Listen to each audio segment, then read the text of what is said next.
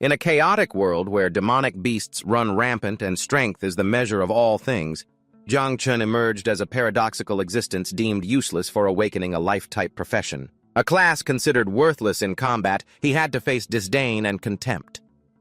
However, little did anyone know that behind that ordinary facade was an extraordinary identity. Having been reincarnated, Zhang Chun possessed a system and brought with him all the profound memories and knowledge from his past life despite starting with a weak body. He quickly began to reveal his extraordinary talents.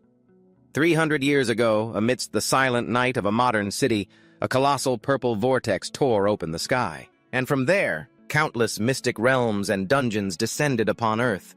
And with those mysterious gates came the emergence of innumerable powerful demons bringing the apocalypse to mankind. They came with a massive army led by a colossal winged demon. Yet after the initial chaos and despair, superhumans emerged, becoming mankind's final hope. These superhumans possessed extraordinary powers, and ultimately managed to push back the demonic hordes, saving the world from the brink of destruction in order to continue fighting the enemy and exploring the mystic realms for resources. The world's nations took action, pouring all their resources into cultivating superhumans, allowing everyone to complete their profession, awakening at the age of 18. These professions are typically divided into three main categories: combat support and life. Amidst the solemn awakening hall, a voice rang out announcing the results. Wangwei Class 12A3. Profession awakening failed. No profession. Wang Hao Class 12A3. Profession awakening successful. Life type. Li Wei Class 12A3. Profession awakening successful. Combat type swordsman. The combat type has always been the most practical and coveted, while the life type, inherently unsuited for combat, is often considered the weakest and looked down upon by everyone. The quality of a profession is also divided into 4 tiers: common, rare, hidden, and god tier. A male student shouted with joy, "Awesome! I awakened as a magic swordsman, a combat-type profession," while another collapsed in despair. "Oh no, why did I end up with this useless life-type profession?" Suddenly the hall erupted in an uproar, all eyes turning in one direction as a blinding light burst forth. "Hey look, it's Zhang Chen, the academic genius," someone shouted. The others were astonished. "Unbelievable!" A phenomenon. That it's an awakening phenomenon. Because among all the talent tiers, God tier is the rarest, a miracle that appears only once in a century. The nearby teachers were also completely stunned. What on earth? What tier of profession is this? One wondered, could it be a God tier profession? Another whispered in disbelief. It's been centuries since a God tier talent has appeared in Zhang City. This is incredible. Legend says that every time a god-tier profession appears, it triggers a celestial phenomenon, and just like that, in the sky above the city, a giant world tree made of brilliant golden light appeared, radiating its glow everywhere. At the center of this phenomenon, Zhang Chen, the man of the hour, let out a sigh of relief. He stood there, hands calmly tucked in his pockets. Phew, looks like the profession awakening was a success. 2 teachers rushed over, their faces beaming with excitement. "Excellent work, young man. You truly are the pride of our school." The other added, "I knew you could awaken a profession. A combat type one, at that. But I never imagined it would be God tier. Tell us, what profession did you awaken?" Faced with their enthusiasm, Zhang Chun just let out a soft hum. He raised his head and looked directly at the principal. With an unreadable smile, he said, "Principal Wang, the profession I've awakened isn't a combat type." Principal Wang's face immediately froze. The excitement vanished. "What, don't tell me it's a support type?" A green aura enveloped Zhang Chen's body as he calmly explained, "My profession is a god-tier life type. A god-tier spirit nurturer. My talent allows me to accelerate the growth of plants and small animals." The 2 teachers shouted in unison in absolute disbelief. "What?" Principal Wang was aghast. "This is terrible.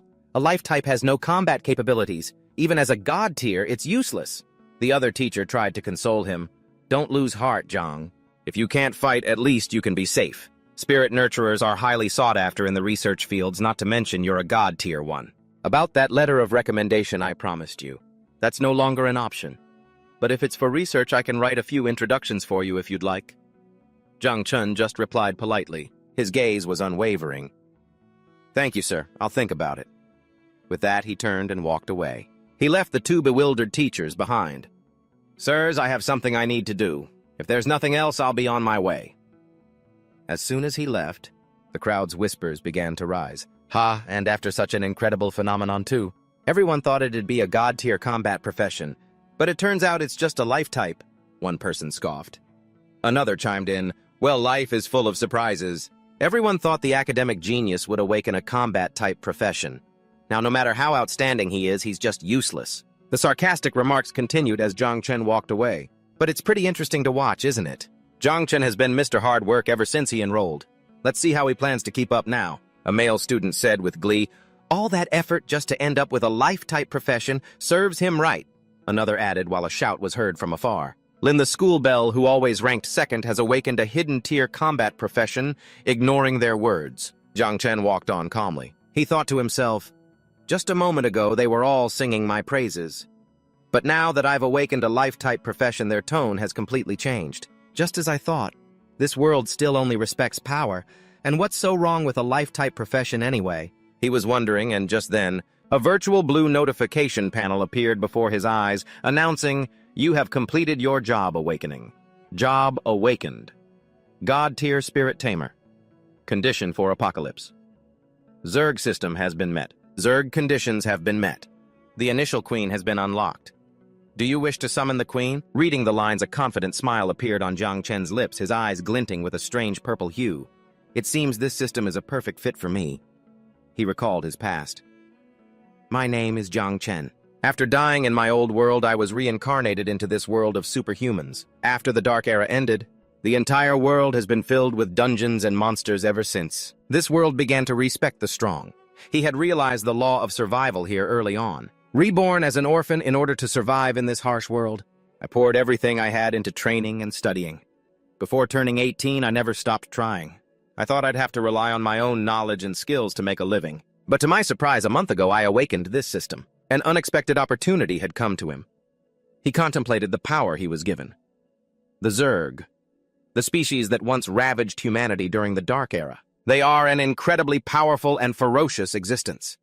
I heard that the last time the Zerg plague descended, it cost the lives of 9 of the 12 human kings, just to seal them away. This power comes with an immeasurable risk. But Zhang Chen had made his decision.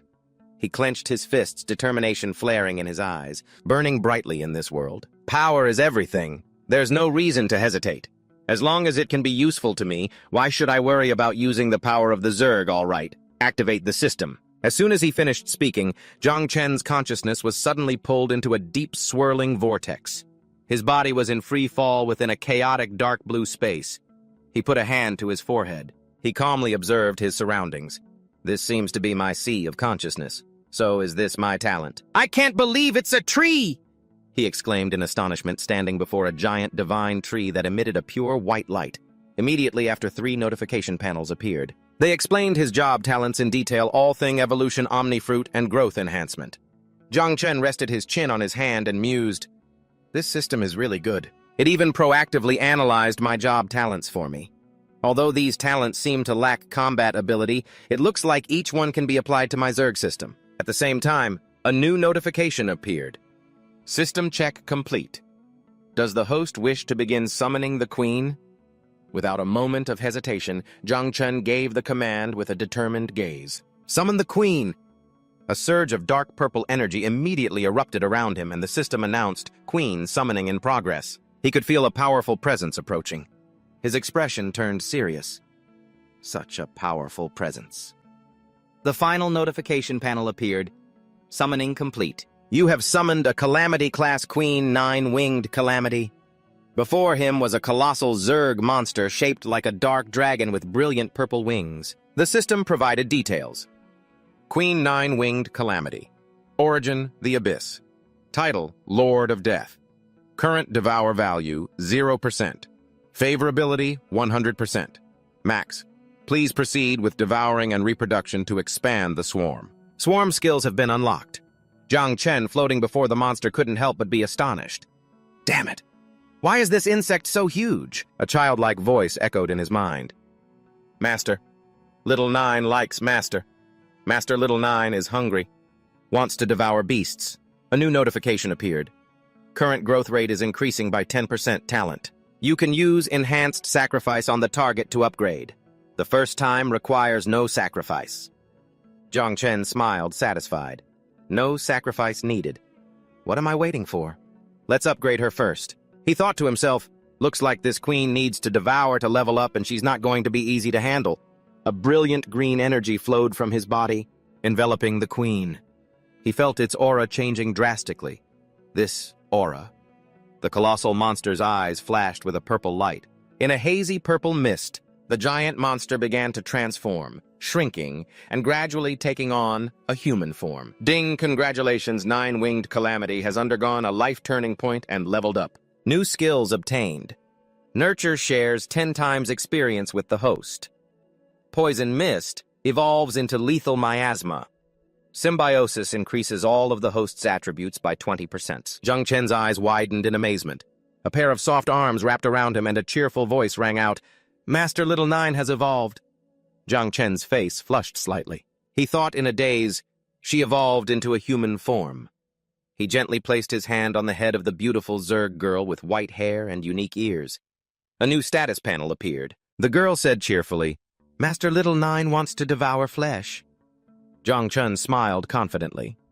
Sure enough, my job and this system are a perfect combination. Who needs a top-tier combat class? My Spirit Tamer talent can accelerate the Queen's devouring speed, and the experience from her nurture skill can help me level up quickly. On top of that, I also get a 20% attribute bonus to enhance my combat power. Surrounding him, countless black butterflies gathered, creating a powerful scene. However, his expression quickly turned serious. However, the Abyss Zerg the Apocalypse Calamity, they're connected to those incomplete records. Clearly, this isn't a power I can reveal to everyone. If it's discovered, it could lead to serious trouble. He stood with Little Nine in the spiritual space, outlining his plan. So for now, I'll use the cover of a lifestyle class and the Queen's Poison Mist skill while I go devour monsters to become stronger. Hiding is not my style. I want to become strong enough to reveal my power openly. Suddenly, a powerful tremor pulled him out of his sea of consciousness. Zhang Chen was surprised. This is... Little Nine, in her human form, also felt it immediately. Her face turned grim as she said, Master. Her expression became fierce, her eyes flashing with purple lightning. Little Nine senses a threat, she growled, her crimson eyes filled with vigilance. Zhang Tren's eyes snapped open back to reality. Before him in the awakening hall was a tall man with a full beard and a black coat. He was looking at him with a scrutinizing gaze. Was he the student who caused the citywide job awakening phenomenon just now? Zhang Tren silently assessed the man as a bead of sweat formed on his brow. This person is at least a Grandmaster-level expert. Why is he here looking for me? The surrounding crowd started to whisper. As they felt the powerful aura emanating from the man, someone said, Wow, this guy's aura is really strong. I can feel it from all the way over here. What transcendent level is this guy? Another person wondered, It looks like he's here for Zhang Tran. Could they have some kind of grudge? Zhang Tran could clearly feel the pressure weighing down on him. This is strange. This guy has been constantly pressuring me, releasing this much force without saying a single word. Could it be? He narrowed his eyes, trying to stand firm against the invisible pressure. He's testing me. Just then, Little Nine's enchanting voice echoed in his mind, Master, this guy is a threat, and he looks quite delicious. Little Nine wants to devour him. Zhang Tran's eyes widened in horror as the Queen's instincts surged. This is not good. A series of red notifications appeared in his mind. The Queen has detected a target posing a threat to the host. The current target can provide a high devour value. The Queen is preparing to initiate devouring of the target. A burst of dark purple aura suddenly erupted from Zhang Tran's body, causing the frightened people around him to back away. When Little Nine sensed the threat, it began to attack on its own. Ah, what is this? The aura is so cold! The chaotic crowd screamed as the energy spread. Zhang Tran gritted his teeth, trying to control the surging power, so if the devour value is too low, even the Queen's aggression increases. I need to find some demons for Little Nine to devour immediately.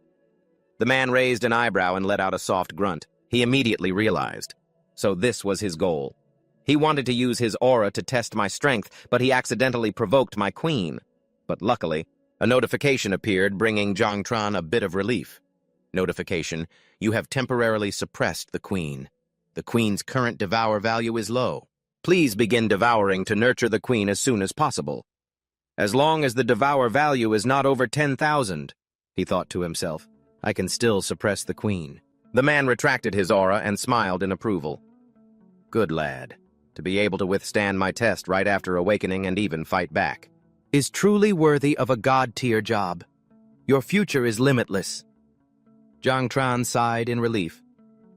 It seems I haven't been discovered, he asked humbly.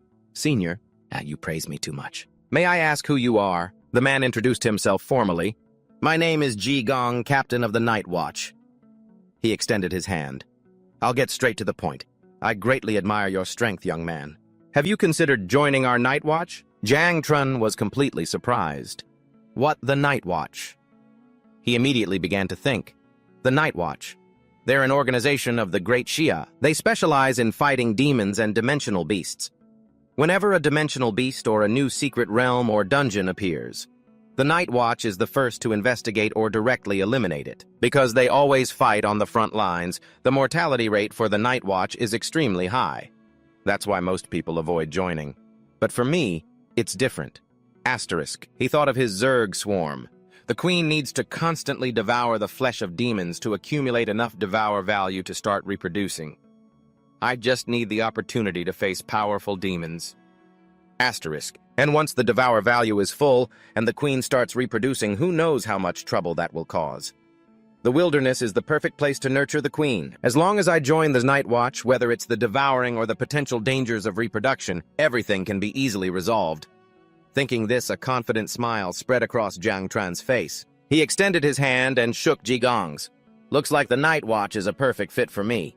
Ji Gong, thinking that Zhang Tran would hesitate, began his pitch. Young man, you may have heard some rumors about the Night Watch, but those are all old stories. As long as you're willing to join, you'll definitely receive comprehensive training. As a god-tier talent, you'll get even more. Zhang Tran gripped Ji Gong's hand firmly. Interrupting him, he said with a determined voice, Captain Ji, no need to say more. To rebuild the glory of the Night Watch is a duty I cannot shirk. I am willing to join the Night Watch, he said while thinking to himself. My swarm of bugs is counting on you guys. Ji Gong was stunned. What? His face was filled with utter disbelief. Really, are you absolutely sure? Zhang Trun gave a wry smile, feeling the urgent prodding of the starving little nine in his mind. I'm not lying, but I still have some things to do today. He said hurriedly, I will report to the Night Watch headquarters on time in 3 days. See you then. Then he quickly turned and left. Ji Gong barely had time to say, huh? Looking at Zhang Tran's retreating back. Ji Gong mumbled to himself, this kid runs fast. I thought this would be a hassle, but it went so smoothly. Wait a minute. What's his hidden job? I forgot to ask. Just then, an old man and another man rushed over. Ji Gong recognized them immediately. If it isn't the 8th Elder of the Martial Academy, are you guys also here to recruit someone? But you're too late. The old man shouted, where is he? Where's the kid with the god-tier life system job? Kai Kung was surprised. What are those lifestyle class people talking about? The old man was furious. Kai Kung, you're not going to let someone with a god-tier life-type profession join your night guard just to die. Are you? Am I not? Wait a minute. You mean that kid from just now is... Ki Kung was stunned as he recalled the colossal phenomenon in the sky. So the phenomenon in the city was caused by him. After leaving the square, Zhang Chen returned to his familiar neighborhood. A purple-haired girl spoke up. Uncle Wong, could you keep your voice down a little? What if someone causes trouble? A large man chuckled. Heh, listen to you, Uncle Wong. Zhang Chen smiled gently. It's okay, Uncle Wong. It's not something that has to be kept secret. The man Uncle Wong said proudly. Exactly, little Chen. Even though life-type classes aren't great at fighting, I've heard that those spiritual herb cultivation businesses all need people with life-type classes. If your parents were still alive, they would be so proud. Thank you, everyone in the building. Ji, for helping me over the years. I will definitely not forget any of you in the future. Uncle Wong put his arm around Zhang Chen's shoulder. All right, little Chen. Don't worry about these small things. You came at the perfect time. We were just about to head into an entry-level dungeon to farm for gear. Why don't you come with us? I'll power level you. Zhang Chen agreed happily. Awesome. Then thank you, Uncle. A notification popped up. Notification, you have successfully formed a party. A spatial gate opened and Zhang Chen said, enter the dungeon. You have entered the dungeon. The group appeared in a vast, dark space. Zhang Chen observed, so this is what it's like inside a dungeon. Dungeon matchmaking complete. C-rank dungeon, the Immortal Shrine has been opened. In front of them stood an ancient shrine with giant warrior statues that emitted an eerie blue light. Uncle Wong broke out in a cold sweat, his face pale. These are the Undying Soldiers. Why did the dungeon system match us with a dungeon of this level? Zhang Chen also realized the danger. It seems this won't be an easy dungeon to deal with, Uncle Wong said in a panic. I know why. It must be because Little Chen has a God-tier class to balance things out. The system matched us with a higher-level dungeon. A purple-haired girl next to him cried out in despair. But it's a life-type class. Another girl in the group spoke up nervously. Uncle Wong, maybe we should first... In contrast to everyone's anxiety, Uncle Wong seemed incredibly excited. He slammed his greatsword into the ground and sparks flashed around it. No, it's fine. It's not every day we get to see a dungeon of this level. How will we know if we don't try? Maybe this time, we can rely on Little Chen's luck to get some top-tier gear. From the shadows of the shrine, the Undying Soldiers staggered forward, their eyes blazing with cold blue soul flames. Little Chen stepped back a bit. These Undying Soldiers are more dangerous than regular C-rank monsters, Uncle Wang shouted and charged forward. Everyone stay put! We'll head to the center of the dungeon first. With a deafening roar, he swung his greatsword down, cleaving an Undying Soldier in two instantly. He shouted back, Xiaoxi, boost my talent. The purple-haired girl named Xiaoxi quickly clasped her hands, and a stream of blue energy gathered. Got it. Receiving the support, another girl in the party also charged bravely. She rushed into the midst of the monster horde, the two swords in her hands weaving deadly arcs. Watching from the back, Zhang Chen couldn't help but feel emotional. Uncle Wong and the others have to fight monsters like this every day just to make a living. No wonder they always come back covered in injuries. He remembered hearing that Xiaoxi's sister had become a dungeon raider to pay for the treatment for her younger brother's eyes. Even so, Xiaoxi's sister has always helped me. Zhang Chen's gaze hardened as he resolved. I need to get stronger fast. Once I earn enough money, I will definitely repay everyone properly. Xiaoju's spiritual form appeared beside him. Its voice was full of excitement. Master, there are so many monsters and blood food here. Xiaoju wants to devour them. Zhang Chen realized, it seems Xiaoju has already sensed them. In that case, let's test Xiaoju's abilities first. He held out his hand and a purple poisonous mist gathered. Level 1 Poison Mist, Corrosive Skill. He commanded, Go Xiaoju, these are all yours. Thank you, Master. Xiaoju's voice echoed as the purple poison mist billowed towards the monster corpses. As soon as the poison mist touched the monster corpses, they were immediately corroded and dissolved into purple dust. Zhang Chen was astonished. The moment it touched the monster corpses, they were instantly corroded. Xiaoju's poison mist is incredibly powerful. He opened his status panel. But the monster's levels are too low, which means the growth rate is also slow. He looked at the Devour value bar, which had only inched up a little.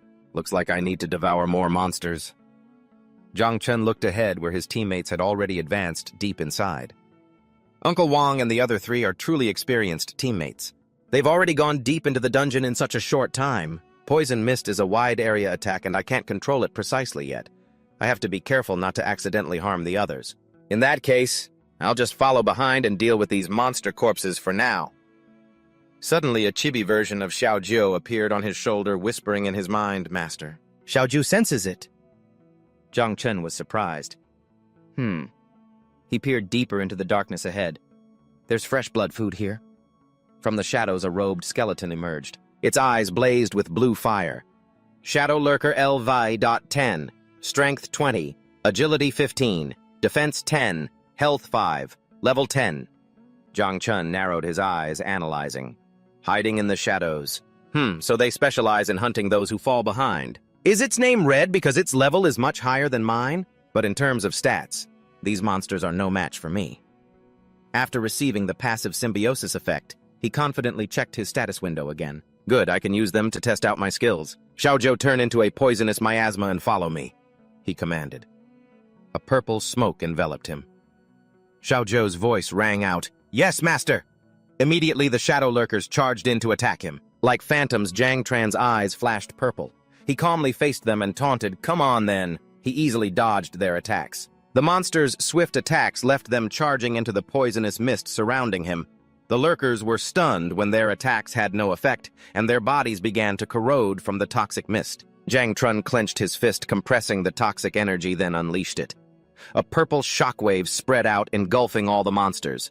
A series of notifications popped up continuously. Notification devour value plus 50. Notification devour value plus 50. Jang Tran smiled with satisfaction. The chibi Xiaoju sitting on his shoulder was just as happy. Just as I expected. These monsters are no match for me, and this way the devour value increases faster. But Xiaoju eagerly pointed forward. Master, there's more prey ahead. Further down the temple's dark corridor, other undead troops were patrolling, completely unaware of the fearsome predator approaching from behind. Jang Trun frowned as he sensed the number of monsters. There are a lot of monsters hiding in this dungeon. I'm suddenly a little worried about Uncle Vung and the others. We need to hurry. Xiaoju, can you handle it from here? Xiaoju's spirit form materialized behind him, radiating a powerful aura. Of course, Master. They are all Xiaoju's prey. Just leave them to me. Meanwhile, up ahead, an anxious shout echoed through the dark hall. Uncle Vung, you're hurt, surrounded by a horde of undead soldiers. Uncle Vung stood his ground, shielding Xiao Hai. I'm a warrior. This little wound is nothing. But he gritted his teeth, the wounds on his face showing his exhaustion. Damn it. The monsters just keep coming. We can't hold out like this. He turned and yelled at the purple-haired girl. Xiao Hai, go find Xiao Tran first and get out of here, quick. Uncle Vung, she cried out in panic. Just then, a giant shadow suddenly appeared from behind, swinging its weapon down. Uncle Vung sensed the danger. Humph! He turned around and realized it was too late. This is bad. Just as the axe blade was about to strike, a hand suddenly shot out. A purple poisonous mist condensed into a solid shield, blocking the fatal blow. Right in front of Uncle Vung, the newcomer was Jang Tran. He calmly asked, Uncle Vung, are you all right? Uncle Vung stared in astonishment at the poisonous mist enveloping the monsters. What is this? Xiao Tran, aren't you a life type? Jang Tran smiled confidently, a purple poison flame igniting in his palm. I still have a hidden skill poison barrier. Uncle Vung, you're badly injured. Xiao Hai, Xiaoli, get Uncle Vung out of here. I'll cover our retreat. Is that a god-tier skill? But even so, it's still too dangerous, Uncle Vung said worriedly. Xiao Hai also pleaded, That's right, Xiao Tran, let's go together. Jang Tran turned back, his gaze firm. Don't worry, I'll be fine. He focused his power, and an announcement echoed through the dungeon. The conditions for the final stage of the dungeon have been met. The dungeon boss is being summoned, but Uncle Vung still hesitated. Xiao Hai quickly persuaded him, Uncle Vung Xiao Tran isn't reckless. Let's trust him. Hearing that Uncle Vung no longer hesitated, he threw his great sword towards Jang Tran and yelled, Xiao Tran, catch! Remember to give it back to me later. Jang Tran caught the sword cleanly. Don't worry, Uncle, I'll definitely give it back. Rookie Conqueror's sword. Speed plus 25, strength plus 30, attack speed plus 2%. Passive skill. Cooperation is now in effect. He thought to himself, I can use Uncle Vung's sword to extend the attack range of my poison barrier. With the sword in hand, Jiang Tran charged into the middle of the monster horde. His sword slashes created waves of purple toxic energy, sweeping away everything in their path. He smiled confidently. I did get the highest score in school for swordsmanship after all. He moved swiftly like a ghost, each slash finishing off an undead soldier. Suddenly, he felt something was off. A giant undead soldier, much larger than the others, blocked his attack.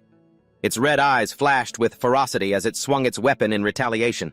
Jang Tran quickly fell back. Parrying the powerful blow, he twisted to evade a series of combo attacks from the monster. He landed lightly after a backflip. Is this the dungeon boss? It's stronger than I thought. Suddenly, he realized a serious problem. The sword had broken in two, leaving him flustered. But how am I going to explain this to Uncle Vung later? How am I supposed to? From within the thick mist, a colossal figure emerged. Above its head was the red text, Undead King Level 15. The boss charged forward with terrifying speed, its giant sword slashing down. In this life-or-death moment, Jang Tran yelled with a determined expression, Xiaoju! Xiaoju instantly appeared, her eyes burning with a desire to fight. She eagerly asked, Can I attack it, Master? Jang Tran decisively replied, Permission granted. Without a hint of hesitation, she shot forward using her fist to block the Undead King's attack, shattering its sword. An aura of dark purple energy surrounded Xiaoju as she faced the giant boss head-on. The mighty Undead King raised its fist. Xiaoju, her eyes glowing, gave her opponent no chance to breathe. She unleashed a continuous storm of attacks. She moved at blinding speed, evading the undead king's counterattacks, while the energy blades from her body shredded its armor. A series of critical strikes were unleashed, tearing the undead king's body apart. In an instant, Xiaozhou was behind the boss. In her hand was its severed head. The undead king's body disintegrated into dust. Jiang Tran smiled, satisfied. I didn't expect Xiaozhou to handle the boss so easily. But does this mean the dungeon is over? But just as the immortal king vanished, a floating blue crystal emerged from the ashes. Zhang Chen was surprised. What is that? You sense an unusual flow of energy. Magic power is concentrating around it. The crystal begins to absorb all the remaining energy in the dungeon. It creates a blue vortex of magic.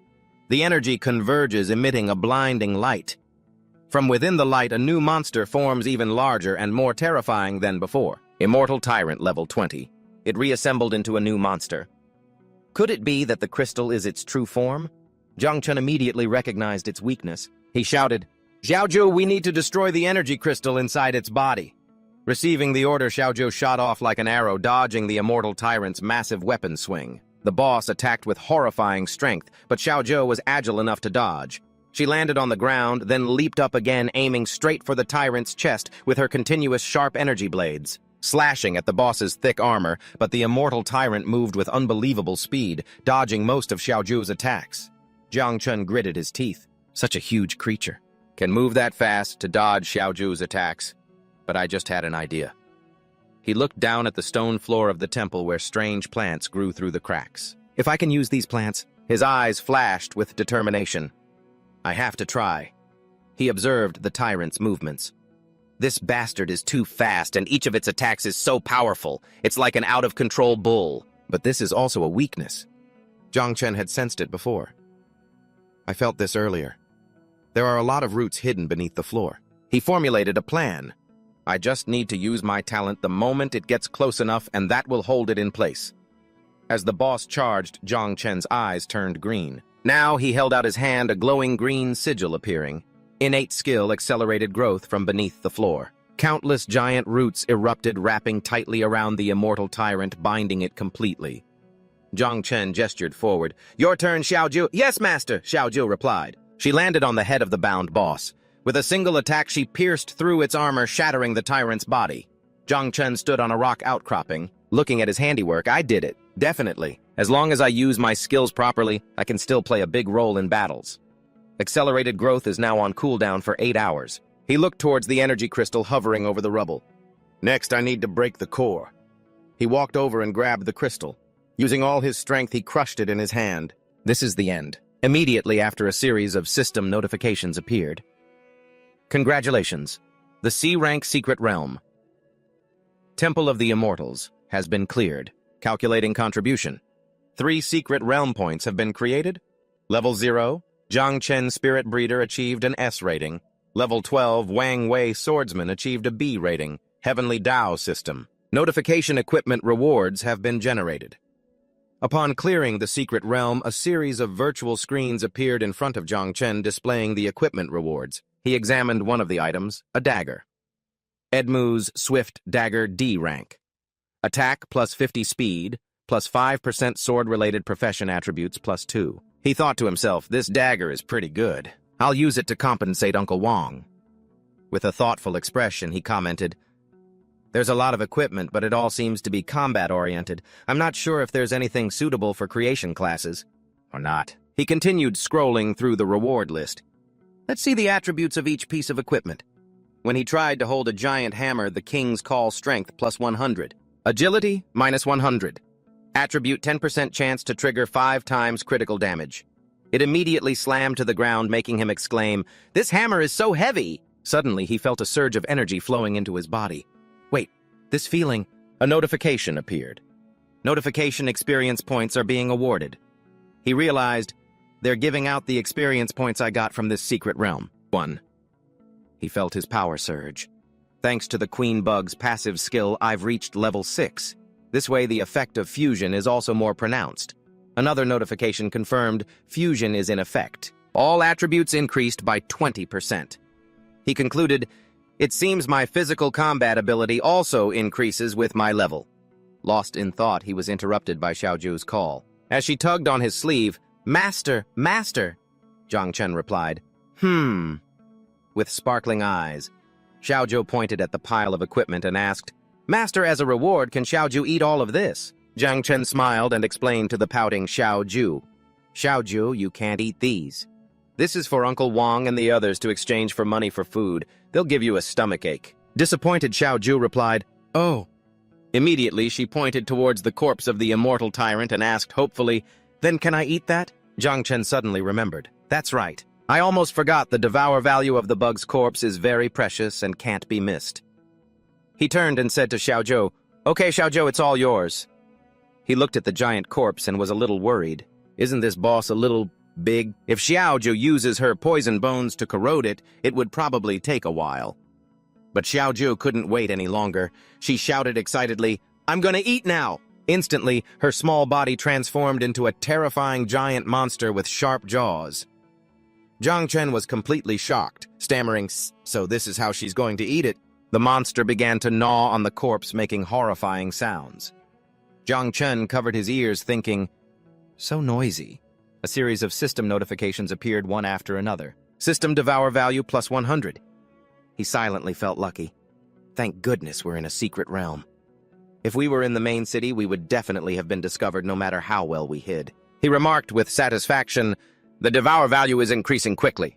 Just as expected, the value of a boss's meat is on another level. It seems we need to eat more high-level monsters." Even worse, he suddenly heard the damn sound of approaching footsteps. Uncle Wang and the others must have heard the noise. He looked at the current devour value notification. 8,876 out of 10,000. Zhang Chen hurriedly ordered, "Little Nine, quickly change back to your other form."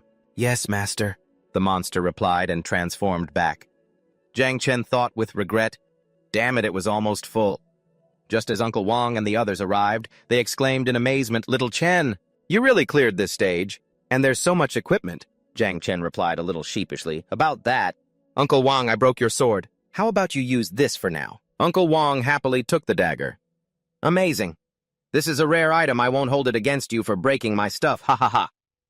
The others also examined the items. One person said, "This necklace is also a rare item. It could sell for a lot of money." Liu Ying asked curiously, "Little Chen, how on earth did you take down the insectoid by yourself?" Ye Tian muttered, It seems my poison is more effective at suppressing monsters like that." Meanwhile, Zhang Chen was thinking the dungeon was completed perfectly. But once it's completed, it won't reset. Getting the devour value from one more insectoid is enough to start breeding the 7th insect. If I want to find a new one, I have no other choice. How but to go to the wasteland? Uncle Wang turned to him and asked, "By the way, Little Chen, it's a shame you have to go to the research bureau. You haven't even reached level 1 yet. You can already take down an insectoid. In the future, if you reach higher levels, you'll surely be very powerful. What do you plan to do next?" Zhang Chen revealed his plan. "Uncle Wang, I didn't tell you before because I was afraid you'd worry. But actually, I'm preparing to join the Night's Watch." Uncle Wang was stunned. "What, the Night's Watch?" He explained further, "Yes, in 3 days I will join the Night's Watch. Before I go, I want to level up, so I'll be heading to the wasteland soon to keep grinding levels." Hearing this, the others grew worried. "The wasteland, it's dangerous there, Little Chen," Zhang Chen confidently reassured them. "Don't worry, Uncle Wang. I know what I'm doing. Instead of worrying about me, you all should be worrying about the monsters." The scene changes. A train stops in a ruined city. An announcer's voice echoed, "We have arrived at the outskirts. All passengers heading to the wasteland, please disembark immediately." A cloaked figure stepped off the train. It was Zhang Chen, ready for his new journey in the wasteland. Zhang Chen let out a sigh of relief as he looked at the desolate scene before him. Phew, finally made it. It's so crowded here. While he was eating, he noticed something strange. After awakening the system, my appetite has increased. What's even weirder is that although it's not very stable, my devour value increases slightly when I eat. At the same time, notifications for devour value +1 kept popping up. Sitting on his shoulder, Little Nine complained, "Master's food doesn't taste good at all." Zhang Chen coaxed her, All right, I'll find something for you to eat." He opened the map, feeling grateful. I can't believe Uncle Wang gave me most of his equipment. Not only that, he also gave me an important storage ring and a map after hearing I was coming to the wasteland. They're a really big help. He continued to ponder the information he received. According to Uncle Wong, the wasteland is affected by the power of the heavenly Tao, and all electronic devices will be scrambled. It's almost like an apocalyptic scenario, and the monsters constantly move their nests. These maps have an extremely short lifespan. Without the latest intelligence, it's very difficult to find monster groups, let alone bosses. He looked at the map. Firebirds and thunder rhinos are the most common, and they are easy to spot when they move. It's said that this place marked with a question mark should be avoided because it's a very dangerous nest with higher risks. He skimmed to another target. According to Uncle Wong, this goblin dungeon is the most suitable for me. It has a low-level enough monsters and fewer people. He decided, I'll go to this one. With the map in hand, I should be able to find it quickly. Suddenly, a voice called out from behind, "Hey! Stop right there!" Zhang Chen turned around. A rough-looking man blocked his path and grabbed his shoulder, growling, "I want to ask you a few things. I've been calling you for a while now. Why are you pretending not to hear me?" "Have you seen a blonde girl around here?" "With eyes that flash purple," Zhang Chen replied coldly. "No, I haven't, and you'd better watch your tone." The other guy screamed in horror as the hand he had placed on Jiang Chen began to turn black and disintegrate. "My hand!" He backed away in fear. "This is poison." "How is that possible? This kid doesn't even look like he's reached level 10 yet. He can harm me." "A level 27 primary defense warrior?" Jiang Chen called back casually. "You should hurry and find a healer. My poison is quite difficult to cure. And by the way, get your brain checked too. Goodbye." The man gritted his teeth and blocked his path again. "Did I say you could leave, kid?" He rushed forward with a furious expression, roaring, "How dare you lay a hand on someone from the Shao clan?" Jiang Chen was a little surprised. The Shao clan battle through the heavens. Jiang Chen's eyes glinted sharply. He quickly stepped back, dodging his opponent's attack, causing the man's fist to slam into the ground. Jiang Chen muttered to himself, "The Shao clan. What kind of clan is that?" But judging by his attitude, the man roared angrily, "Stand still, you brat!" Jiang Chen realized he couldn't just walk away. He summoned his power and commanded, "There's no point in going easy on him. Attack Little Nine." Little Nine emerged from the shadows replying, "Understood, master." Although the man was a bit wary, he still yelled, "You bastard, and that black aura. You think I'm actually afraid of it?" From the shadows a cold voice rang out, stunning the other man. "Trin Tai, didn't I tell you to be more humble?" Jiang Trun also turned around. A man with blue hair and sharp eyes appeared, scolding, "I told you to find someone, so what are you doing here?" Trin Tai panicked. "Young master, The other man spoke coldly. "Useless trash." With that, he swung his hand and slapped Trin Tai hard across the face. He looked down at Trin Tai, who was now kneeling on the ground, and said with a contemptuous voice, "Don't forget you're just a dog used by the Xiao family. You have no right to use the Xiao family's name." Trin Tai trembled and replied, "Yes, young master." Jiang Trun silently assessed the situation. "So this is the master that bastard Trin Tai serves. I couldn't sense his presence at all.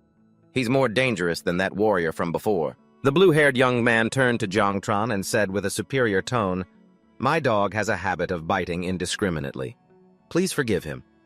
Would you like some compensation?" Jiang Trun calmly replied, "No need." The other man smirked with interest, saying, "Well, now you're quite interesting. You're heading to the wastelands, aren't you?" He stepped closer and made an offer. "Why not come with us?" Jiang Trun turned and walked away coldly, refusing, "No need. I prefer to travel alone." The blue-haired young man watched his retreating back and smirked. "Interesting. A divine grade creator class." Meanwhile, Trin Tai hurried forward. "Young master, I failed the mission you assigned. Should I continue?" The young master interrupted him. "How much longer will you need?" Trin Tai reported. "I discovered she has fled the city and is likely trying to cross the wastelands to reach the nearest post station." The young master's eyes grew cold. He ordered, "Summon all our scattered subordinates and follow me into the wastelands. Remember, do not let her reach the station alive." Trin Tai bowed in obedience. "Yes." Meanwhile, the story is narrated. Story: humans once dominated this planet and built countless cities. But with the advent of the era of job awakenings, monster tides, secret realms, and dungeons, our homes were invaded, and immense powers are constantly trying to reshape them. Today, only professionals who pursue strength return to these places to fight monsters, level up, and seize riches. Amidst the desolate landscape of the wastelands, Jiang Trun looked confused. Why do I feel like I'm lost? The goblin nest should have been in this direction, but it's already getting late, and I still haven't arrived. He looked around worriedly. A little while ago, there were still many scattered monsters on the road, but now I don't see a single one. The devour value those monsters provide is too low. If I can't find another monster nest with a boss, I might be late reporting for the night watch. I also need to factor in the travel time back. On his shoulder, Xiao9 was gnawing on a piece of dried meat, complaining, "Not tasty." Zhang Tran's expression grew more determined. Suddenly, dark clouds gathered and a heavy rain poured down. From within the downpour, a giant spider monster emerged. Zhang Tran looked up. This rain. It seems to be a magical wave. Did I enter a nest area? Excellent. Even though it's the wrong nest, at least I found one. I'll find the monster soon enough. It's time to fill up my devour value. He sensed something approaching. A giant spider lunged down from above. Xiao9 on his shoulder asked, "Master, do you need my help?" Zhang Trun replied confidently, "No need. Its level isn't high, it's just a bit big." He dashed forward at incredible speed, dodging the sharp legs of the attacking monsters. He leaped into the air and threw a powerful punch. The punch landed squarely on the monster's head, creating a massive shockwave. Right after landing, Xiao9 pointed in a direction. "Master over there." Zhang Trun turned.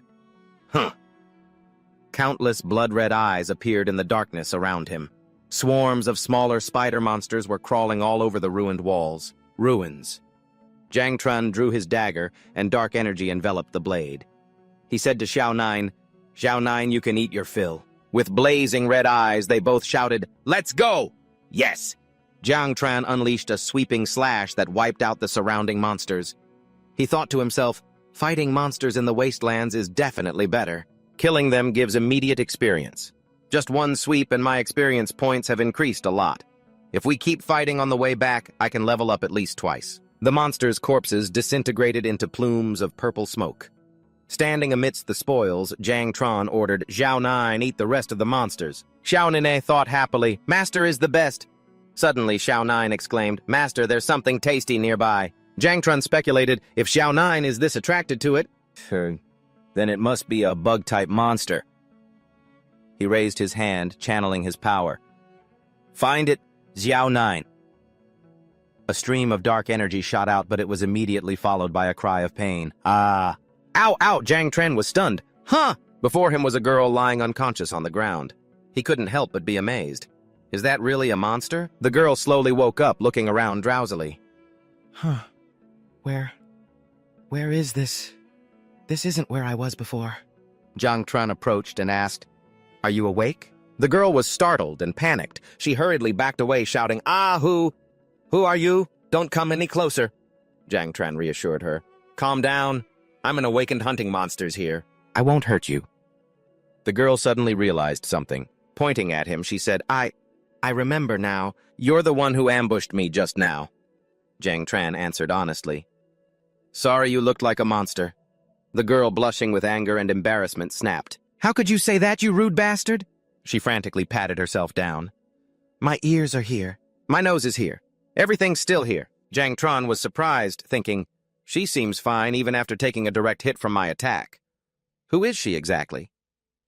At the same time, the ring on the girl's hand began to glow. Looking at the ring displaying the time, the girl grew anxious. "Damn it, I've wasted too much time here. I need to go now or they'll catch up to me." Zhang Tran watched her with suspicion. Is she being chased? What is she hiding? He wondered, seeing how desperate she was to leave. Zhang Tran spoke up. "Hey, what's going on? Why are you in such a hurry to leave?" The girl turned back with a forced smile, stammering an explanation. Well, I mean, there are monsters here and I'm not in good shape to fight. So I have to go. You can keep hunting monsters here if you want." She gave a stiff wave and turned to leave. That's all I have to say. Goodbye." Zhang Tran watched her go, thinking, this kid is a terrible actress. He stood in the middle of the battlefield, lost in thought. If what's chasing her are monsters, that's the best-case scenario for me. The monsters here are no match for me, and I can gather more devour value. However, if their other awakened things could get tricky. The wasteland is lawless, and there are plenty of murderers and thieves. Maybe I should just grab her and ask again. Suddenly, Xiaozhou appeared with a worried expression. "Master, a lot of things are coming this way." Zhang Tran replied happily, "Oh, a lot. Then it must be monsters." "Great." His smile vanished as he sensed the scale of the approaching threat. Monsters. That's a whole swarm of monsters. Giant spiders with countless blood-red eyes were swarming towards him. He couldn't help but be stunned. Isn't this a bit much? He instantly understood. So this is what that kid was running from. Realizing they were monsters and not people, he breathed a sigh of relief. Well, I don't need to worry anymore. Since they're not other awakened, there's no reason for me to turn down all this devour value running right to me. He drew his dagger and commanded Xiaoju poison bone form. Xiaoju replied, "Yes, master." The monsters roared and charged at him. A sharp blade slashed out. Zhang Tran leaped into the air, dodging the attack and landing on a monster's head. He killed it instantly. He noticed something unusual. Strange. These monsters seem faster than the ones before. Not sensing any danger, he immediately dodged a sneak attack from behind. He spun around and sliced the monster that had just attacked him to pieces. Standing in the middle of the encirclement, he felt that something wasn't right. Something's off. He realized their tactic. They're taking turns. These monsters were coordinating with each other, attacking and retreating. His gaze shifted towards the boss monster in the distance. Don't tell me. That boss is controlling them to attack in this formation. He looked at the massive army of monsters. Thousands of monsters, all with a single will. No wonder no one else is here. He quickly identified his target. Looks like I need to find a way to get to the boss and kill it first. He tightened his grip on his weapon, acknowledging this is going to be tough. Suddenly, Xiaoju spoke up. "Master, I think I can understand them. They are challenging you." Zhang Tran was surprised. "Huh? Understand what?" Suddenly, Xiaoju flew into a rage, shouting, "How arrogant!" A wave of energy erupted from Xiaoju, and the smoothly coordinated monsters suddenly fell into chaos. Zhang Tran stared in astonishment at the scene before him. The monsters are in chaos. Is it because they're also insects? Wait, are spiders even considered insects? Xiaoju explained. Xiaoju has severed their connection. Zhang Tran thought to himself, I never expected her skill could be used like this. This makes things much simpler. Zhang Tran smiled and raised his dagger. Good job, Xiaoju. Now let's go kill that boss. Xiaoju replied excitedly. Understood, master. He charged forward, ordering, Xiaoju, stick close. Without the boss's control, these monsters are just a weak mob. His blade easily cut down the monsters in his way. They were no longer a threat. No more wasting time. Dashing past the minions, Zhang Tran pointed his weapon directly at the boss and shouted, We have only one target. The boss monster let out a ferocious roar. With a cold glint in his eyes, Zhang Tran thought, and this bastard is the one that'll give us the most value. He lunged forward, delivering a fatal blow to the boss's head.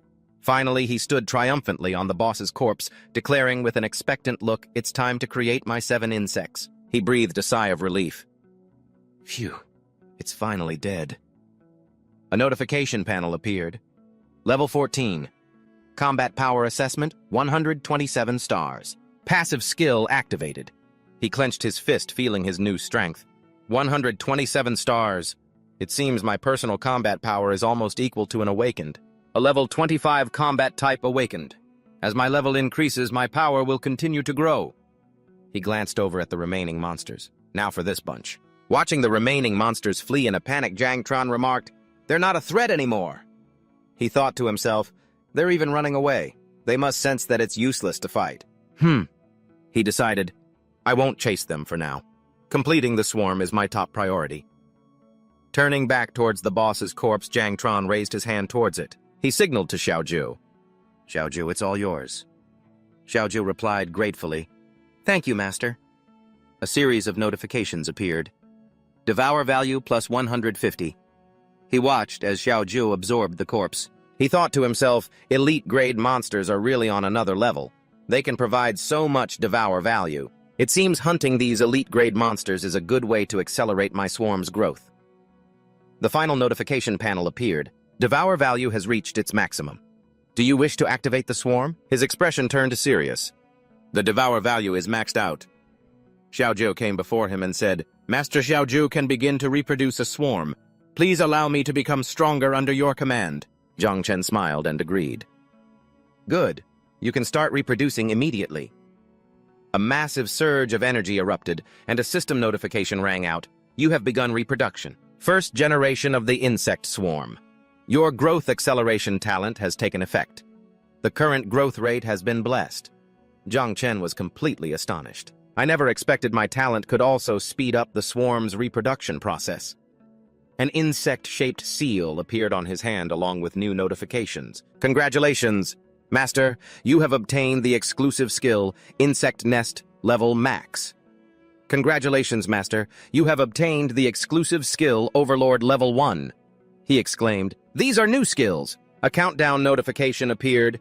Reproduction process is being accelerated. 8 seconds remaining. The reproduction was nearly complete. He stared at the scene before him with a look of utter disbelief. Is this my swarm? A colossal swarm of purple insects burst from the ground, a magnificent sight. Congratulations, Master, you have completed your first insect swarm. Current swarm count 9, netherwings 2,300. Zhang Chen murmured in awe. What a significant number. To get over 2,000 from the broodmother's first reproduction. I wonder how large the swarm will be by the 3rd and 4th generations. He observed one of the new insects, remarking, "It's very attached to me, but its skills seem different from Xiaoju's. It seems like a few new skills have been added." A detailed information panel appeared, Descendant Netherwing. Skills Poisonous Bones. Camouflage, Fury, and Self-Destruct. He nodded. Camouflage and Self-Destruct. Both seem pretty useful. Suddenly, Xiaoju hugged him from behind. Master. He turned and affectionately patted her head. Xiaoju, you've finished reproducing. There didn't seem to be any major changes to Xiaoju. She took his hand, her voice weak. Xiaoju wants to rest. Zhang Chen asked in surprise. Rest? What do you mean? Xiaoju's hand gradually faded into thin air as a system notification appeared. Broodmother Netherwing 9 has returned to the nest. Zhang Chen smiled in understanding. I see. So it's actually a space that can hold the swarm. Fantastic. Now, no matter how large the swarm gets, I can hide them all away. I don't have to worry about being discovered anymore. However, Level Max seems to be a utility skill with a fixed level. He thought of Xiaoju sleeping soundly in the nest space. Oh, she's already fallen asleep in the nest. Looks like she needs to sleep after consuming so many insects. He suddenly remembered, oh, right. I also got that skill called Overlord. Let's try it out. He decided to activate the new skill. Activate exclusive skill Overlord. Instantly, the eyes of the entire swarm began to glow purple. This showed they were completely under his control. With his own eyes gleaming with power, Zhang Chen whispered, so that's what this is. He raised his hand, feeling his connection to the swarm. A skill to control the swarm, and it's so effortless, as easy as moving my own arm. His eyes flashed with a white light. And that's not all. They can share their senses with me. His vision expanded, covering the entire ruined city. So this is the world through an insect's eyes. There are monsters everywhere. He looked at the eager insects swarming around him. Looks like you all are pretty excited too. He commanded the swarm, let's go. I want to test out these new skills too. Instantly, the swarm shot forward like a storm, sweeping over a group of goblins and other monsters. They only had time to look bewildered before a purple mist of poisonous bones enveloped them. In an instant, the monsters were completely corroded, their bodies disintegrating under the swarm's power. Standing amidst the devastation, Zhang Chen remarked, with this swarm, I barely have to lift a finger. The range of the poisonous bones has increased, and it corrodes faster over a wider area. With the shared vision from the Overlord skill, regular monsters have nowhere left to hide. He smiled, satisfied. It seems I'll be able to create another swarm soon. He opened his status panel. Oh, right. I haven't checked how much devour value I need for the next level yet. His eyes widened in shock. Huh. Wait, what is this? Meanwhile, elsewhere. A man reported to his leader, Boss, I'm back. The leader asked impatiently, what took so long? Tell me what's happening at the spider's nest. The man replied in a panic. Someone cleared the whole area out, and there's not a single monster left. The leader stared in disbelief. What, are you serious? His subordinate confirmed. Yes, all the monsters were wiped out. The leader ran a hand through his hair, frustrated. Damn it, the client only needed 1 vial of spider venom and we couldn't even get it. Looks like this time, we'll just have to make do by robbing some unlucky saps on the way back. For everything to be wiped clean like that, it's shocking. Could it have been the Night Watch? But this isn't their style. It's more likely the work of a hidden clan or some other powerful group. A subordinate warned, someone's coming. Zhang Chen stepped out of the shadows, saying cheerfully, finally found some other awakened. The men shouted warily, who's there? Zhang Chen continued, Don't worry, I'm just another awakened here to level up. I want to trade for some food. The leader sized Jiang Chun up and then smirked. Well now. You gave us a startle, but you're all alone. Sure, we can trade with you. But food isn't cheap out here in the wastes. What are you offering? Jiang Chun stepped forward and answered confidently. I know, I have valuable items to trade. The leader and his subordinates exchanged a meaningful glance. Oh, valuable items, the leader said, giving a signal. Is that right? Well then let me see them. Instantly his men drew their weapons and surrounded Jiang Chun. Jiang Chun simply snapped his fingers and countless spider monster corpses poured out of his storage ring, piling up into a massive heap in front of them. He asked, So, these are pretty good, aren't they? The group backed away in horror. Those were the spiders that were supposed to have been wiped out. Don't tell me he killed all of them by himself. Jiang Chun stared at them coldly. A small notification panel appeared next to him. Jiang Chun's current level 17. I know what you all were planning to do just now, he said. He continued in a warning tone. I'm in a very bad mood right now. Take what you need and get lost. The robbers hastily gathered the venom and fled in terror. Sorry, boss. We're leaving right now. Jiang Chun raised his hand, ordering the swarm to hide and guard the area as he sat down. As he prepared to eat, he frowned at his status panel. Damn it, I'm getting hungry faster again. I should have known when I first got Xiaoju. I never expected that creating a swarm would have this kind of side effect. A notification panel appeared. Devour value 2,768 out of 1 million. I have to level up as fast as possible. He sighed. I initially thought my devour value would increase faster after I got the swarm, but I never expected the requirement to double. This is going to take forever. He figured that the devour value from a single insect was now just a drop in the ocean. Even if all the creature nests outside Zhang City open to the awakened were cleared out, it might not be enough for the next reproduction. However, I've heard that the creature nests and secret realms controlled by the Night's Watch aren't disclosed to the public. It seems if I want to get more devour value, I need to sign up for the Night's Watch as soon as possible. Thinking about little Nine. Is she still sleeping? Looks like creating a swarm completely exhausted her. Suddenly, his gaze sharpened as he sensed something. That aura. Why is he here? He stood up on guard. The smell of battle. And it sounds like there are a lot of people. What's going on? A figure suddenly bumped into him. It was the girl from before. She fell to the ground, groaning. Ah, that hurts. Jiang Tran was surprised. It's that girl again. The girl looked up panicked when she recognized him and pleaded, You're the one who cleared out the spider's nest. Please don't tell them you saw me, I'm begging you. Jiang Tran was completely bewildered. Why her again? I didn't even recognize her until she was this close. How did she do that? Wait, I think I get it now. She must be the one those guys are chasing. Jiang Tran's gaze hardened. He knew it was too late to leave. Just then, the blue-haired young master and his underlings appeared. He glanced at the scene and said, What a sight. Trintai growled when he recognized Jiang Tran. It's you. The young master turned as well. You again. They looked at Jiang Tran, who was sitting calmly by the campfire. The young master continued, Camping out here all alone again. Jiang Tran merely responded with silence. Trintai couldn't hold back and stepped forward menacingly. Hey, did you see a girl run through here? Tell us, or this time we'll actually kill you. The young master raised a hand to stop him. Stop. He stepped closer, looking at Jiang Tran with amusement. Hey, for someone with a creation-type class, you level up quite fast. Not even a full day has passed, and you're already level 16. I'm finding you more and more interesting. But right now I have urgent business to attend to. He pointed his sword at Jiang Tran.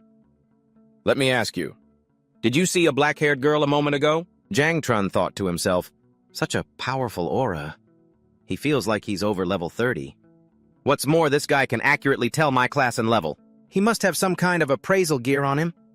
Jiang Tran pointed in another direction and replied nonchalantly, I saw someone go that way a moment ago, but I'm not a perception-type class, so I can't be sure if it was the person you're looking for. The young master sheathed his sword. Good. I'll take your word for it. But I'd advise you to be a bit more honest from now on. He moved closer, leaned into Jiang Tran's ear, and threatened him. If I find out you're helping her, the Shao clan of the Zhen Empire will not let you rest in peace. After they left, Jiang Tran muttered, So, they're a clan from the Zhen Empire. He mulled over what he knew. The clans from the Zhen Empire have a long history. They are all high-ranking officials on the border and are extremely secretive. They rarely make an appearance unless there's a major disaster. Some of the more powerful clans are even capable of destroying entire realms. This guy's power is even greater than I thought. Damn it. Being on this kind of person's radar is not a good thing. He looked in the direction they had gone. They're gone. Looks like I can't stay here any longer. It's not safe. Just as he was about to leave, the girl stepped out from the shadows, sighing in relief. Phew, I'm saved. Without a word, Zhang Chun rushed over, grabbed the girl's hand, and started pulling her along. Come with me. The girl was startled. Huh. He grabbed her by the collar and snarled. Last time you nearly got me killed. This time I helped you again. Now tell me the truth. How did you get mixed up with those people? The frightened girl explained. My family runs a cargo transport station. That guy was tempted by greed and wanted to steal the goods we were escorting and kill everyone. But he didn't expect me to escape. He's afraid I'll expose him and spread the word, so he's hunting me down to silence me. The girl clasped her hands, pleading, I'll remember that you helped me. I'll definitely repay you in the future. Zhang Tran brushed her hands away, annoyed. Repay me who asked to get involved in your mess. Suddenly, a strange sensation washed over him. Jiang Tran was startled. What is this? The girl was just as panicked. No, someone just cast a barrier spell. We've been discovered. Jiang Tran looked out, knowing there was no escape. Hey, you should come on out. He thought to himself, it's too late to leave now, and those bastards probably wouldn't believe me if I said I didn't know she was here. Figures began to emerge from the darkness. He noted there were quite a few of them. The blue-haired young master and his lackeys surrounded the two of them. He said coldly, You bastard, I know you're lying. Seize them. The terrified girl looked at Zhang Chun and stammered, You... She turned to face the young master and confronted him. You people have taken everything my La family owns. Why are you so determined to kill me? The arrogant young master replied, Do I need a reason? Zhang Chun heard the name La family, and a thought flashed in his mind. The girl turned to look at him, stammering again. You... Mustering all her courage, the girl yelled, If you kill me, the La family will never forgive you. They will never let you live in peace. Never. The young master burst out laughing. Ha ha ha ha! The La family! He snarled with contempt. So? They think they're so great just because they have a little money, huh? 100 years ago, without the protection of our Shao family's ancestors, you foolish trash would have been wiped out long ago. He glanced at the girl with disdain. In the eyes of my Shao family, you people are nothing more than lowly peasants. He looked at them both and said with a cruel tone, You're just livestock for us to slaughter.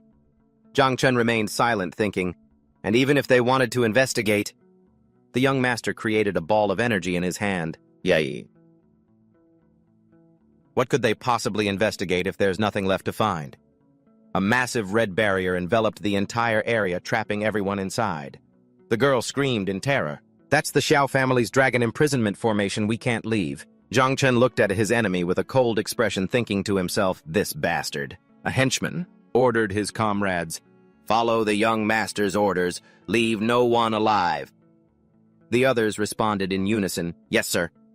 But the blue-haired young master stopped them. Stop. Although that girl from the La family must die today, I'm quite interested in that creator class awakened over there. He looked at Zhang Chen with a condescending gaze. A god-tier creator class. A common profession. You're different from those who don't know any better.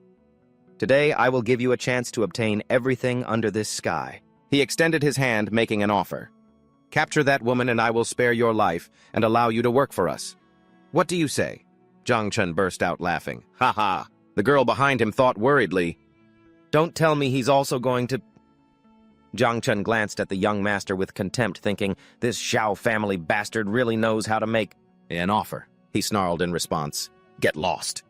He stood up straight, a dark aura enveloping him and the girl, and declared loudly, I refuse. Come on if you want to fight. The young master, utterly enraged, roared from above, Kill them! His subordinates also shouted in unison, Damn it, kill them all! This guy isn't easy to deal with, so don't be careless! The group of subordinates charged forward like a pack of hungry wolves. Zheng Tai, who had clashed with Zhang Chen before, who warned his comrades, He can use poison. Don't attack him head on. The others replied, Yes. Zhang Chen just smirked. Zhang Chen raised his hand and a stream of green energy began to gather. Poison isn't the only thing I can use. Activate talent. A subordinate leaped up, swinging his sword down. Instantly, giant green vines erupted from the ground. Surrounding the attackers, Jiang Chen shouted, "All things evolve!" A man ensnared by the vines exclaimed in horror, "What the hell? What kind of skill is this? Isn't this bastard supposed to use poison?" Another man tried to slash the vines. "Cut them down! These plants are weak." Realizing Jiang Chen's intention, the young master hurriedly shouted, "You idiots, that's to block our line of sight! He's about to attack." But it was too late. From within the thicket, Jiang Chen's swarm of dark insects rushed out surrounding the enemy. He said coldly, "Too late." Zheng Tai could only watch in horror as his comrades were devoured. The swarm of insects attacked frantically, tearing the subordinates to pieces. Zheng Tai tried to fight back, but his sword was shattered by the swarm. He roared in terror, "This guy actually broke my weapon, and this isn't even poison. Summoned monsters. This guy can summon monsters." An insect lunged towards him, ready to inject its venom. Zheng Tai thought in a panic, "The venom is actually from the monsters, I can't dodge it." At that moment, Jiang Chen reached out his hand. "Got you." Instantly, a foot stepped on his shoulder and leaped up. "You trash, get out of the way!" The young master swooped down from above, unleashing a powerful technique. Kongming 9 forms first form. Jiang Chen was surprised by the attack's speed. "He's faster than my poison sting." A giant golden dragon charged towards him. "Zhao Clan's secret technique, Dragon Drive," the young master said confidently. "You bastard, I already knew you were difficult to deal with, but your level is too low. And you're not fast enough. This blade is more than enough to—" Suddenly his eyes widened in surprise.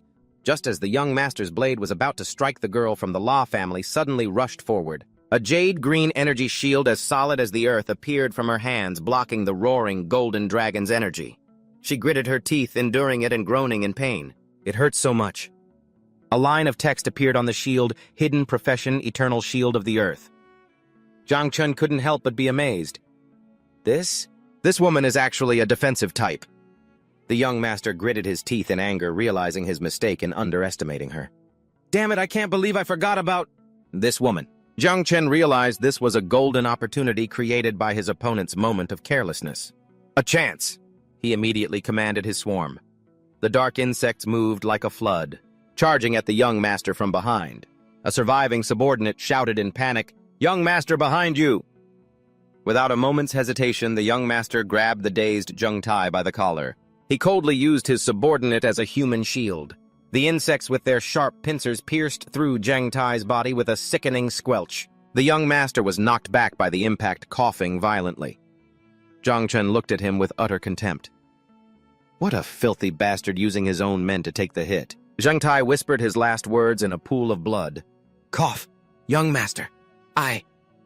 The young master looked down coldly at his loyal subordinate and said, "If you can take a blow for me, then raising you wasn't a complete waste."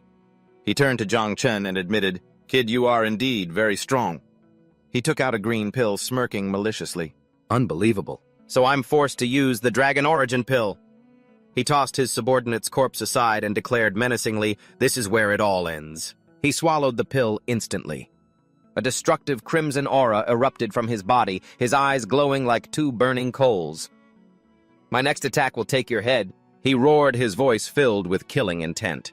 A giant golden dragon, many times larger and more ferocious than before, materialized behind him, ready to unleash a devastating blow. Jiang Chen sensed the deadly threat, instantly on high alert. "He's attacking!" The young master swung his sword and shouted, unleashing his ultimate technique, 9 forms of the void. Second form, dragon-slaying tiger, subduing, slash. All of the golden dragon's energy converged into the blade, forming a slash that could tear through space itself. Once again, the girl rushed forward. She pushed forward with both hands as a sturdy earthen shield appeared, reinforced by an even denser layer of energy. Reinforced eternal shield of the earth. The golden dragon slash collided head-on with the shield. An earth-shattering explosion rang out the ground around them, shattering into pieces. The girl cried out in pain as critical cracks began to appear on the shield. "Ah!" His power multiplied after taking that pill. "My shield can't take anymore. We might die." Standing behind her, Jiang Chen also felt the immense pressure. All of his attacks are fatal, and his previous one was already surprising enough. I can't believe he still has so much power left. The young master frantically swung his sword repeatedly, unleashing dragon-slaying tiger subduing slashes against the crumbling shield. Jiang Chen clenched his fist, the insect sigil on it glowing brightly. He knew he couldn't hold back any longer. Extremely ruthless and with extraordinary power is what it takes to deal with this kind of person. I can't show any mercy. A sea of dark insects, many times more numerous than before, rose from the ground, blotting out the sky and transforming the surrounding area into a purple wasteland. The young master was stunned by the terrifying sight. The girl couldn't help but stare in astonishment at Jiang Chen's back. Is this guy really a creator class? With glowing eyes, Jiang Chen commanded the swarm, "Charge!" The young master gritted his teeth in hatred as he found himself surrounded. He tried to fight back, but the sheer number of insects was overwhelming. They swarmed him like a tidal wave. "There are so many!" He swung his sword, shouting, "Dragon-slaying, tiger-subduing slash," and cut down a few of the insects, but remained contemptuous. No matter how many there are, they're still just insects. Jiang Chen just smirked coldly. Is that so? The young master watched in horror as the insects he had just sliced apart began to reform their bodies from the fragments. They're regenerating! He shouted in a panic, slashing wildly. What the hell is this? Why won't they die? The young master roared in desperation. Jiang Chen stood by with his arms crossed and said nonchalantly, let's see how long you can last. He once again unleashed the dragon-slaying, tiger-subduing slash. But this time, as his golden dragon shot forward, the swarm dove in biting and devouring his dragon aura. He was shocked. My dragon aura? It's being devoured? A few insects got close and injected venom into his right hand. He roared in pain, his sword falling to the ground. Damn it! My right hand is poisoned. I can't use my sword anymore. I have no other choice. He took out a jade pendant and yelled, Guardian Jade Pendant, Jade Pendant. You think a few broken-winged insects can take the life of me, the great Xiao Yuan Wu? Dream on. A brilliant red shield enveloped him, pushing back the entire swarm. Jiang Chen looked at the shield in surprise. What kind of treasure is this? How can it be so powerful? He raised his hand, commanding the entire swarm. Devouring Overlord! The insects madly charged the shield, biting and absorbing its energy. The young master thought with disdain. The shield remained completely unaffected. I'd advise you not to waste your energy. This is a precious treasure passed down by the Xiao clan, the young master Xiao Yuanwu declared confidently. Once activated, it can block any and all external attacks. With this Guardian Jade Pendant, you can't harm me at all. He looked at Jiang Chen condescendingly. I never expected you'd be able to push me this far. You're truly unbelievable. But as you can see now, even with all your trump cards, you can't do anything to me. He made his offer once more. Again, as long as you're willing to follow me wholeheartedly, I can allow you to join the Xiao clan and even grant you the Xiao surname. This is something countless people dream of, so you'd better not be disrespectful. Jiang Chen scoffed. Are you serious? Are you so used to being a young master that you can't even see the situation you're in? Xiao Yuanwu grew angry. Still trying to bluff your way out. It's fine if you don't agree, he said, moving closer with a threatening tone. I may not be able to kill you today, but what about tomorrow? Or the day after? What do you know about the power of the Xiao clan? Do you really think you can stand against us? Jiang Chen smirked and retorted sarcastically, Didn't you say earlier that to investigate someone you need a trail to follow? So what happens if you die without leaving so much as a single hair behind? Instantly, a giant black shadow emerged from behind Jiang Chen, roaring, Master! Xiao Yuanwu looked up at the monster in terror. That thing, a giant insect just appeared. It was Xiao Zhou in her combat form. She cheered excitedly. Xiao Zhou is awake. Xiao Zhou is here to eat. Thank you, Master Xiao Zhou is really, really hungry. Xiao Yuanwu could only stammer in horror. Without a moment's hesitation, Xiao Zhou fired a massive beam of purple energy straight at the young master's red shield. He screamed in pain as the energy beam collided with his shield. Jiang Chen stood watching calmly and said, You and your protective jade pendant will be good nourishment for Xiao Zhou. The young master still couldn't believe his eyes. How is this possible? What kind of insect is this? A huge explosion occurred as Xiao Zhou's energy beam pierced through the shield. The red shield shattered into pieces. Xiao Yuanwu screamed in despair, My shield is broken! No, this can't be. The Xiao family's jade pendant was supposed to... He screamed as his body was devoured by the dark energy. He only managed to utter his last words in disbelief. Be invincible. Jiang Chen quietly watched the scene before him. All traces of Xiao Yuanwu and his subordinates had completely vanished. He whispered, This way no one will find out. He called for Xiaojiu to return to her human form. "Xiaojiu, come back here!" Xiaojiu cheerfully replied, "I'm here." Xiaojiu hugged Zhang Chen from behind and cooed, "So delicious, thank you, Master. Xiaojiu loves Master the most." Zhang Chen said indifferently, "The Xiao clan is nothing special." The girl from the Law family watched the scene with a horrified expression. He's so scary. The girl thought, trembling. "Now that I know his secret, will he kill me to silence me?" Zhang Chen turned back and asked coldly, "Oh, that's right." The girl jumped when she saw Zhang Chen looking at her. "You're still here." Zhang Chen approached her, insects swarming around him. "What should I do with you?" Give me one reason not to kill you. The girl stammered, I...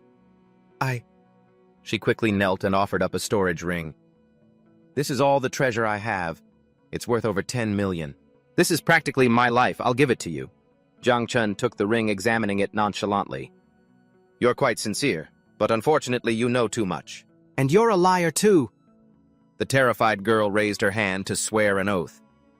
"I, La Sandao, swear to the heavens, if I lie to my benefactor, may I be struck by lightning 5 times. Zhang Chen furrowed his brow. "Huh. A girl named La Sandao. Did you really think that through?" The girl hurriedly explained, "It's true. Benefactor, I don't know what my parents were thinking either, but I'm telling the truth. Look, this is my ID." Zhang Chen took the card and examined it in silence. He asked, with a hint of suspicion, "Are you sure this is you?" The girl puffed out her cheeks and pulled at her 2 pigtails. "The picture was taken 2 years ago. I hadn't hit puberty yet back then. No, wait. It's because I hadn't lost weight yet." Zhang Chen couldn't help but snort with laughter. Zhang Chen cleared his throat, his face falling into shadow as a dangerous glint appeared in his eyes. Ahem. But still, there's no guarantee you'll keep a secret. After all, only the dead can't talk. Seeing the situation turn dire, La Sandao quickly produced a large scroll. "Don't worry, benefactor," Zhang Chen asked in surprise. "What's that?" The girl unrolled the scroll, explaining confidently. "This is a sealing scroll. If the violator reveals the secret, they will die instantly. I, La Sandao, swear to protect Zhang Chen's battle secrets until death. I'm very afraid of dying, so..." Zhang Chen took the scroll, a little surprised. "I didn't think something like this existed here. All right, I won't kill you since you've signed this sealing scroll." La Sandao was overjoyed. "Thank you, benefactor." Then the girl suddenly remembered something. She asked in a panic, "Wait a minute, how much did this scroll cost?" Zhang Chen replied indifferently. About 10 million. Zhang Chen's expression immediately darkened as a gloomy aura emanated from him. "So that means the only valuable item in the storage ring was already used by you." La Sandao was terrified and quickly waved her hands. "Don't be angry, benefactor, just escort me home. My parents will definitely not treat you unfairly." Zhang Chen turned and walked away. "I have to register for the night's watch tomorrow morning. There have been too many delays already." The girl hurriedly chased after him, pleading, "Benefactor, take me home. It's much closer than going to the night's watch. My house has a teleportation station. I guarantee you won't be late. Benefactor, wait for me." Zhang Chen simply replied, "I wish you all the best." The scene changes to a magnificent mansion. A noblewoman roars in anger. "How dare they!" Inside the grand hall, countless people were prostrated on the floor, trembling. The woman continued to shout, "Robbing us and killing our people. The 3 Xiao clans are going too far." A servant pleaded, "My lady, please calm down. We all deserve to die. The young miss has suffered so much." A middle-aged man gently tried to placate her. "Wife, please calm your anger. The most important thing is that our Sandao has returned safely. The Xiao clan is one of the great clans from the Zhen Empire. They are not people we can afford to provoke." The woman was still not reconciled. "No, I absolutely must." Zhang Chen, standing to the side, thought to himself, "Oh, so her name really is La Sandao." La Sandao's father turned to Zhang Chen with a friendly smile. "Zhang Chen, is it? Thank you so much for saving our Sandao. Please accept this black card. Yes, our benefactor, I've arranged for breakfast for you to eat before you go. The teleportation will only take a few minutes." Zhang Chen took the card, but his stomach growled. He smiled and replied, "Thank you for the black card. As for breakfast," he scratched his head sheepishly, "I'll just have a little bite." La Sandao's parents said cheerfully, "We'll take you there right now." At the dinner table, Zhang Chen was eating like a starving wolf, the empty plates piled high like a mountain. He thought to himself, the more insects I control, the more I have to eat. La Sandao's parents stared at him in astonishment. The father said, So this is what you call eating a little. There's no rush, benefactor. You can have more if you want. The mother whispered to her husband, even though our daughter said he's a creation type, he's still god level. As a newly awakened, he was able to save someone from the Shao clan. Mr. La glanced at Zhang Chen and thought, right, even though our little girl didn't spell it out, he's definitely not as useless as he seems. And he's quite handsome too. The couple exchanged a meaningful look. The husband thought, if he can help us fight against the Shao clan. The wife continued the thought, if he can protect our daughter. Both of them suddenly turned to Zhang Chen with beaming faces. The father said, little Zhang, you don't have a girlfriend yet, do you? Our Sandao doesn't have a boyfriend either.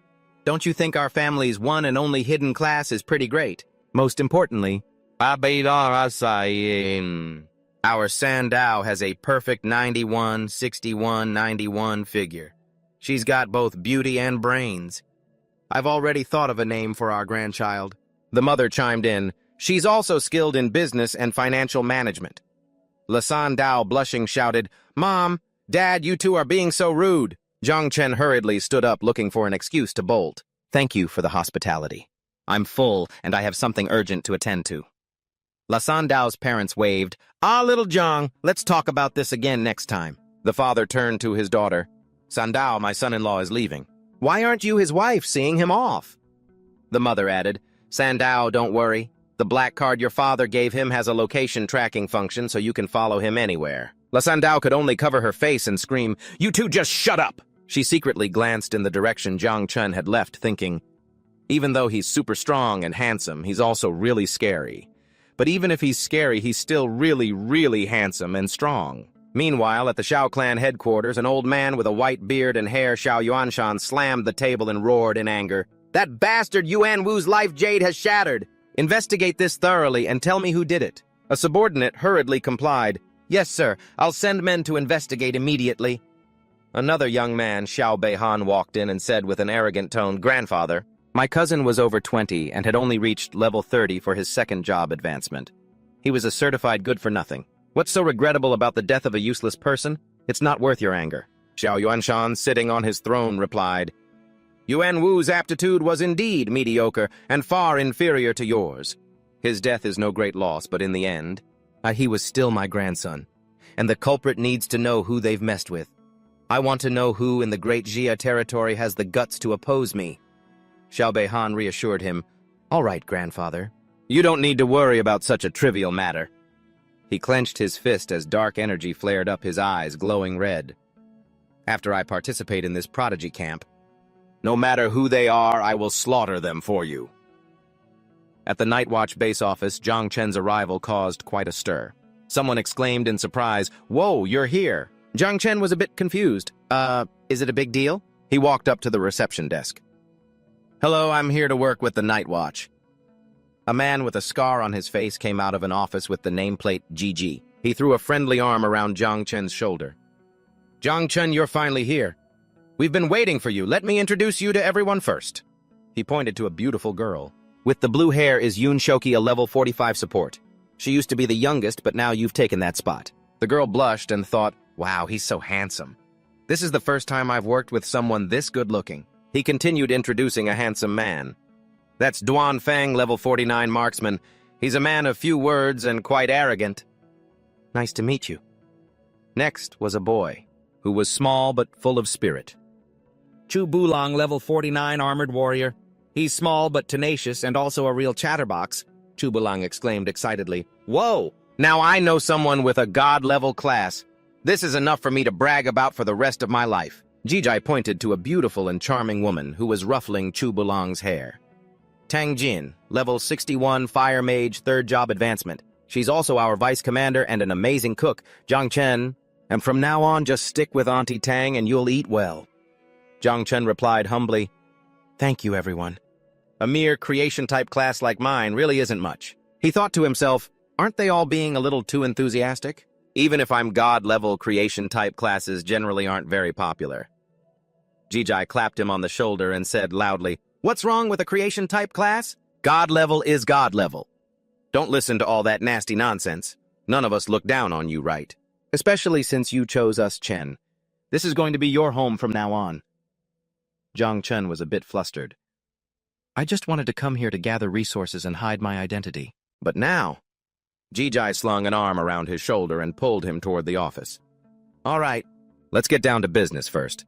Right, we want to sign you up for the Prodigy training camp in 3 days to get some resources. But there's one condition: you have to be level 20 or higher. I don't know how many more levels you need. Zhang Chen calmly replied, Uncle Ji, I'm currently level 17. Jijai was stunned, not believing his ears. What, you just awakened 3 days ago and you're already level 17? Ha ha ha. Excellent. I didn't misjudge you. You're definitely a god-level genius. Gaining another 3 levels won't be hard.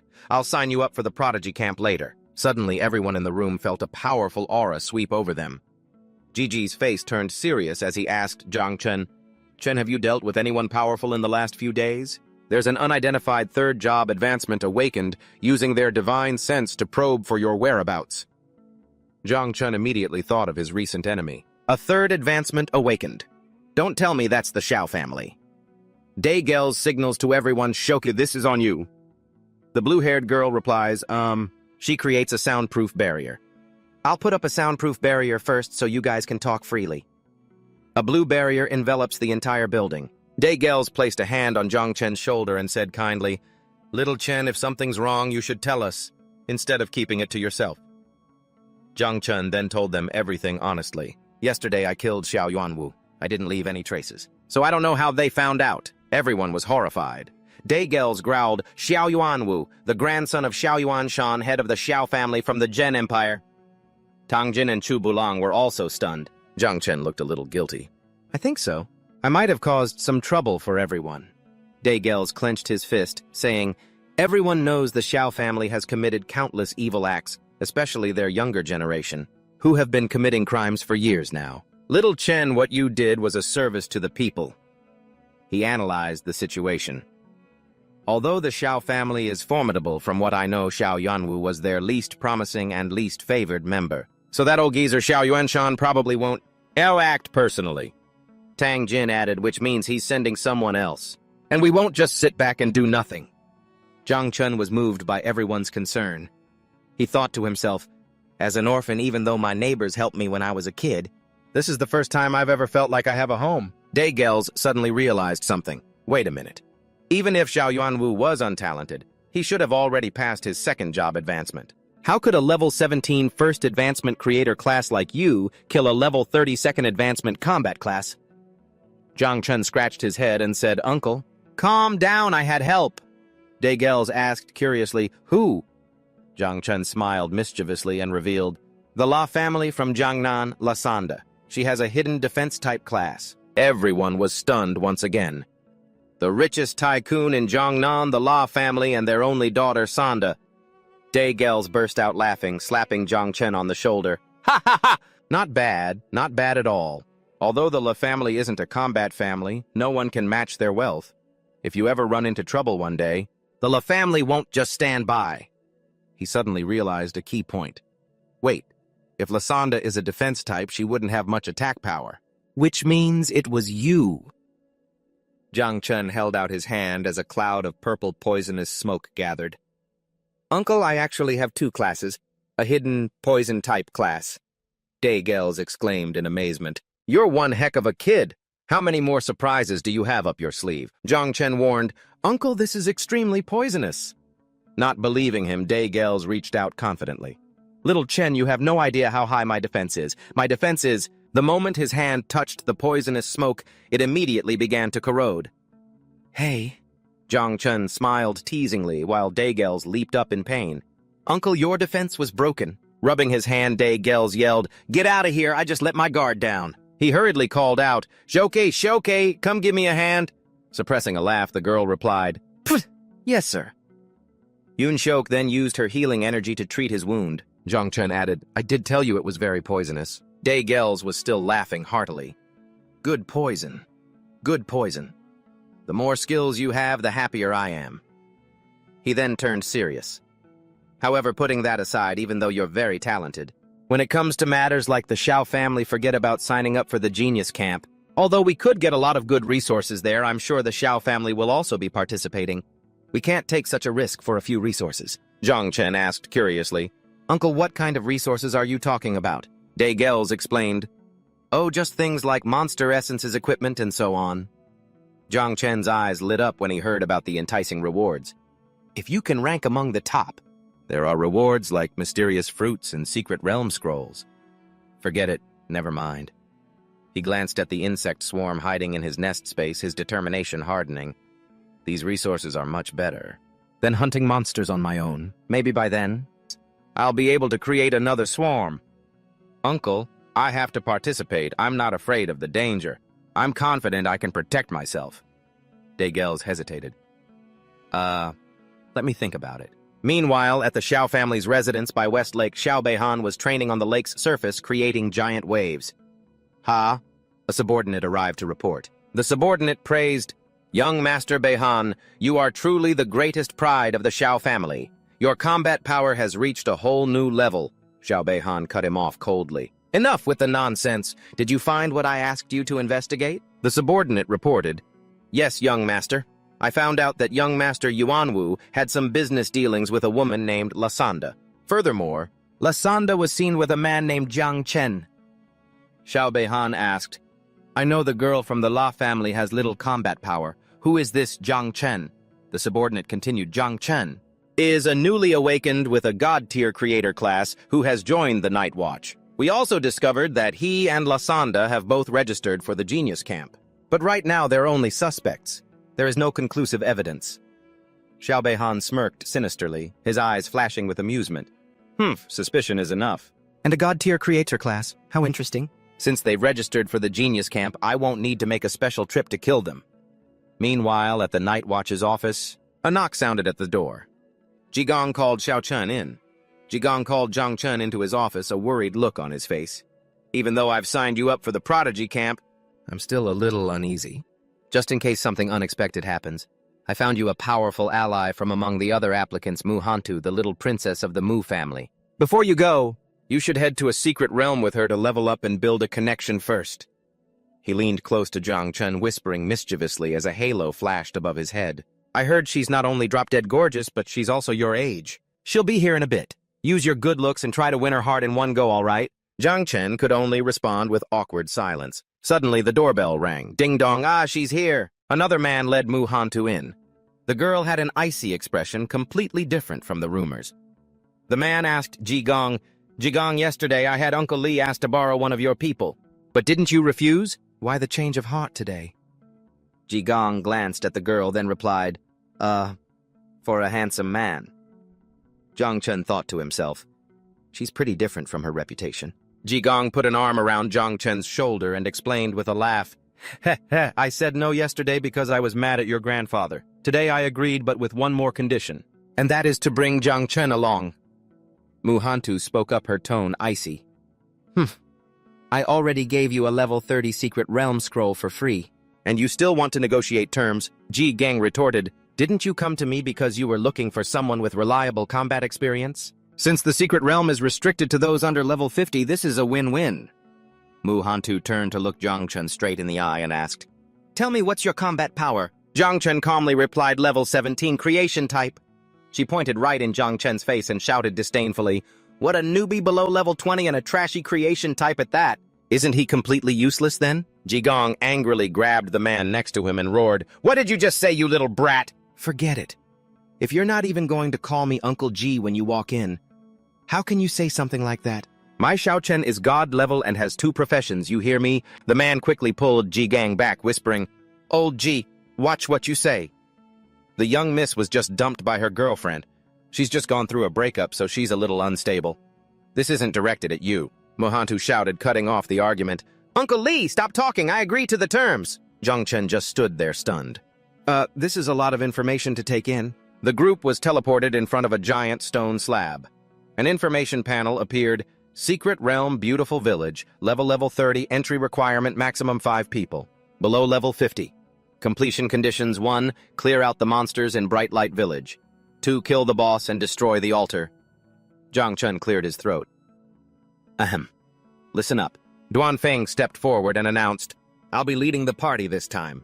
Remember, if you get separated and find yourself in danger, return to the teleportation stone immediately. As the group entered the forest, Duanfeng said to Zhang Chen, "Xiao Chen, do you have any idea how much this level 30 secret realm scroll is worth? At least 1 billion. Meanwhile, Duanfeng continued to give instructions.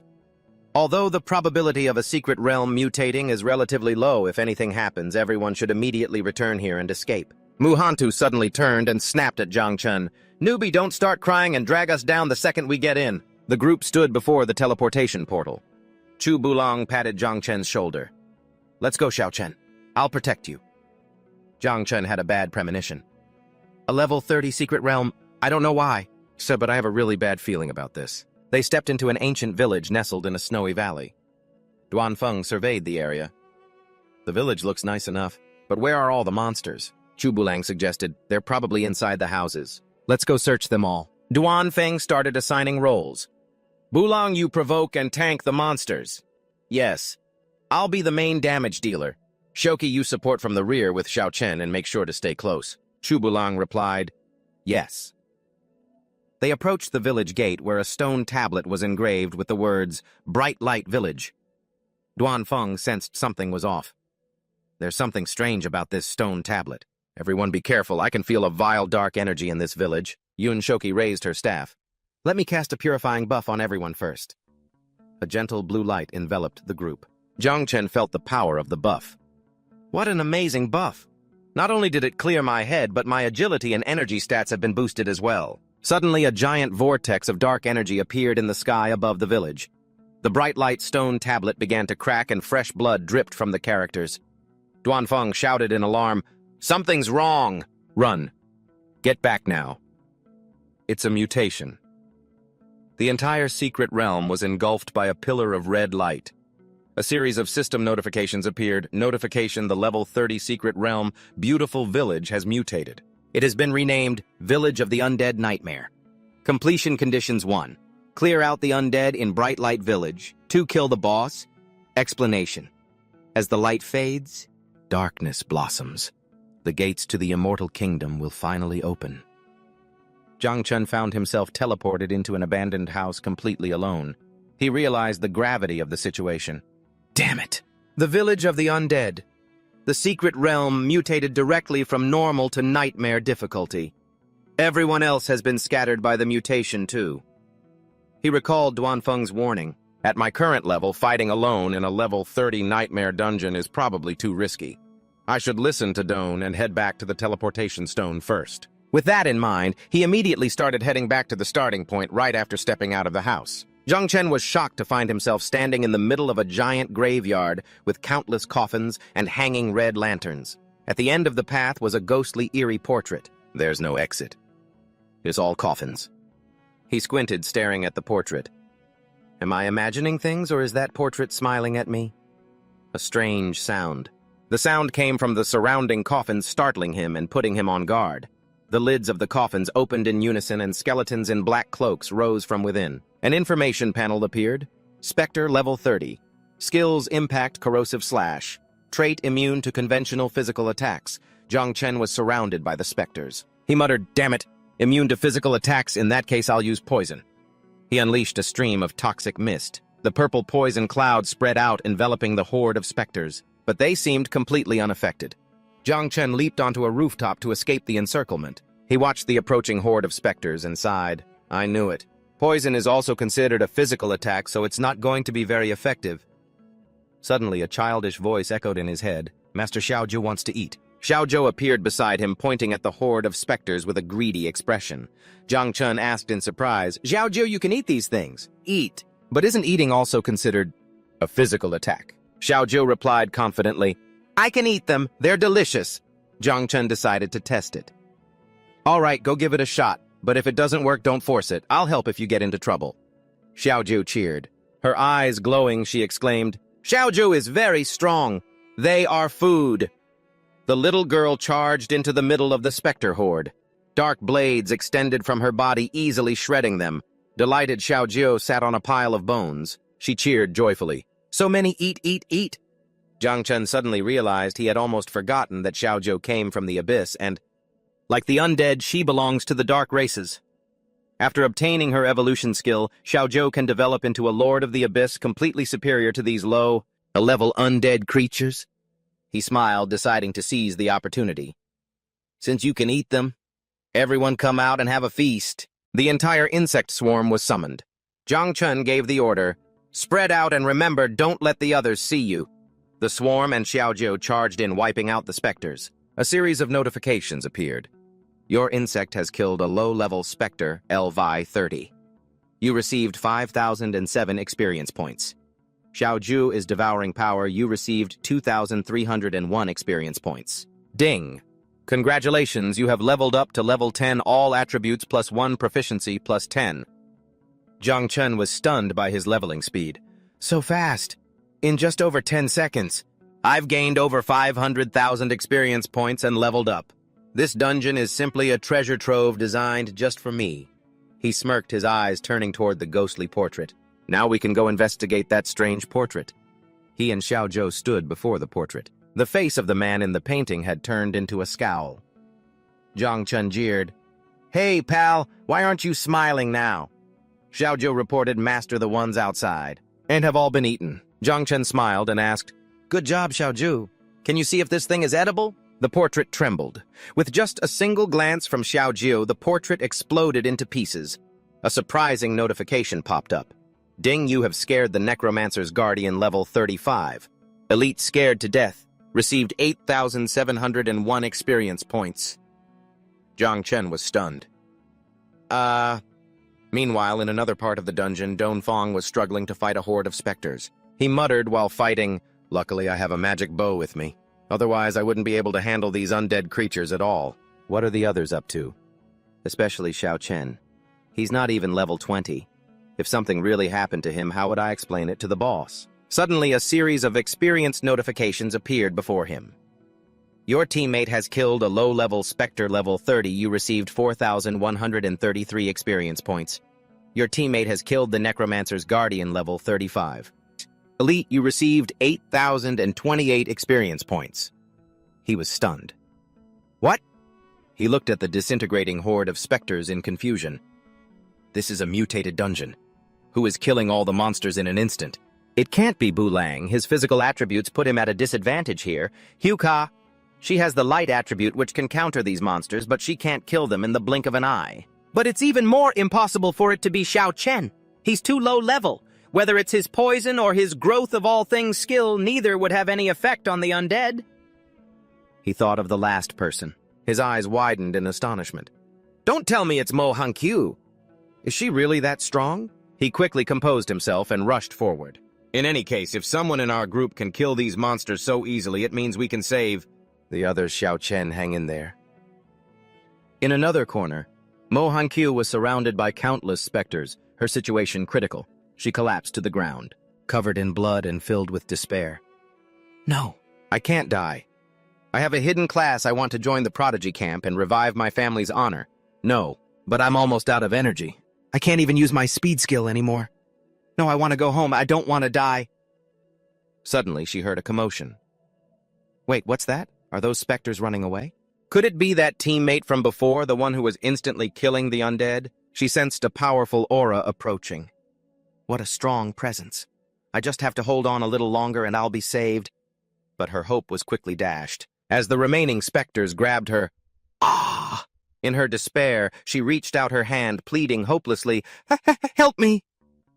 A figure appeared looking down at her, but she couldn't believe her eyes. It's him. How is that possible? If you enjoyed this, please give us a like and subscribe. Thank you, everyone. Mu Hanthu screamed for help to the person who had just arrived.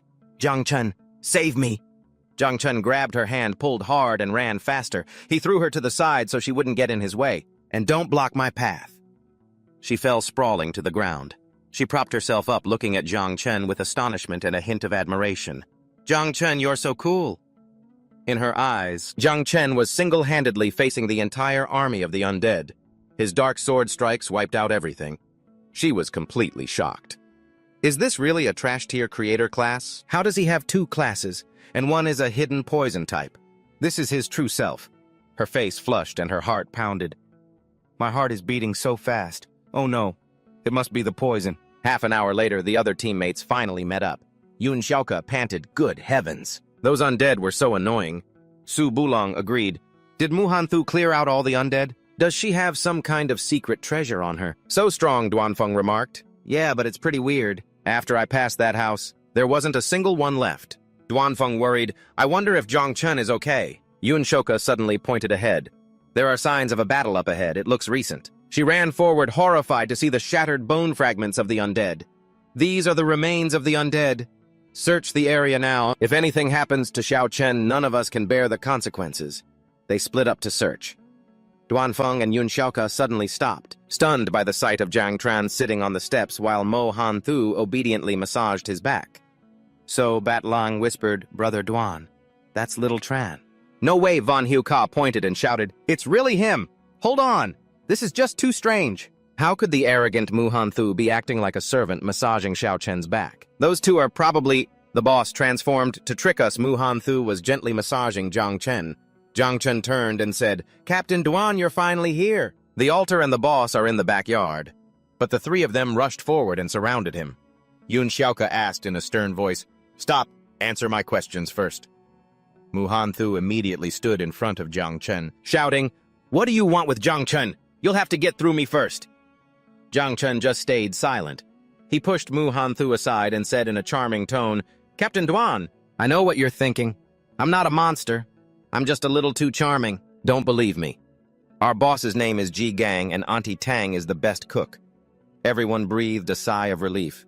It really is, Xiao Chen. It's great that you're okay. Are you hurt anywhere? Jiang Chen put his arm around Mu Han Thu's shoulder, reassuring her.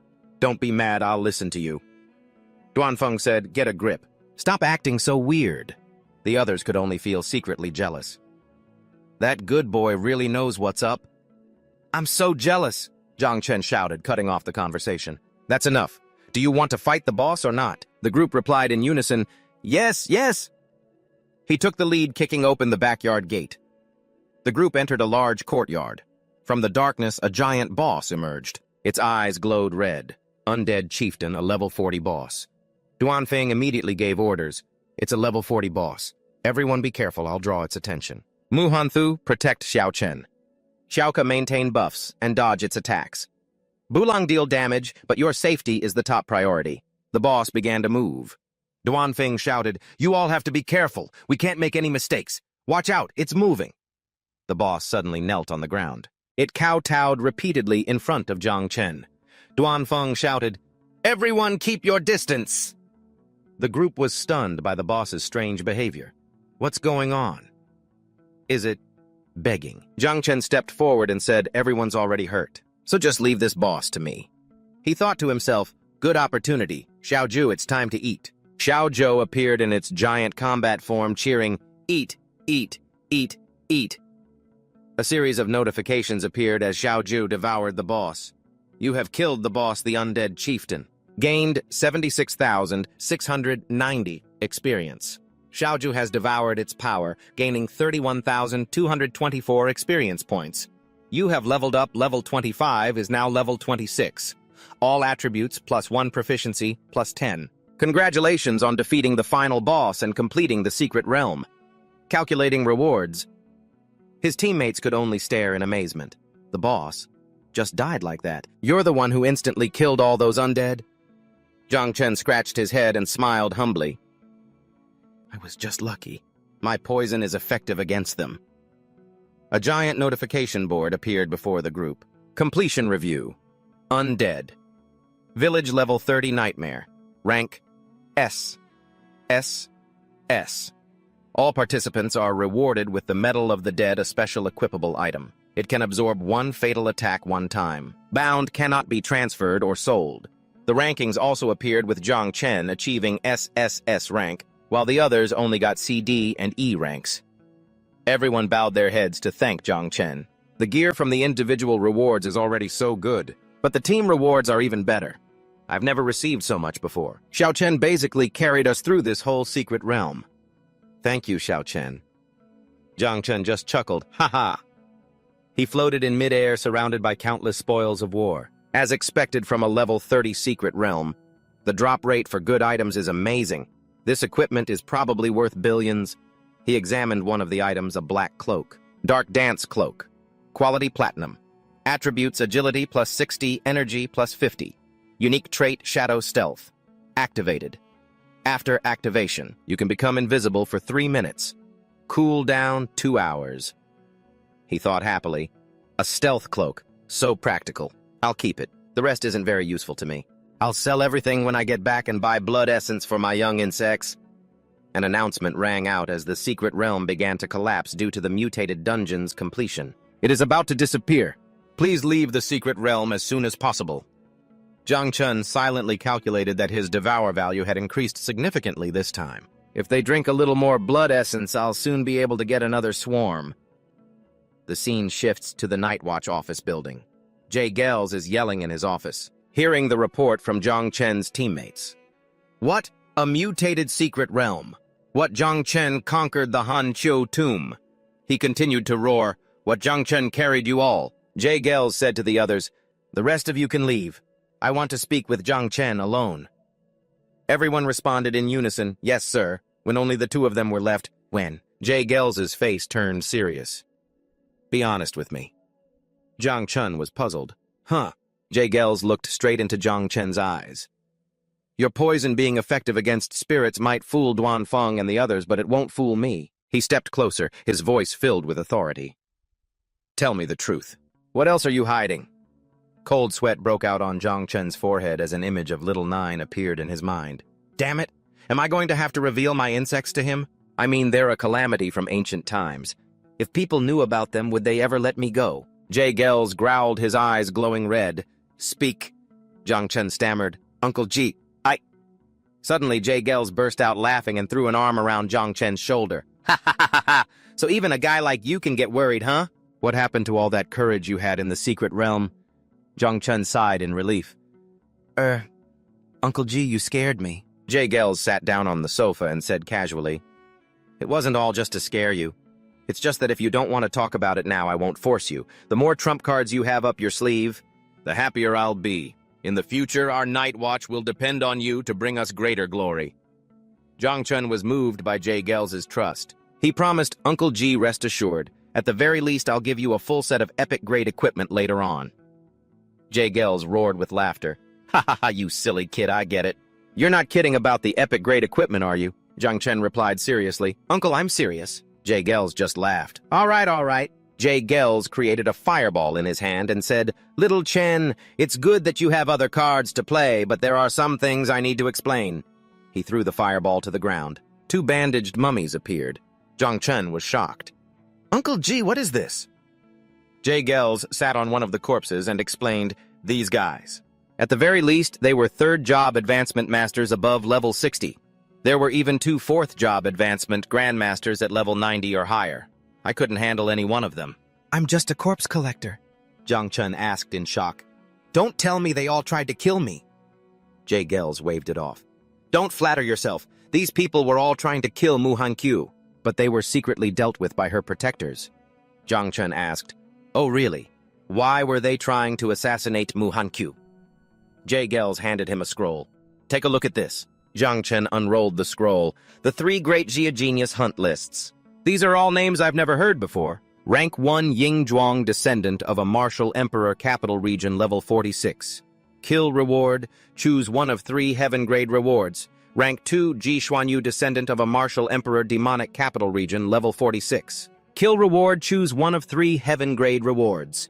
Rank 3 Zhang Wushuang, descendant of a martial emperor, Jiangnan region, level 45. Kill reward, choose one of 3 heaven-grade rewards. Rank 12. Xiao Beihan, descendant of the Zhen Empire, Jiangnan region, level 41.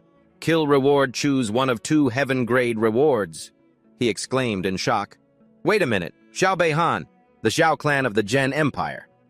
Jay Gels confirmed. That's right. These are all the top geniuses of your generation in Great Xia. And Xiao Beihan is one of them. They will also be participating in the prodigy camp of the 8 major regions, and Xiao Beihan will be with you in the Jiangnan region. He continued to explain. The 7th job advancement is King, the 8th is Emperor, and the 9th is Martial Emperor. The top 100 geniuses of Great Xia are at the very least descendants of kings. Mu Hankyu is the descendant of one of the 12 kings in Jiangnan, and she's only ranked 77th. However, even so, countless experts have tried to assassinate her, but they were all killed by her secret guards. This shows the power of those backing her. Information appeared. Rank 77. Mu Hankyu, descendant of a King Jiangnan region, level 35. Kill reward, receive 1 mystic grade reward. Jay Gels said grimly, if this is the power behind the kings, then imagine the power of the Gen Empire's Xiao clan. Jiang Chun understood. So you're showing me this? To warn me not to attract attention at the prodigy camp. Jay Gels nodded. Correct. The greater your potential, the more danger you'll be in. Don't reveal your strength recklessly unless it's absolutely necessary. He bowed his head, his tone tinged with sadness and helplessness. There are powerful forces behind the other geniuses, made to protect them. And although you have me, I'm not that skilled. To this day, I've only managed 3 job advancements, and I'm afraid I won't be able to protect you well enough. In the dimly lit room, Zhang Chen watched Uncle G's back, feeling deeply grateful. Not only did Uncle G not blame him for hiding things, but he was also trying so hard to protect him. All right, I'll remember everything you said. Uncle G stopped propping his chin in thought. Speaking of your performance in the secret realm this time, if word gets out, your rank on the list will definitely be higher than Mu Hankyu's. Suddenly, he turned back and pinched Zhang Chen's chin with a sly look on his face. Tell me the truth. What did you do to that girl? Don't tell me. Tisk, tisk, tisk. The secret realm was full of spirits. Your tastes are really something else. Zhang Chen blushed quickly, swatting Uncle G's hand away before turning to leave. Uncle G, go take a shower and get some sleep. I'm heading back to rest, Jay Gels shouted after him. This kid?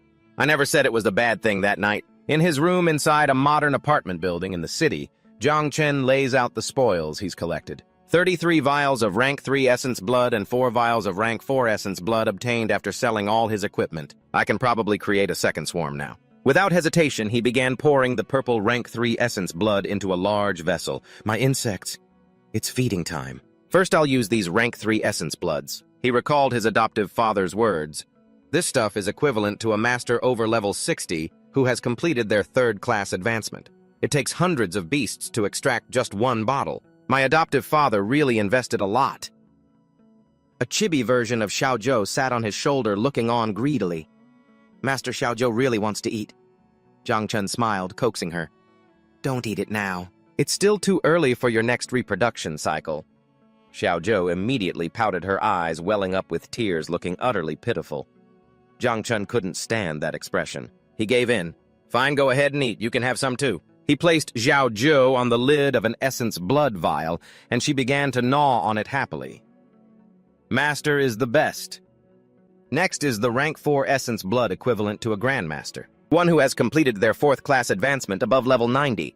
Zhang Chen continued his work as notifications for level 18 and level 19 flashed while the energy was absorbed. A system notification appeared. The 9-winged plague progeny have begun reproduction. Reproduction quantity. Each individual can produce 40 to 60 offspring. Reproduction time. Evolutionary skill is accelerating the process. Moments later, the process was complete. Reproduction of the 9-winged plague progeny complete. Quantity 100,000. Zhang Chen stared at his hand in astonishment as tiny black particles gathered there. From his palm, a jet-black swarm of insects poured out like a flood, quickly engulfing the entire room. The churning cloud of insects completely obscured the ceiling. Zhang Chen panicked. This is my house. Don't go outside. He gritted his teeth, raised his fist and roared. Return to the hive and stay quiet. Do not come out until I command you. The swarm instantly retreated, leaving corrosion marks on the walls and picture frames. Zhang Chen panted, looking around with a dismayed expression. Ugh, these destructive pests are terrifying. He glanced at Xiaozhou, who had dozed off in an empty jar, and exclaimed helplessly, all they know how to do is eat. How am I supposed to manage them? A status panel appeared showing his power had skyrocketed. Name Zhang Chen, level 26. Power rating, 197 stars. He smiled, satisfied. 197 stars. That's an insanely fast increase. I'm already about to catch up to an average master with a 3rd class advancement. Standing amidst a purple aura, Zhang Chen felt more confident than ever. Everything is ready. Now I just need to wait for the trip to the prodigy camp tomorrow. Once I reach level 30, I'll be able to complete my 2nd class advancement. He clenched his fists, his eyes burning with ambition. When that happens, I can get a new specimen. Meanwhile, on the rooftop of a skyscraper, elsewhere in the city, a figure stood shouting. Know what? Behind her was a dignified white-haired old man. The blonde girl spun around in a rage. Are you trying to make your master, the Heavenly Blade King, step in? Jijong sat on the sofa pondering if it was really necessary to stir up the crowd like that. Regarding Little Chen's situation, it wasn't just a precaution. He's bound to clash with that arrogant Xiaobei Han in the Jiangnan region. More seriously, the secrets within the prodigy camp and on Little Chen himself cannot be hidden. His expression turned extremely serious as an image of Jiang Chen appeared in his mind. There's something about Little Chen that frightens me. I'm worried his poison is actually a taboo. The blonde girl opposite him cried out in fear. How could that be? Don't scare me. A dark memory flooded back the sight of a lone figure standing on a pile of corpses. Ever since the chaos caused by the Devourer 600 years ago and the emergence of the forbidden class in the Great Xia, anyone discovered possessing it was killed immediately. The girl was still in disbelief. If Little Chen really had a forbidden class, it would have been detected the moment he awakened. I think you're just being paranoid. Jijing mused, his face full of worry. I truly hope I'm just being paranoid. Meanwhile, in a dense forest, Jiang Chen was struggling with a map. Which way is it? Don't tell me I'm lost again. Suddenly, a desperate cry for help echoed from the distance. Help me! Jiang Chen looked up in surprise. Huh? He looked up to see an old white-haired man dangling from a high tree branch. Help me! I'm afraid of heights! The old man shouted. Jiang Chen was speechless. Without much thought, he reached his hand toward the tree. All thing growth vines. Instantly, giant vines sprouted from the tree trunk and wrapped around the old man. Ah! He screamed in terror. The vines gently lowered him safely to the ground. He was panting heavily, his face still pale. Phew! That was scary. The bird's nest didn't look that high from the ground. Jiang Chen gave the old man a puzzled look. He's afraid of heights, but still wants to get a bird's nest. Is this what people call an adult with the heart of a child? The old man stood up, dusted off his clothes, and said, Young man, since you saved me today, is there anything I can do to repay you? Jiang Chen immediately asked, Sir, do you know the way to the prodigy camp? The old man laughed loudly. Ha ha ha, I'm heading there myself. You can just follow me. Jiang Chen happily replied, Thank you for leading the way. As they walked, the old man asked, By the way, you're an awakened one too, aren't you? So why don't you put your sword in your storage space? I'm not an awakened myself. The old man calmly replied, I just practiced swordsmanship. The old man recounted his past in a low, sad voice. Back then, I had no talent. I failed my awakening. I wandered everywhere to make a living, but even after 15 years, I couldn't even afford a toilet in the city.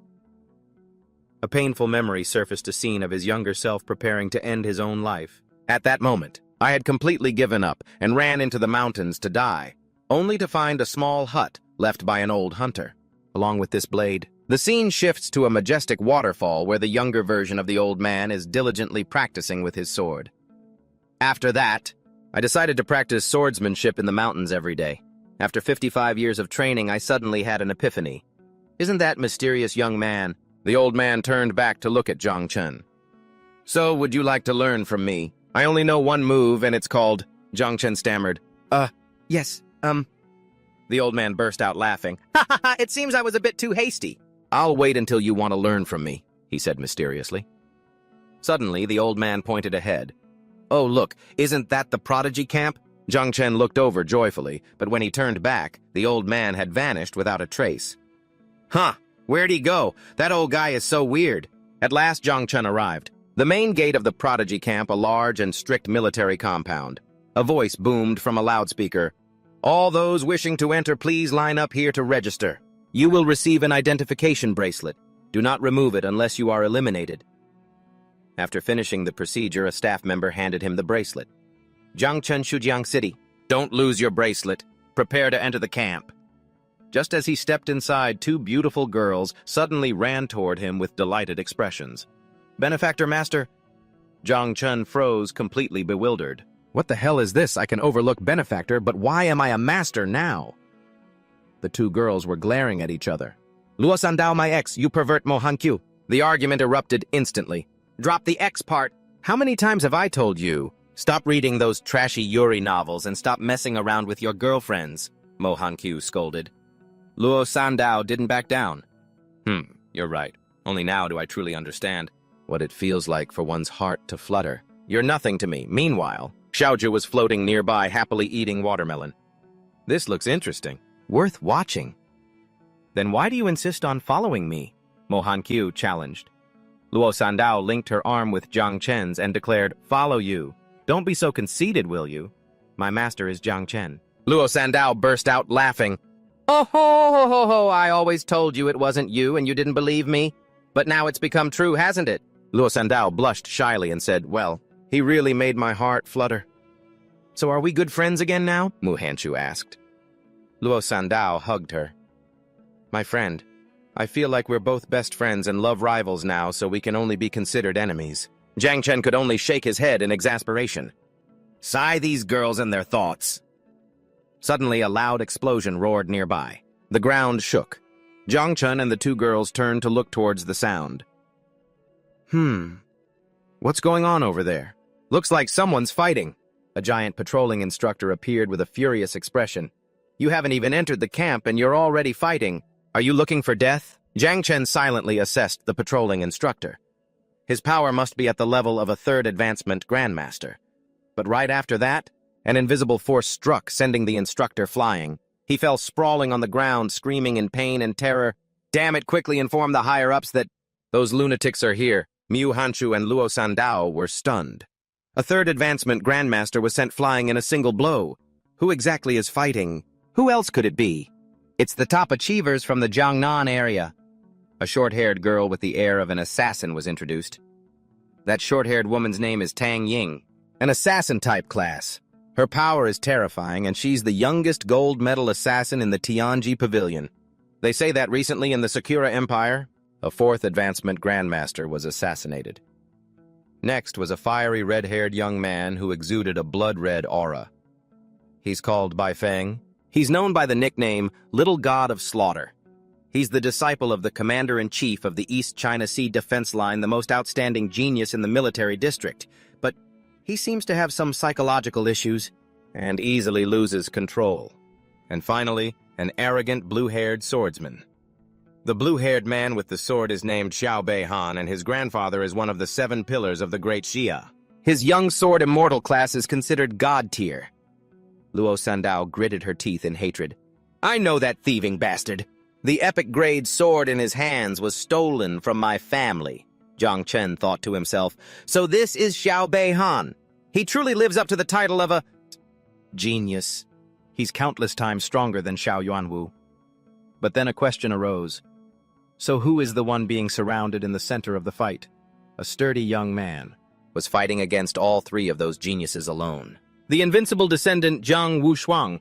They say he has 3 classes and all of them are hidden. He threw a heaven-shaking punch, its power creating an earthquake. He's clearly unbelievably strong. "And they can't beat him even with their combined strength," Luo Sandao exclaimed in shock. "Zhang Wushuang! He's ranked 3rd on the manhunt list for the geniuses of the Great Xia." No wonder. Jiang Chen stood there silently assessing them, wondering if his swarm of insects could handle these people. While he was thinking, Xiao Beihan shot into the sky, preparing to launch an attack towards him.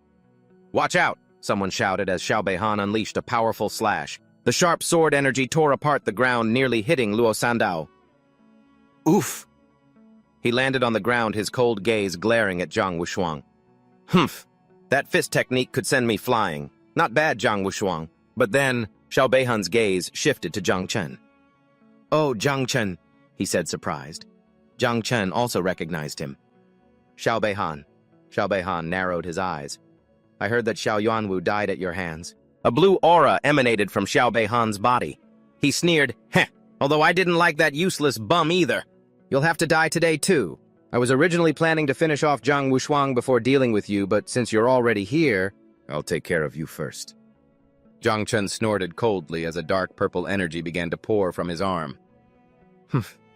"Even though your strengths are different, it seems everyone in the Xiao clan shares the same rotten personality." He took a defensive stance, preparing to fight. "I know I promised Uncle Ji I wouldn't draw attention, but in this situation, I have no other choice." Just as the battle was about to erupt, a massive wave of sword energy swept in from the distance, carrying a powerful voice. "Stand down, the chief instructor! The Heavenly Blade King has arrived." The sword energy carved a deep trench in the ground, separating the 2 sides. "The Heavenly Blade King?" Xiao Beihan said, shocked. An old man with silver-white hair, dressed in a dignified military uniform, stepped out from the crowd. For those who wish to fight right now, you'll have to answer to the sword in my hand. Jiang Chen was stunned, recognizing him instantly. The Heavenly Blade King. He's that strange old man I met on the way here. With just a single swing of his sword, he suppressed all 4 geniuses to the point they couldn't move. And my little insects were almost affected by that shockwave, too. An officer hurried over to report, Sir Gu Sr., all 300 geniuses have arrived. Please prepare to take the stage and preside over the opening ceremony. Another person introduced him. That's Vice Commander Yang Guang. People started whispering. Oh my God. There have been many genius camps in the Jiangnan area, but never one with a king-level figure. In charge! The crowd of geniuses began to buzz with discussion. That's terrifying. Even though we're standing dozens of meters away, the Heavenly Blade King could still kill all of us. Sat with a single move, one person said. But that's strange. Didn't they say the old master was in seclusion? Why would he show himself now? Another wondered. I just overheard the instructors talking privately.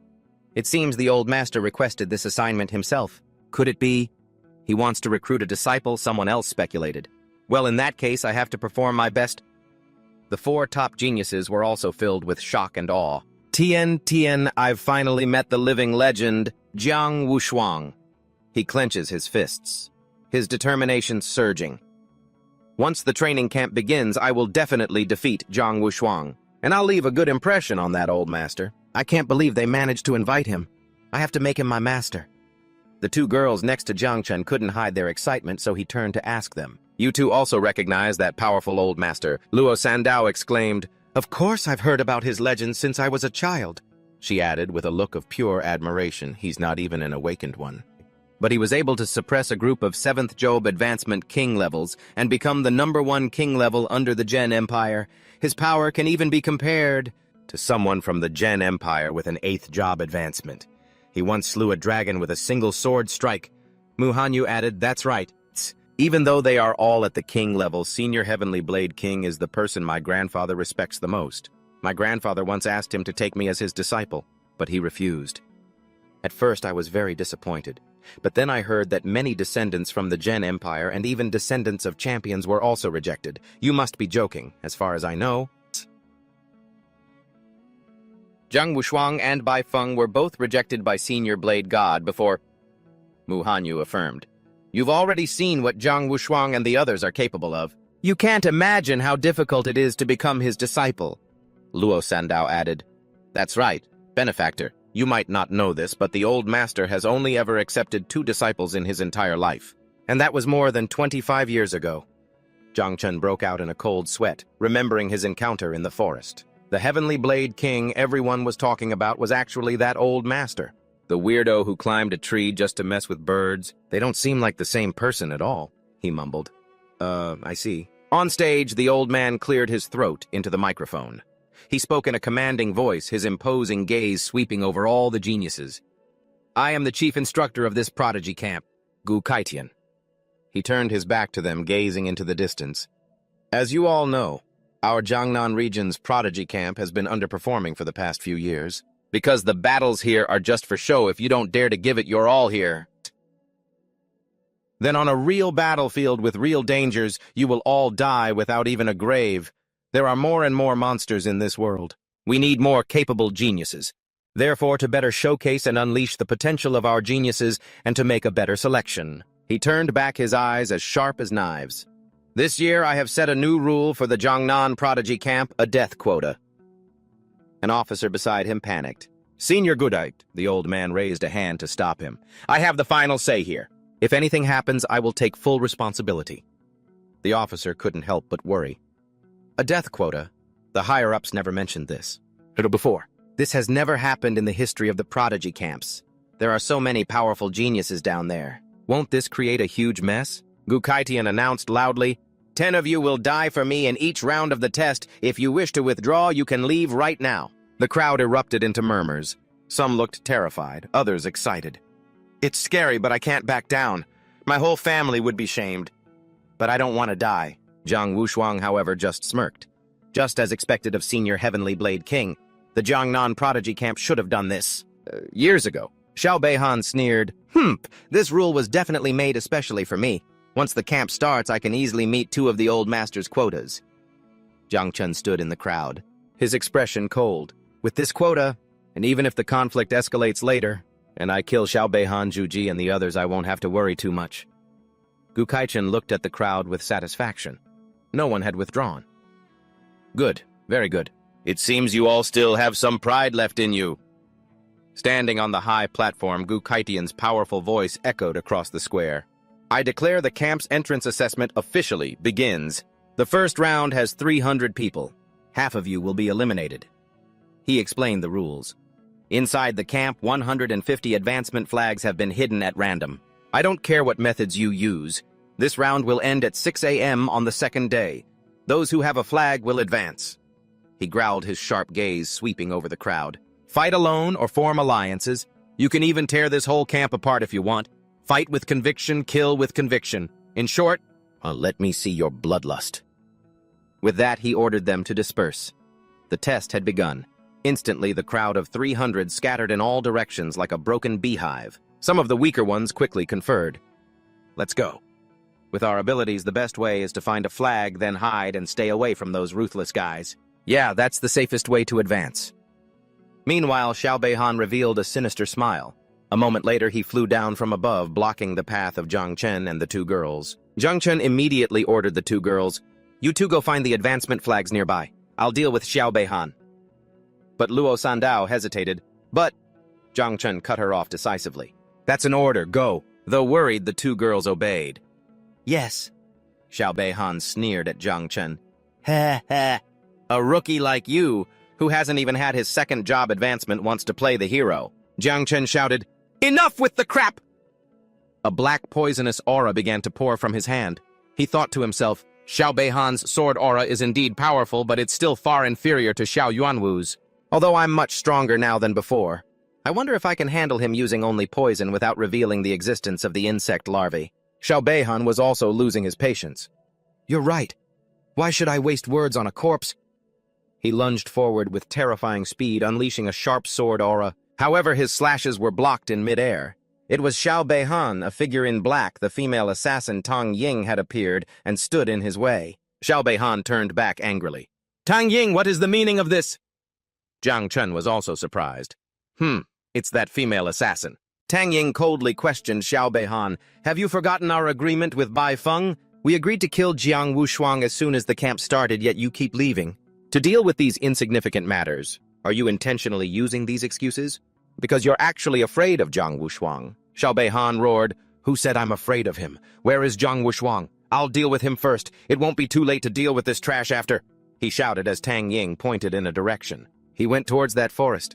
"Bai Feng is already chasing him," she said. Then they both dashed off. Jiang Chen stood there. He was completely surprised by this turn of events. Well, things have certainly taken a turn. By the way, that Tang Ying, I don't know if this is real.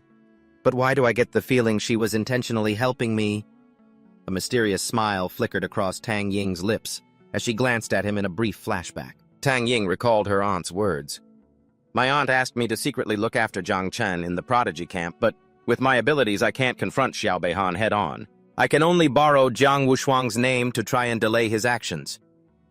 Elsewhere in the camp, a young man named Huang Yongchao knelt on one knee. He offered up 3 flags.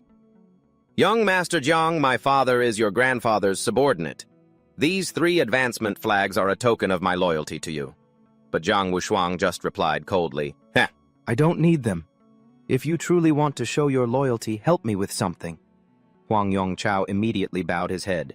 "Yes, this subordinate will serve you with absolute loyalty." From a hidden corner, Tang Ying looked anxiously towards Jiang Chen. "Damn it. Jiang Chen, you'll have to handle this on your own. But I hope that Mu Hantu and Luo Sandao can protect you." Just then, Mu Hantu cheerfully held up 2 flags. "Benefactor, I found them. There are 2 advancement flags." Jiang Chen said, "You 2 can take them first. I'll go look somewhere else." But the 2 girls said in unison, "We'll help you look together." Suddenly, a flaming arrow shot towards them with terrifying speed. "Look out!"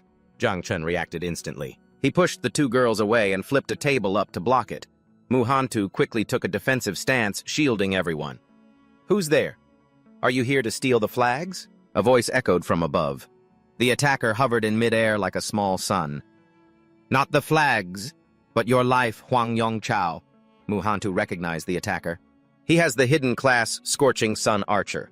He's level 39 and his father is a 6th advancement venerable, a subordinate of the Xiao family in the Zhen Empire, she said worriedly. I don't know if my Earth's Eternal Shield 9 can... Huang Yongchao raised his bow, another flaming arrow forming. He shouted, "You two get out of my way." But a purple poison wall suddenly erected, blocking the arrow. Zhang Chun stood before the two girls, his eyes cold. I can tolerate everything else. But if you want to kill me, don't blame me for being ruthless. After all, someone has to meet the old master's death quota. A massive burst of purple poison energy erupted from Zhang Chen's hand, completely swallowing the fire arrow.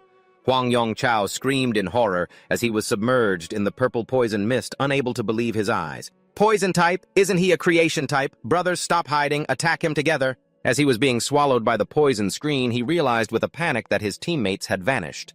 Where is everyone? He screamed in desperation. Elsewhere, Huang Yongchao's teammates were running for their lives.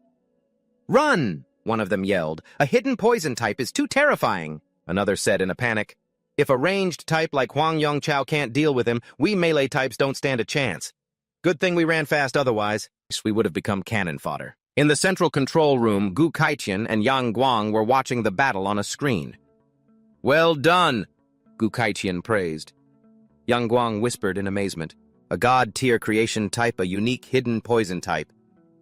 He couldn't believe what he was seeing. He killed a 2nd advancement genius that quickly.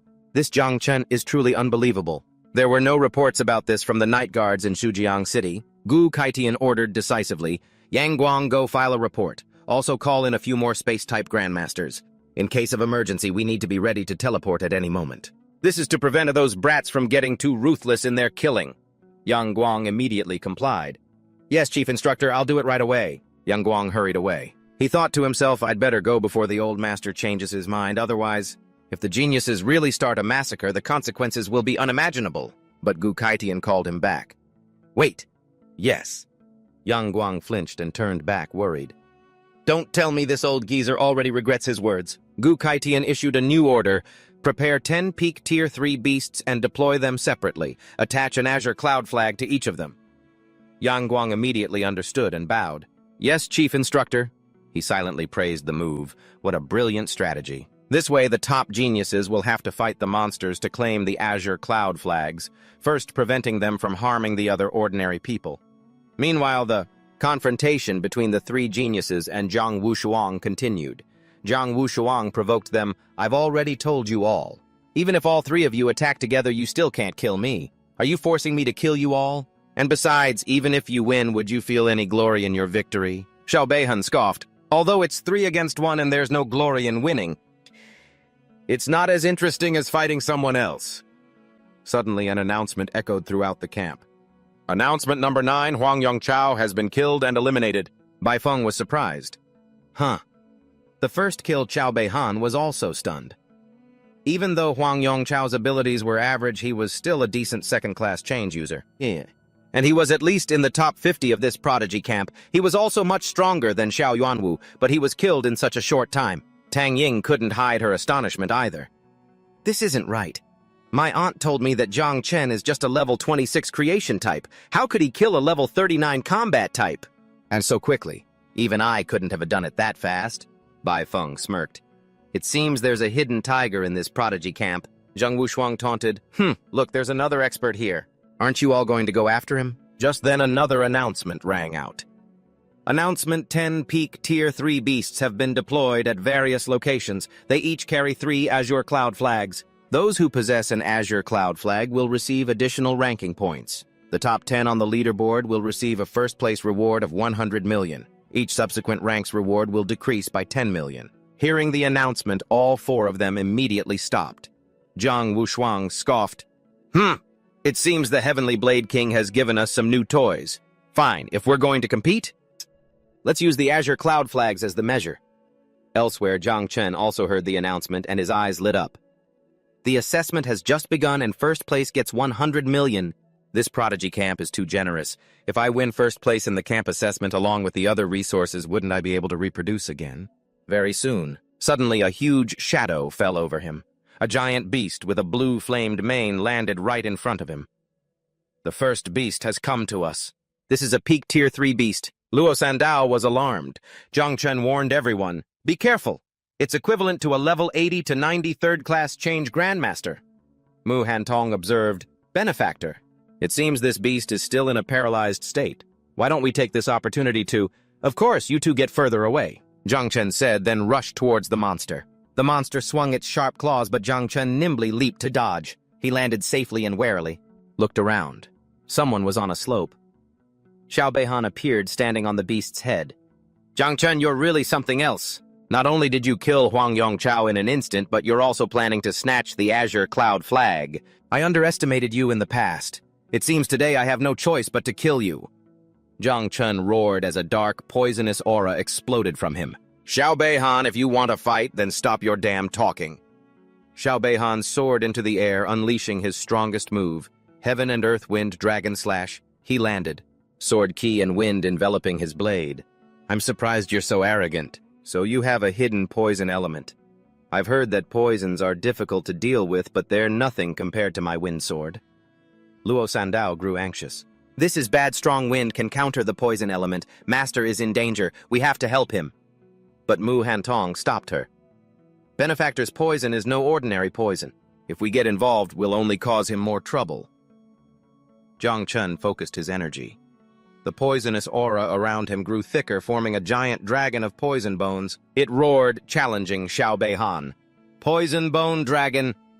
Xiao Beihan frowned. This poison bone dragon can't be dispersed, then I'll just surround it." He unleashed a forbidden technique. Forbidden art. 7 Azure Sword, Lotus Immortals. Giant blue lotuses of sword chi bloomed, enveloping the poison bone dragon. "Let's see how my sword chi consumes your poison bones." But from within the mist, Zhang Chen's eyes flashed with a strange purple light. He scoffed.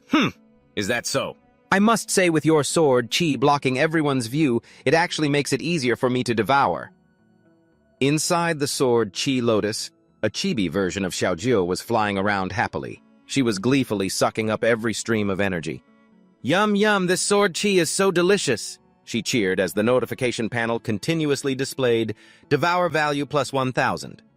Outside, Zhang Chen watched with a calm expression and ordered, "When you're full, give me a hand."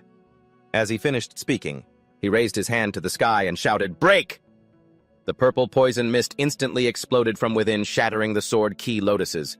Xiao Beihan, unable to react, was sent flying by the blast. He let out a blood-curdling scream. "Arr!" He crashed to the ground, struggling to lift his head, his face filled with terror as he looked at the giant poison bone dragon roaring above him. How is this possible? What kind of poison can destroy sword chi?" In his desperation, he hurriedly activated his last resort treasure, the protective jade pendant. A pink shield enveloped Xiao Beihan, blocking the incoming wave of poison. He laughed grimly. It seems your poison can't penetrate my protective jade pendant. You're finished." Zhang Chen just muttered sarcastically. So the Xiao family is pulling this crap again. But what a shame. This battlefield is under constant surveillance. I can't let my little bugs reveal their true form. He shouted towards Luo Sandao. "Luo Sandao, give me an eternal shield of Earth 9. Cover this area so no one can see through it. Can you do it?" The girl immediately answered, "Let me try." Gathering all her strength, she yelled, "Eternal shield of Earth 9. A massive jade-green energy dome covered the area. It enveloped the entire combat zone, obscuring the view from the outside. A bewildered Xiao Beihan asked, "What are you planning?" Zhang Chen smiled coldly, poisonous gas gathering in his hand again. Xiao Beihan, care to guess how Xiao Yuanyu died?" Xiao Beihan scoffed. How can you even compare that guy's garbage protective jade with mine? You're so naive." How can you compare the me from back then to the me of now? You're the one who's naive." Xiaoju's voice rang out from above. She had returned to her full combat form. Zhang Chen ordered, "Xiaoju, smash him to bits." "Yes, master. Xiaoju will smash him," she replied, diving down like a meteor. A horrified Xiao Beihan yelled, "This is Xiaoju split into multiple phantoms simultaneously attacking the jade shield." Zhang Chen observed calmly. "Sword ki protection." What I didn't expect Xiao Beihan to have this kind of ability. Just then the beast that had been forgotten until now awoke and roared in fury. Zhang Chen narrowed his eyes, the poisonous gas around him erupting more violently. "The beast is awake now too. I have no choice but to use my full power. He ordered his units, poison bone dragons corrode Xiao Beihan's sword Qi. Protect Xiaoju, my little bugs. The beast's flesh is here, first come, first served. Surrounded by the poison bone dragons, Xiao Beihan panicked. Damn it, my sword Qi is being corroded. I have no way to attack. Meanwhile, the beast roared in agony as hundreds of thousands of tiny insects swarmed it, tearing it apart. Xiaoju and her phantoms continued their relentless assault on the jade shield. Jiang Chen thought to himself, looks like this Xiao Zhengguo really does treat his grandchildren differently. Xiao Beihan's protective jade is indeed much more durable than Xiao Yuanyu's, but he remained confident. No matter how durable it is, it's only a matter of time before Xiaoju shatters it to pieces. For example, if it took 3 seconds before now, it'll take 3 minutes at most. In the control room, a worried Yang Guang stared at the obscured monitor. This is bad. Xiao Beihan seems to be at a disadvantage, and Jiang Chen has blocked the monitoring system. Xiao Beihan is... He turned and ordered a subordinate, Fang Chengyuan, do a mental scan on him. If anything's wrong, teleport him out immediately. The soldier complied. Yes, Vice Commander.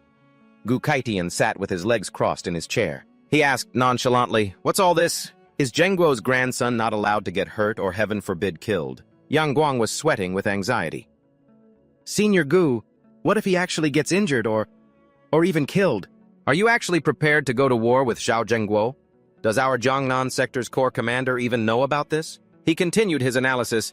Even though you've forbidden any information from leaking out of the prodigy camp once the camp is over, the outside world will find out eventually. Gu Kaitian mused, Xiao Beihan's abilities are considered the best of the best. Can Jiang Chen really kill him? And what is that brat trying to pull by blocking our vision under the horrific devouring of hundreds of thousands of insects? The giant beast was quickly stripped to the bone. Only a white skeleton remained. Jiang Chen stood there and said confidently, This beast might have been strong, but it was no match for my swarm. Meanwhile, the shield on Xiao Beihan's jade pendant had developed countless cracks under Xiao Zhou's relentless attacks. He screamed in terror, What the hell is this? My protective jade is... Jiang Chen observed calmly. The shield is about to shatter. Xiao Beihan can't hold on for much longer. Suddenly, a voice echoed in Jiang Chen's mind. Kid, don't go overboard. The Space Element Grandmaster Fang Chengyuan is coming. Jiang Chen instantly understood the situation. Damn it, a Space Element guide is sending a telepathic warning. I have to end this fight as fast as possible or I'll be exposed. He hastily called Xiaoju back and issued one last command to the swarm. One of you self-destruct and destroy the protective jade. The rest turn into poison. A horrified Xiao Beihan yelled, What is this?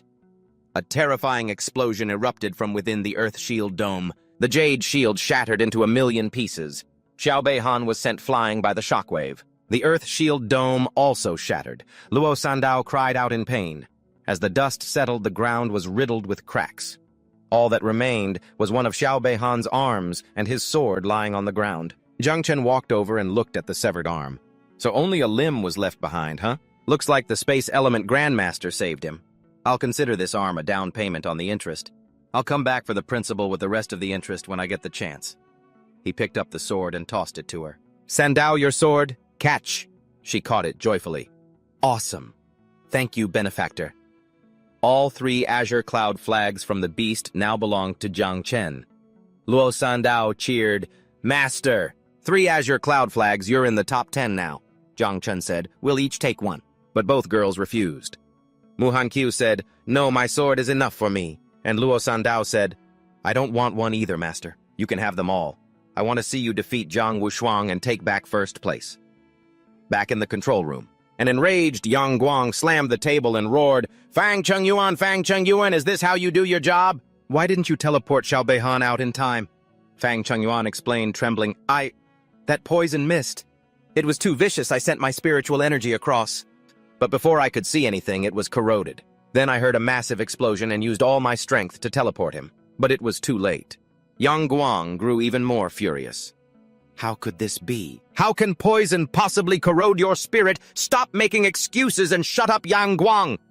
Gu Kaitian roared. Yang Guang immediately fell silent. Senior, Gu Kaitian turned his back, his voice icy. Yang Guang, do you know why you've always been stuck at the peak of the 5th class change? It's because you suck up to the powerful so much that you can't even pass the test of your own conscience. He turned back his eyes, still blazing with fury. When you mentioned Zheng Guo and the consequences, I didn't even bother to respond. But now let me tell you something. If I dare to do something, I dare to face the consequences. On the battlefield, even a 9th-class change martial emperor can die. What does an insignificant whelp like Xiao Beihan matter? Yang Guang was still anxious. But senior, forget about Xiao Zheng Guo, Gu Kaitian ordered. Report this matter internally within the camp for now, but keep this information absolutely confidential from outsiders. The camp's entrance exam ends at 6 a.m. tomorrow. Prevent anyone who's been eliminated from leaving the camp, including Xiao Beihan. With that said, he turned and walked towards the elevator. I'm heading to the Jiangnan headquarters first. Just as he left, another announcement echoed throughout the camp. Announcement number 003, Xiao Beihan has been eliminated. Eliminator Jiang Chen. The others still in the camp were all stunned. What, Xiao Beihan, General Zheng Guo's grandson? I didn't mishear. That did I? No way! Elsewhere, Tang Ying and Bai Feng were fighting a savage beast, and both of them couldn't believe what they'd just heard. Jiang Chen eliminated Xiao Beihan. He actually did it! The beast collapsed at their feet. Zhang Wushang, having just taken down another beast, sat meditating on its corpse. Oh, how interesting. Meanwhile, at the Jiangnan headquarters, Gu Kaitian stormed into the commander's office. Old Gu, what's with the urgent entrance? Find any good prospects? A middle-aged man asked. This was the commander-in-chief of the Jiangnan area, Duan Xinghai. Gu Kaitian snapped his fingers. A crimson talisman flew into the air, activating a barrier seal. Instantly, a massive red energy dome enveloped the entire Tianzhou camp, preventing any information from leaking out. The two sat facing each other at a tea table. Gu Kaitian got straight to the point. Old Duan, you're knowledgeable and excel at theory. I want to ask you a few things, Duan Xinghai observed, acting so cautious. What's this about? It seems this isn't just any normal seedling. Gu Kaitian asked with a grave expression. Poison. Can it corrode one's spirit? Duan Xinghai took a sip of tea, pondering. Theoretically, it's possible, but extremely difficult, he explained. The spirit is a form of energy composed of soul essence, combined with one's thoughts. To corrode it, the poison's intensity would have to be immeasurable. Gu Kaitian pressed on. So have you ever heard of a case like this happening before? Duan Xinghai shook his head. Never. But I know a poison king who's at the peak of the 4th-class change, and even he can't do it. Duan Xinghai's expression suddenly turned grave. Don't tell me an unbelievably terrifying poison-type genius has appeared in Tianzhou camp. If he can really corrode the spirit, that would be a monstrous weapon. Gu Kaitian replied, We can't jump to conclusions just yet. Old Duan, ever since you stationed yourself at Tianzhou camp, I haven't said a single word out of respect. Are you not going to tell me the truth now? Gu Kaitian looked his friend straight in the eye. Old Duan, do you think it's possible that this poison has a consciousness of its own? Duan Xinghai burst out laughing. Ha ha ha ha ha, old Gu, are you trying to be a comedian? How can poison be sentient, unless it's not poison at all, but merely disguised as such? Hearing this, Gu Kaitian was stunned. Disguised? Duan Xinghai suddenly looked as if he'd remembered something. His expression grew tense. Wait, I just thought of something. I think I came across a record in Ruin Number 0 about a type of disaster-class insect. It's called the 9-colored miasma wing. It can transform into poison bones. A terrifying image surfaced in his mind. The 9-colored miasma wing was born from the 9 abysses during a certain era. It once caused a world-ending cataclysm. Gu Kaitian was just as horrified. The ancient disaster? The 9-colored miasma wing? Suddenly, Duan Xinghai burst out laughing. He tried to reassure his friend and himself. What are you scared? Ha ha ha, that disaster-class insect went extinct ages ago. There's no way it could possibly still exist today. Gu Kaitian stood up, feigning nonchalance. As expected of the commander-in-chief. You can explain everything so effortlessly. I've certainly been enlightened today. You have a lot on your plate, so I'll take my leave. Duan Xinghai was surprised. Wait, you still haven't told me about that promising seedling? He yelled after him. What the hell, that old fox is so tight-lipped? Once he was alone again, Gu Kaitian stood within his own spiritual space, looking up at the crack he had sealed. The 9-colored miasma wing. A disaster-class entity. No wonder. He gritted his teeth, his expression a mixture of emotions. Zhang Chen, oh Zhang Chen, just your god-tier all-things-grow ability alone was enough to put you at the top of every wanted list, yet you're still hiding a forbidden power. This will get your head chopped off in the great Jia dynasty. Ji Gong, that troublesome disciple of yours always making problems for his master. You've really given me a massive headache. He recalled Ji Gong's plea. Master, I have an unparalleled seedling. He's still immature, and on top of that, he has previously offended the Xiao family. I hope you can look after him in Tianzhao camp, Master. Of course, it would be even better if you accepted him as your disciple. Gu Kaitian tore open a rift in space and sighed. Hung, you brat. You asked me to look after him, but in reality, you just wanted me to cover for him. Fine. So what if that's the case? It's a forbidden power. He clenched his fist, making a decision. A blade can both slaughter and protect. Good and evil can coexist in the same heart, because I said I would take on a disciple. I will protect this Zhang Chen. This is a disaster that cannot be underestimated. To avoid any misunderstandings, I'll have Hong Yao confirm it first. That will be safer. He sent a telepathic message. Hong Yao, I need you to go to Relic 0 and investigate the 9 obstructing wings. This is related to your junior brother, so be extremely careful.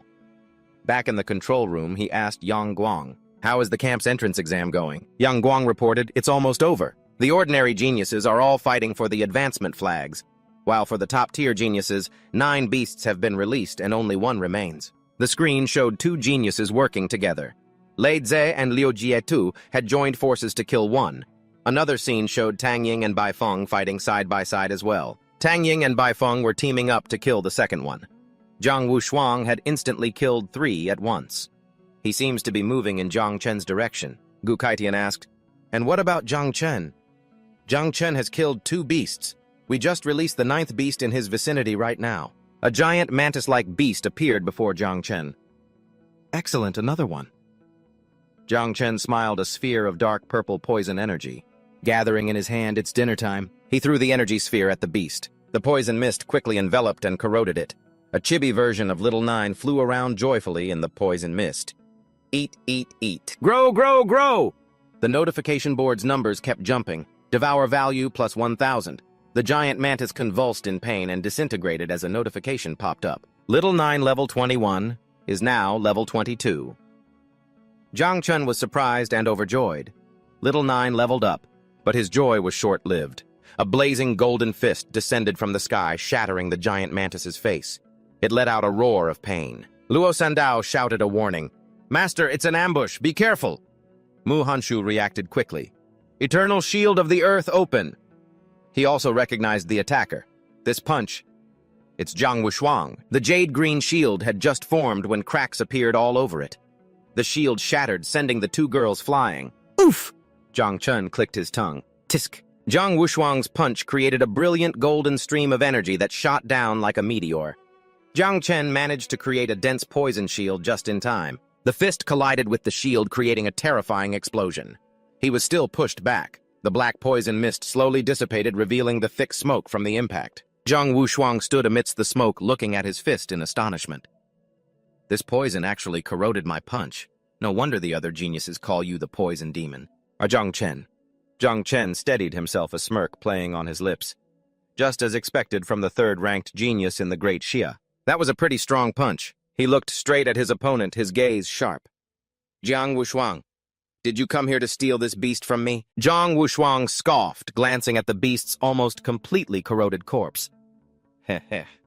You've poisoned this thing until there's nothing but a husk left. What's there to steal? Zhang Chen's red eyes narrowed. Then what are you trying to do? Zhang Wushuang cracked his knuckles as a blazing red aura radiated from his body. He laughed and said, don't misunderstand. I was simply curious about you and wanted to meet you. With poison, miasma flaring up behind him, Zhang Chen challenged, you say you wanted to meet me, but are you prepared to bet your life on it? Zhang Wushuang clenched his fist and laughed arrogantly. That's right. At the very least, you should be betting your life. Zhang Chen waved his hand and the poison miasma surged forward. Then let's begin. Immediately, Zhang Wushuang shot forward like an arrow, his fist glowing with energy. He slammed his fist straight into the ground and yelled, Heavenly Trample! A massive pillar of energy erupted from the ground, shooting straight into the sky. Zhang Chen, stunned, quickly raised his arms to block. Under the terrifying pressure, he was pushed back, forced to defend with his poison miasma as he slid backward. As he slid, Jiang Chun thought to himself, "His punch is too fierce and fast. My poison spreads too slowly." Wiping a trickle of blood from his mouth, he silently asked Little Nine, "Little Nine, if you devoured flesh and blood of this level, you could probably level up a few times, right?" In his consciousness, a frightened Little Nine replied, But Little Nine can't beat him." But Little Nine is willing to die for Master Jiang Chun was taken aback. What he thought to himself, "This is the first time I've ever seen it so scared. Is self-destruction really the only way?" He quickly reassured it. "If you can't win, then just hide. I have other ways." Little Nine obediently replied, "Yes, Little Nine will listen to Master Jiang Chun," became determined. "I absolutely cannot let Little Nine die." Seeing Jiang Chun panting, Zhang Wushuang mocked, "What, you're already out of breath? You don't look like the man who defeated Xiao Beihan at all." Jiang Chun knelt on one knee, placing his hand on the ground. A green energy began to spread, then exploded outwards, forming a giant dome of vegetation that enveloped him. Zhang Wushuang laughed loudly. "So this is your divine talent, interesting. Putting up a shield to fool me, huh? Wasn't Xiao Beihan also defeated inside a shield?" In the control room, Yang Guang reported, "Chief Jiang Chun is blocking the surveillance signal again." Gu Kaiqian's face darkened. "This brat?" An officer quickly said, "Chief Zhang Wushuang will be fine. There's no need to interfere." Gu Kaiqian snapped, "I'm talking about saving Jiang Chen." The officer hesitated. "Chief, don't you think you're being a little biased?" Gu Kaiqian said bluntly. "Nonsense. Jiang Wushuang is level 46 and Jiang Chen is only level 26. He is my disciple. I'm just protecting him a little. Something's wrong inside the dome." Jiang Tran raised his hand to the sky, releasing the pitch-black poisonous gas. Countless shadow monsters emerged from the poisonous gas. Jiang Vo Song looked on with interest. "So this is your true power. I get it now." Unfazed, Jiang Vo Song roared his move, Mountain Toppler Sea Overturner. Jiang Tran gestured, commanding thousands of monsters to swarm down, forming a giant vortex. Standing in the eye of the storm, Jiang Vo Song just snorted coldly, overlapping peaks. He roared, unleashing his full power. Golden pillars of energy erupted from his body, tearing 7 monsters to shreds as Jiang Tran watched. His expression became incredibly serious. Jiang Vo Song broke through the encirclement and charged straight at Jiang Tran. Not backing down, Jiang Tran swung his poisonous fist. Meeting the challenge, the two fists, one gold, one purple, collided, creating an earth-shattering explosion. Blasted into the air by the aftershock, Jiang Vo Song hovered high above. He flipped upside down in midair. Looking down with a smug smile, he exclaimed, "I finally understand why Tu Bak Han lost." He dove down like a collapsing mountain, roaring Mount Tai crush below Jiang. Tran braced himself, letting out a grunt as an invisible pressure descended from the sky. It forced Jiang Tran to muster all his strength to resist. He realized in horror, this punch is several times stronger than the last one. Is this the power of a martial emperor's descendant? 2 self-destructions only managed to blow away the force of his punch, but didn't injure him at all. His face showed a mix of determination and regret as he thought, "Don't tell me I have to make 10 of them self-destruct, or even hundreds for it to have any effect after all these little bugs. I spent so much effort raising them." Without further hesitation, he made up his mind. "I have no other choice now." 10 self-destructions. A violent explosion of purple poisonous gas engulfed Jiang Vo Song. But when the dust settled, Jiang Vo Song emerged completely unharmed. He just let out a scoff. "Ha!" Seeing his attack was ineffective, Jiang Tran immediately switched tactics, placing his hand on the ground to use his innate talent. Myriad Growth. However, just as the green vines were about to strike, Jiang Vo Song suddenly held up a hand to stop, declaring, "There's no need, the fight is over." This sudden declaration left Jiang Tran completely bewildered. He asked, "What do you mean?" Jiang Vo Song looked at him and admitted frankly, "Jiang Tran, I acknowledge you as a worthy opponent. You're only at your first awakening, yet you've already forced me to use 80% of my power. I look forward to a rematch after you've grown stronger." Jiang Tran muttered with a disbelieving look. "Humph. So when you said we were betting our lives, it was just to force me to go all out, just so you could find a worthy opponent." Jiang Vo Song let out a huge yawn and said, I'm getting sleepy again. I'm going to take a nap." "You can handle the last monster, right?" Jiang Tran asked with a serious face. "Are you yielding the first-place position to me?" Jiang Vo Sung turned and walked away. "That's not what I mean. I'm just really tired. I'm off to find a place to sleep." Zhang Tran gritted his teeth, his expression a mix of confusion and slight anger. He shouted at Zhang Vosong's retreating back, "Stop pretending. Let me tell you, I'm not the type to let pride get in my way. If there's an advantage to be had, I'll take it all." Hearing this, Zhang Vosong just chuckled softly. I knew I wasn't wrong about you. You really are an interesting opponent." In the control room, Kokai Tian nodded in approval, not using his power to bully the weak. That's the true meaning of being a martial emperor's descendant. Zhang Vosong has truly impressed this old man. Beside him, Duang Quang was foaming at the mouth from his poison. Kokai Tian ordered, "Now send the 10th monster to Zhang Tran. Let him claim the championship." The scene shifts to a desolate, gloomy wasteland under the night sky. A woman in a military uniform with reddish-brown hair stood on a cliff surveying her surroundings.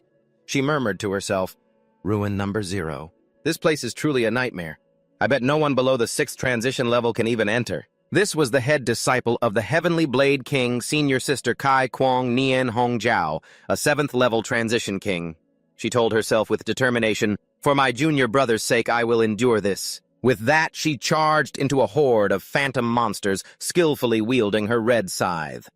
After clearing them out, she looked towards an ancient stone stele, emitting a fearsome aura in the distance. That stone stele ahead filled with an aura of death. That must be it. What kind of being could leave behind such a powerful aura after hundreds of years? As she got closer, she exclaimed in surprise, "What is this? The Ruins Information Database?" She leaped to the top of the stele and shouted, "Activate Divine Sense!" Countless virtual information screens appeared around her, stunning her. All this information is about rare, ancient insects. Her eyes flashed with a brilliant red light as she activated her full divine sense for a quick scan. After a moment of searching, she grabbed a piece of materialized information. On it was the image of a dark beetle. Found it. Nian Hongjiao's blazing red eyes strained as she read every word on the document. 9 blazing poison miasma. An ancient calamitous creature born in the extreme yin lands of the 9 underworlds. It once caused a great disaster in the 4th century and is now extinct. Its entire body is purplish-black with 9 wings on its back. It carries a terrifying toxin that can turn into a purple miasma. Its poison can corrode everything in the world, even spirit in space. Standing under the moonlight next to the ancient stele, she gasped in horror, "My God, my junior brother is actually carrying a forbidden existence. I must report this to Master immediately." Meanwhile, at the Prodigy Camp arena, Zhang Tran stood on the carcass of a giant monster and thought to himself, "After devouring 4 beasts, along with Huang Vinchao, this devour value has increased quite a bit. Once I receive the first-place prize in the entrance exam, I should be able to complete my 2nd transition soon." He turned back and gave the 2 Azure Cloud Flags to the 2 girls accompanying him. 10 Azure Cloud Flags are enough for me to take 1st place. Take these 2 extra flags, 1 for each of you. It should at least be enough to get you into the top 10. The 2 girls cheered happily. "Thank you, Master. This time we've won completely." Hiding in another area, Tu Bakhan had just defeated a giant red beast, panting heavily. "Phew! I finally took it down. The entrance exam is about to end. Zhang Vosung will definitely be number 1, right?" Suddenly a majestic voice echoed throughout the sky. "The entrance exam is over. Those with promotion flags gather at the square immediately. Those who have been eliminated leave the Prodigy Camp within 3 minutes or you will be killed." Zhang Trun looked up and mumbled, "Huh, is it over already? If everyone has been promoted, that means all 10 beasts have been killed." He immediately gave an order to his swarm of venomous insects. "Even leftovers are food, move out quickly." He commanded them telepathically, "Find the remaining beasts. Eat as much as you can. Stay as far away from humans as possible." Meanwhile, at the Xiaobei Medical Center, Han lay on the hospital bed, his arm bandaged, his face twisted in anger. He gritted his teeth. "I can finally get out of here. Zhang Tren, you just wait when I return to the Xiao family. We'll see how my grandfather deals with you." At the Central Plaza, Gu Kaitian stood with his arms crossed before those who had passed the test and announced, "All who have been promoted follow me to the Forbidden Trial Grounds." The crowd began to murmur. "The Forbidden Trial Grounds, we've never heard of it before." "The 8 Forbidden Grounds of Huaxia. Each one is a land of rare treasures, but they're also incredibly dangerous. But I heard it's extremely difficult to enter a forbidden ground. How can so many of us possibly get in? What are you all so afraid of? With Senior Heavenly Blade King leading us, there's nothing to worry about." Gu Kaitian drew his colossal heavenly blade, his eyes sharpening. He thought to himself, according to Hong Zhao's investigation, Jiang Tren really is carrying the forbidden 9 poisons miasma. Unleashing the heavenly blade, he swung his sword, creating a massive wave of energy, and muttered, "Dawn is breaking. Their people will be here soon." He gathered his strength for a powerful slash. The cadets stared up at the sky in bewilderment as the entire Tianzhao camp was lifted into the air. Gu Kaitian thought to himself, "I must prepare in advance and seize this opportunity." He pointed forward and commanded, "Blade forward." The heavenly blade led the way, pulling the entire island through the air. Arriving at the Yunmeng Swamp Forbidden Ground in Jiangnan, the crowd was utterly astounded. "Oh my God, is he moving the entire Tianzhao camp to Yunmeng Swamp?" In this world, only Senior Heavenly Blade King could do something like this. This is the power of the first king-rank powerhouse of the Jia dynasty. This is unbelievable! Jiang Tren turned to the 2 girls. "By the way, how much do you 2 know about the Yunmeng Swamp Forbidden Ground?" The long-haired girl replied, "I don't know." The short-haired girl said, "I don't know much, but I've heard my grandfather mention it. Yunmeng Swamp's danger level is ranked the lowest among the 8 forbidden grounds of Huaxia. But what truly makes it terrifying isn't the hidden dangers but the distortion of time and space in that area. There are countless spatial fragments, like interconnected bubbles. Some of the spaces inside these fragments are even larger than Earth. These fragments move constantly and erratically, making it very easy to get lost." Jiang Tren summarized, "So the space inside Yunmeng Swamp is chaotic. What about the time?" The girl replied, "The time there is completely different from the outside world." She recounted the stories. "They say that a century ago an ordinary person went into Yunmeng Swamp with a determined will, and he became a 7th transition king rank. According to him, 200 years had passed inside, but only 2 hours had passed outside. My grandfather also explored it once. He was lost for 3 days inside, but 3 years had passed in the outside world." Jiang Tren pondered, "So the risks and opportunities of Yunmeng Swamp are both random." The long-haired girl comforted him. "Don't worry, benefactor. If Senior Heavenly Blade King dares to lead everyone in, he must have a safe route." Jiang Tren replied, "I hope you're right." He thought to himself, "It sounds like Yunmeng Swamp is indeed a dangerous place, but also one with great opportunities. I just feel like Senior Heavenly Blade King is doing this for me." At the same time, Gu Kaitian stood at the front, his mind filled with worry. Since Hong Zhao was able to detect the 9 poisons miasma, the central government will surely find out soon too. And when that happens, the entire Daxia will no longer be able to keep it a secret. I hope Yunmeng Swamp can buy us enough time to find allies. The scene shifts to the former location of Tianzhao Camp. A group of people stood on the empty plot of land. One person asked, "Did the Heavenly Blade King really move the entire Tianzhao Camp? That place holds the elite of the next generation for our entire Jiangnan war zone. Is he planning a rebellion? Why isn't Commander Duan here yet?" Commander Duan landed shouting, "Gu Kaitian, you old bastard! Are you really asking me to bet my life with you?" A message from Gu Kaitian appeared sent 2 minutes ago. "Brother Duan, this is urgent. I'm taking the kids to the forbidden trial grounds. We will return on the day of the Tianzhao selection. Proceed as usual, and I will take full responsibility for the consequences." A soldier ran up to report, "Commander Duan has arrived." Commander Duan muttered, Easy for you to say. Leaving me this mess to clean up." Another person said worriedly, "Commander Duan, we're too late. I'm afraid we can't catch up. My son is still up there." "If anything happens to him," Commander Duan snapped, "that's enough. Didn't he say they would return on selection day after the trial? What's there to panic about?" But inwardly he thought, "Old Gu, even if it's for that peerless genius, was there a need to rush to the forbidden ground like this? Or are you trying to hide or run from something?" He suddenly realized something. "No." "Wait," Old Gu said something. "The miasma has its own consciousness. Could it be the 9 apothecary poison miasma?" The scene shifts to a modern city. Jikung receives a message from Gu Kaitian. Jikung Jiang Tren possesses a forbidden item. This is a grave matter, so I'm taking him to the Forbidden Lands to hide for a while. You stay outside and try to find allies among the titled kings. When I return, we may have to face a fierce battle." Jikung sat with a woman and said, "Killing the prodigy of the Huang family and severing Xiao Beihan's arm, plus possessing a forbidden item. This will be a difficult challenge." The woman replied, "No challenge is ever easy, but we'll get through it together." Since you're determined to protect Jiang Tran at all costs, just focus on the path ahead and don't worry about the past. I've already spoken to my father. He's willing to stand with us. Ji Kung stood up, his expression resolute. Right now, we have the Heavenly Blade King, your senior sister, your father, and Commander Duan, with 4 titled king-level powerhouses. We can handle any storm that comes our way. Ji Kung nodded in agreement, his back exuding determination. You're right, Hung. Your senior sister has already gone to see Master. Now I'm going to visit the titled kings of the Mushang and Luo families. Even if I have to lie, I'll secure more allies for Jiang Tran. He turned his head, his gaze sharp. If the worst comes to pass, I'll channel the same spirit I had when I stormed the Shao family and risk it all. The blonde woman looked at him and smiled gently.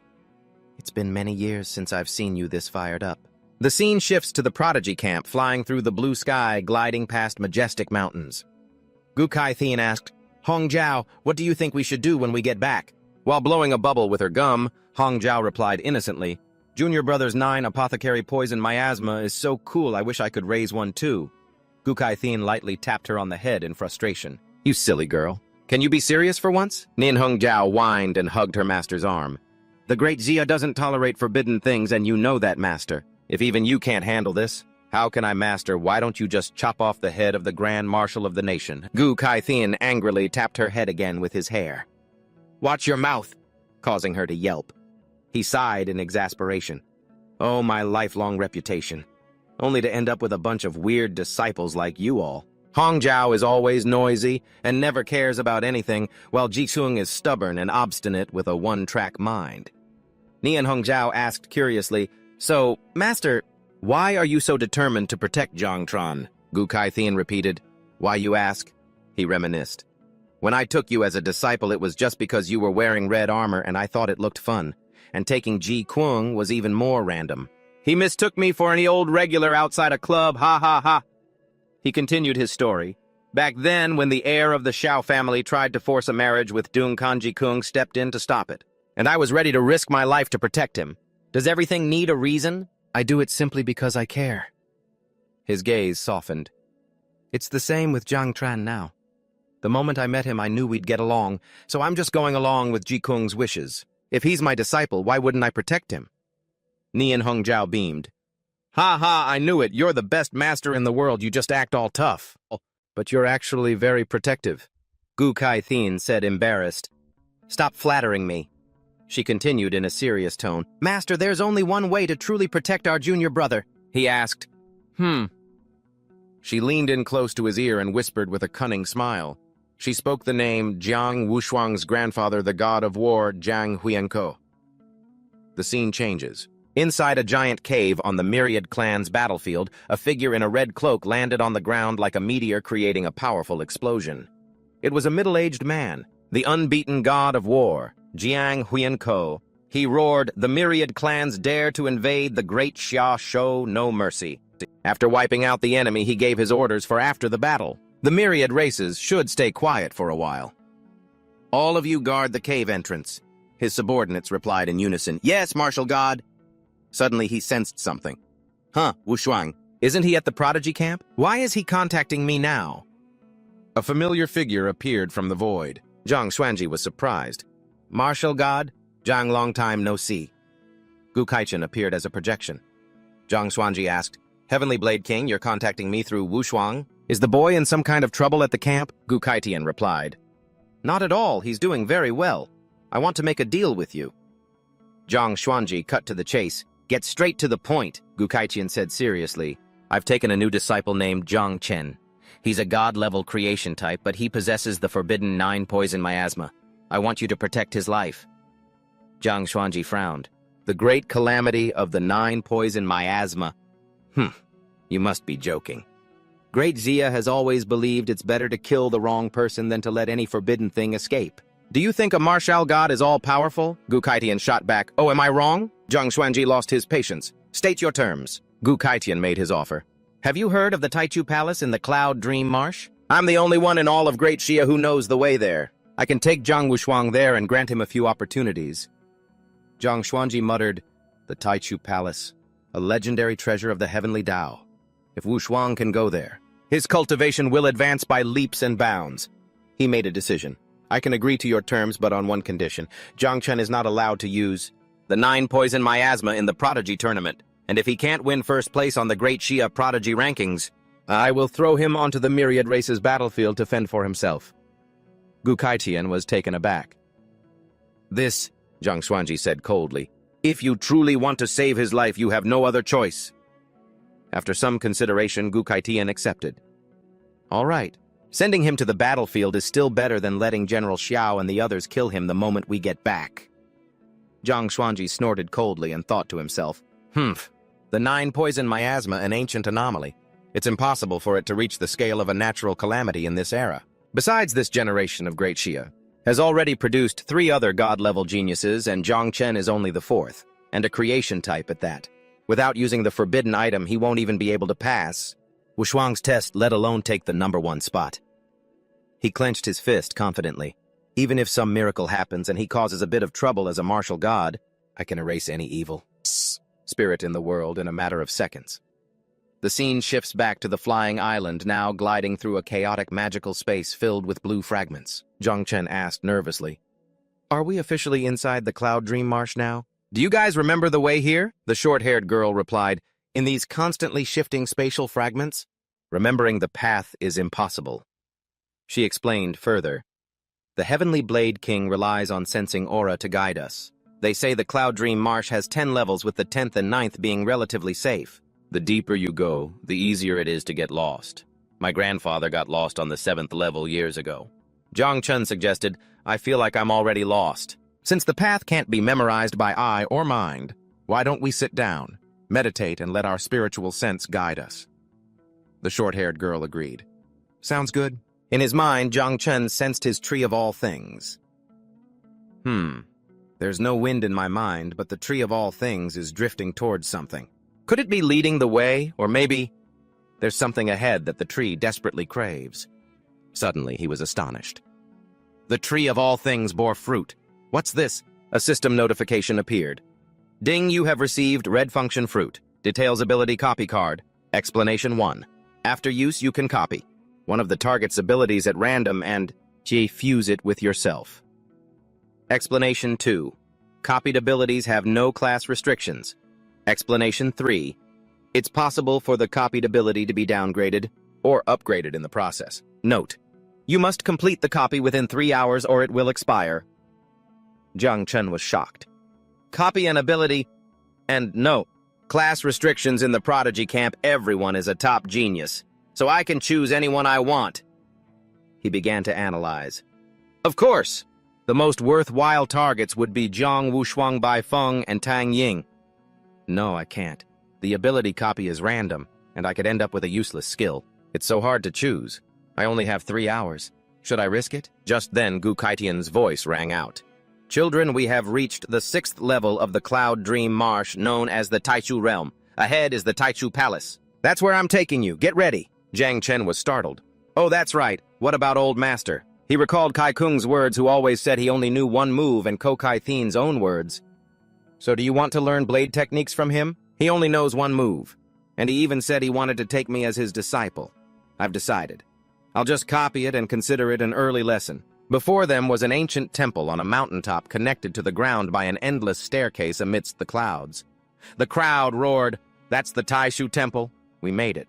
We actually made it. In the past, a legendary king from Mado ascended to the king level right here, not to mention one of the 3 great undefeated champions of Great Xia. The great dreamer attained the Tao here. Ko Kai Tien explained, "There are 3 trials in the Taisu Temple. The first is to climb 1,008 steps. Each step offers a chance to receive a reward from the heavenly Tao. The second is the Taishu Stele. Even I have never seen this. To this day, only the great dreamer has ever reached it. As for the third trial, it must be inside the Taishu Temple itself. No one has ever managed to get in before." He pointed towards the staircase and declared, "The steps of the Taishu Temple will be your final test from 150 participants. The top 10 based on the number of steps climbed will be chosen. They will represent the Jiangnan region and participate in the finals of the Great Xia's 8 War Zones Prodigy Tournament. The trial of the Taisu Temple begins now!" The crowd roared with excitement and surged forward. Zhang Tran grabbed a girl's arm, saying, "What's the rush? The Taishu Temple isn't going to run away." He observed the other geniuses. Look at them. They're not rushing. They're preparing. The long-haired girl realized, Benefactor, you're right. You can only climb a mystical place like the Taishu Temple once in your lifetime. We must prepare ourselves to the absolute limit before heading up. Ko Kai-tien and Nin Hongjiao observed from above. He nodded. Those down there are remaining quite calm for now. Not bad, not bad. Jiang Tran thought to himself, I'll use preparing as an excuse to copy the heaven-cleaving single/first just in case the copy card expires. He continued thinking. I hope the old master wasn't tricking me. A notification panel appeared before him. Ability copy card. Target selected Ko Kai-tien. Note. During the copy process, there is a chance of a variable occurring which may result in the ability being downgraded or upgraded. Do you wish to begin copying a random ability? A determined look flashed in Jiang Tran's eyes. Yes, begin copying. Another notification panel appeared. Target ability heaven, cleave gold, commencing copy. Jiang Tran cheered inwardly. Awesome! The old master was telling the truth. He didn't lie to me. He really only has one move. He thought, I hope my luck holds out. I don't even care if the ability isn't upgraded, as long as it doesn't get downgraded. But then he felt something was strange. He was stunned. Wait a minute. What's going on? The copy process was underway. 1%? 3%? 5%? A powerful stream of energy enveloped him. His eyes shot open. This energy. Senior Ko is practicing his blade art. But when he opened his eyes within his consciousness, he saw an unbelievable sight. No, it's me. I'm training in my consciousness. A younger version of him was swinging a blade tirelessly under a waterfall. 15 years passed, his body grew stronger, but the motion of his swing never changed. 25 years passed, then 40 years of bitter training. His gaze grew sharp, his face taking on the seasoned features of a master swordsman. He murmured the name of the technique. Heaven cleaving, single slash. He raised his blade high, brilliant light converging on its edge. Then he swung down with an earth-shattering strike that split an entire mountain in two. He roared, cleave. The slash carried with it a profound principle of the Tao. Man follows the earth follows the heavens. He was perfecting the principle of the slash. The heavens follow the Tao. Back in reality, the copy process reached 120%. A notification panel appeared. Congratulations, you have obtained the skill Human Blade Purple. Congratulations, you have obtained the skill Earth Blade Purple. Congratulations, you have obtained the skill Heaven Blade Gold. Congratulations, you have obtained the divine skill blade of the Great Tao Rainbow. Jiang Tran doubled over in shock. My luck, it's truly unbelievable. Not only did I copy the skill, I managed to break down the heaven-cleaving single slash into 4 different forms. Up above, Ko Kai-tien and Nin Hongjiao were observing. He said, Zhang Vo-song and the rest have started climbing. He's the only one left down there. Nin Hongjiao worried. What's wrong with junior brother? Don't tell me he fell asleep, did he? Ko Kai-tien frowned. Something strange. Adjusting his condition shouldn't be taking this long. Suddenly, Nin Hongjiao was startled. Huh, master my sword heart. It's resonating. Ko Kai-tien was also stunned as he looked down at Jiang Tran. His azure sky blade had also begun to tremble. He was astonished. It's not just your sword. Even my sword heart is resonating, Nin Hongjiao exclaimed. Could it be? Junior brother Kai? He succeeded. Back then he was a rare genius, but incredibly stubborn. He kept trying to deconstruct the heaven-cleaving single slash, insisting it could be split into 4 moves.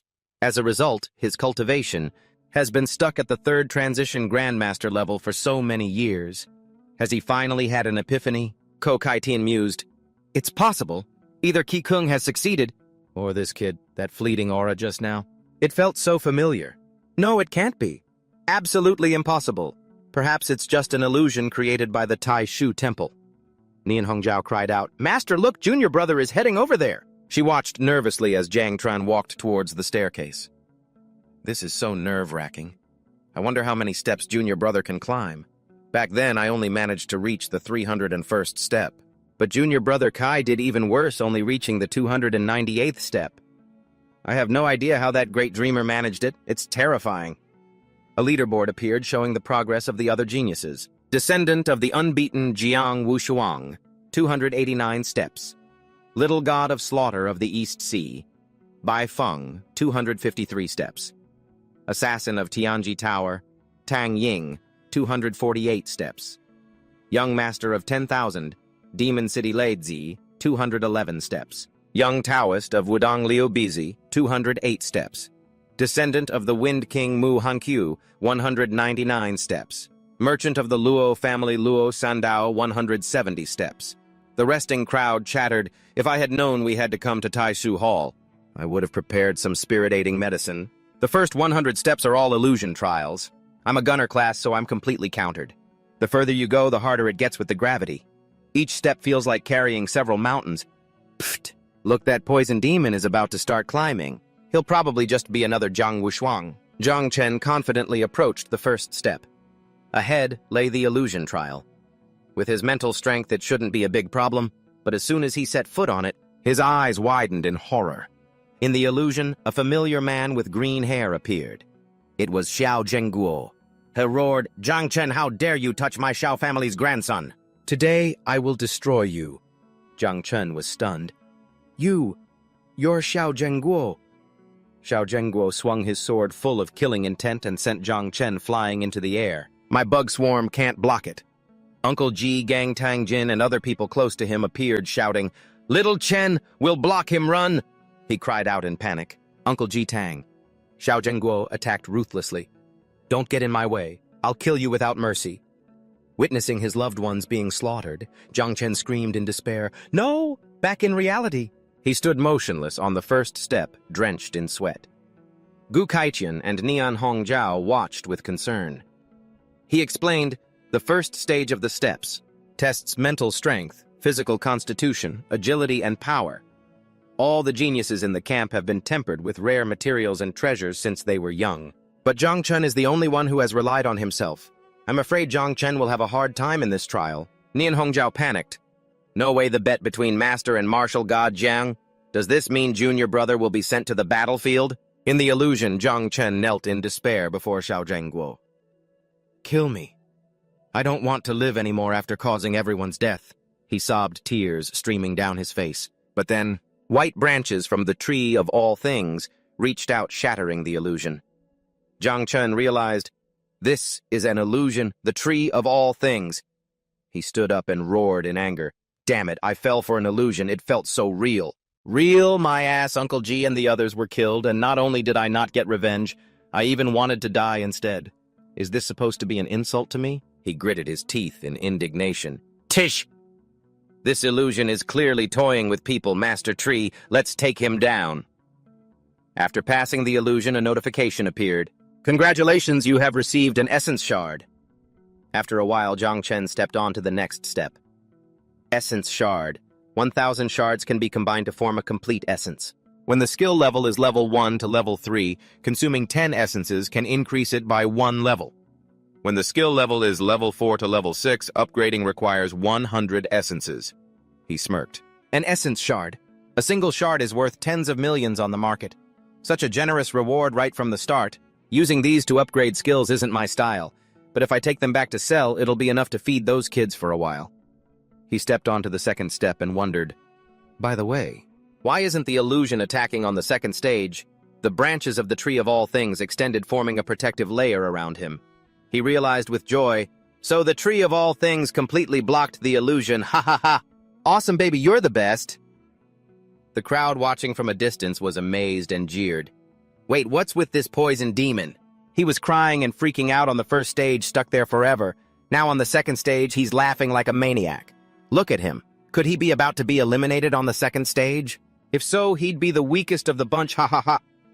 Zhang Chen looked up at the towering steps, then glanced towards Gu Kaiqian and the others watching from afar. He thought confidently, Next I'll show you all what it means to crush everything with ease. Wait, Old Master and the others are watching too. Should I be a little more humble? But he immediately brushed the thought aside. He looked up with determination. Humble my ass, Zhang Wushuang is already nearing the 300th step. I have to at least surpass him first.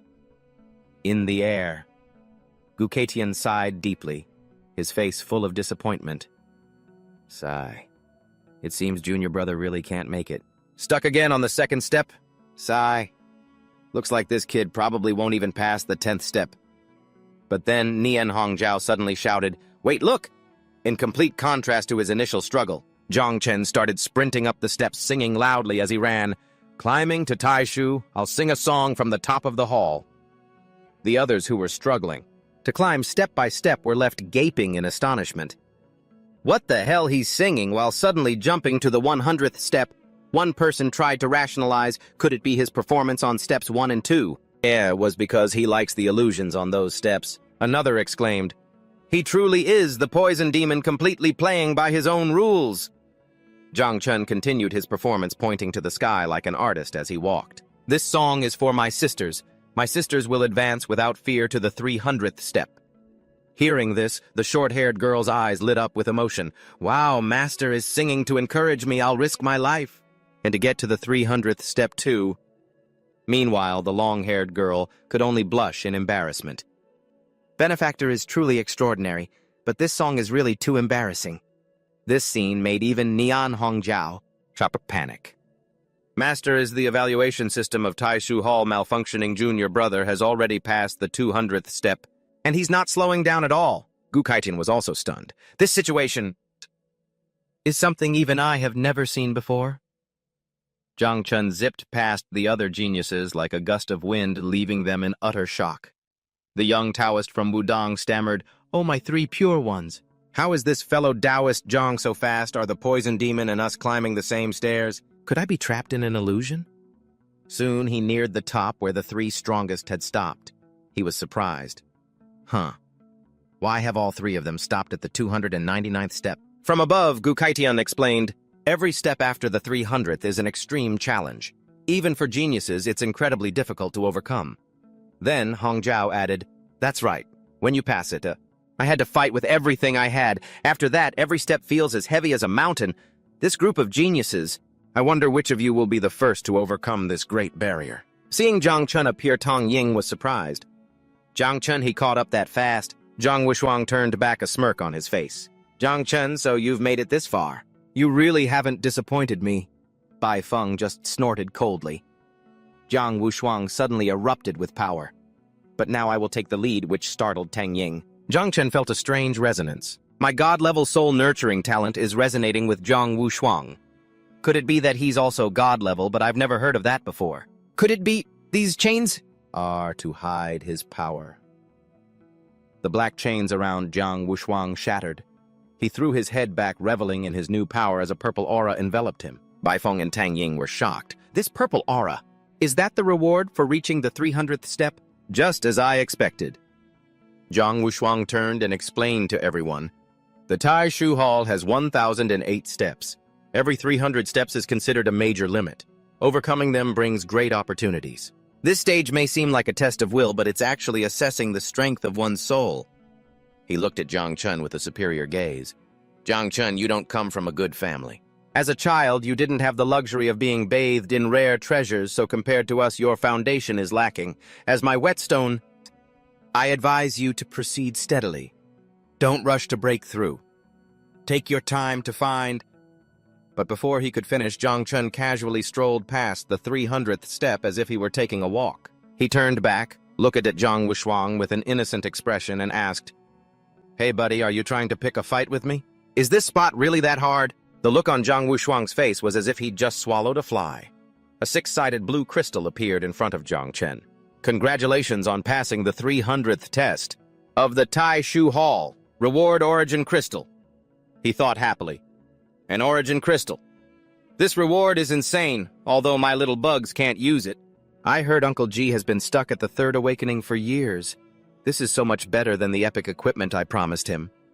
Suddenly, Little Nine appeared with sparkling eyes. It screamed in his mind, "Master, keep climbing Bao Bei, and I want to eat."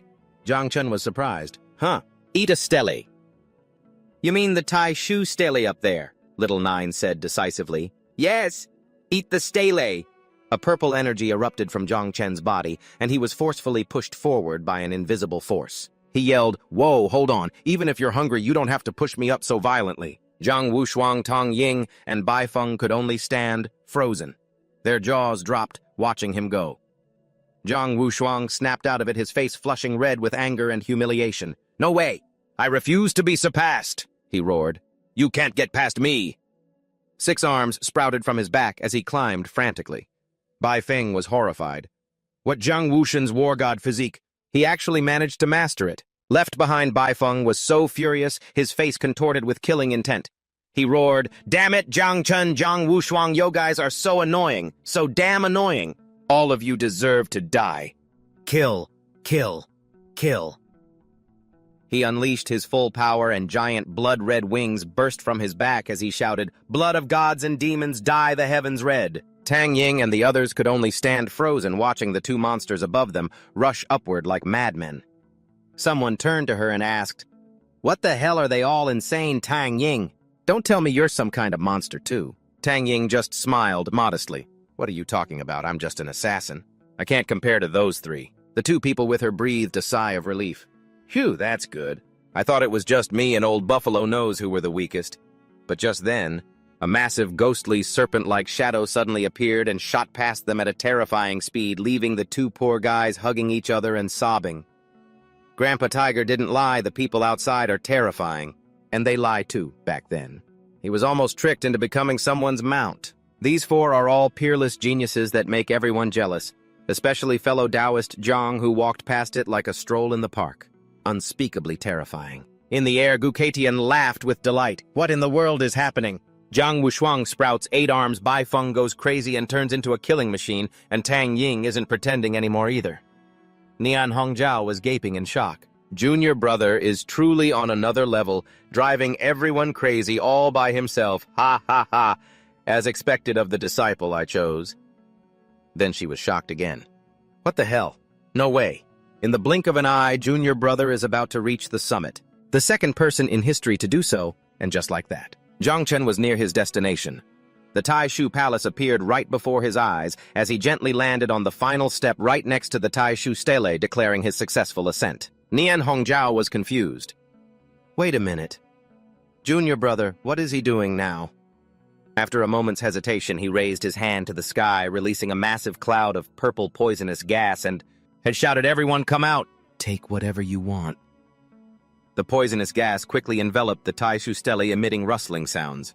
Nian Hongjiao was utterly shocked.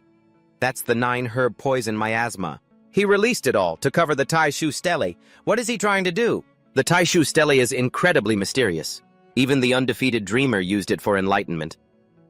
In a flash, the Tai Shu Stele vanished without a trace amidst the poisonous gas. She screamed, "What the hell? Where's the Tai Shu Stele?" Gu Kaitian's face went blank with shock. He stammered, It absorbed the Tai Shu Stele for itself. How could it possibly do that?" From halfway down the stairs, Zhang Wushuang looked up, staring blankly at Zhang Chen, standing alone before the empty entrance of the Tai Shu Palace. He lowered his head and admitted bitterly, "Zhang Chen, this time, I have lost. When we compete in the great Xia Prodigy rankings, I will give it my all." Seeing this, Bai Feng and Tang Ying also gave up. Bai Feng said, "Even Zhang Wushuang has given up. We should retreat too." Tang Ying agreed. "Right, climbing this far has already nearly killed us. Going any further would damage our foundation. It's not worth it." Down below, Zhang Chen's 2 girls cheered joyfully. "Master is incredible, but luckily, we've also completed our mission." The final rankings appeared. Zhang Chen, 1,008 steps. Zhang Wushuang, 623 steps. Bai Feng, 609 steps. Tang Ying, 600 steps. Leidze Liu Bizi, 304 steps. Luo Sandao Mu Hankyu, 300 steps. Gu Kaitian mused, "If it weren't for little Chen, these kids probably wouldn't have been able to get this far." Nian Hongjiao nodded. "Yes, Junior brother is truly unbelievable. This new generation is so much stronger than we were back in the day." She suddenly realized, everyone's already down. But why is Junior brother still just standing there? In Zhang Chen's consciousness, Little Nine was happily hugging the Tai Shu Stele, gnawing on it, and continuously leveling up.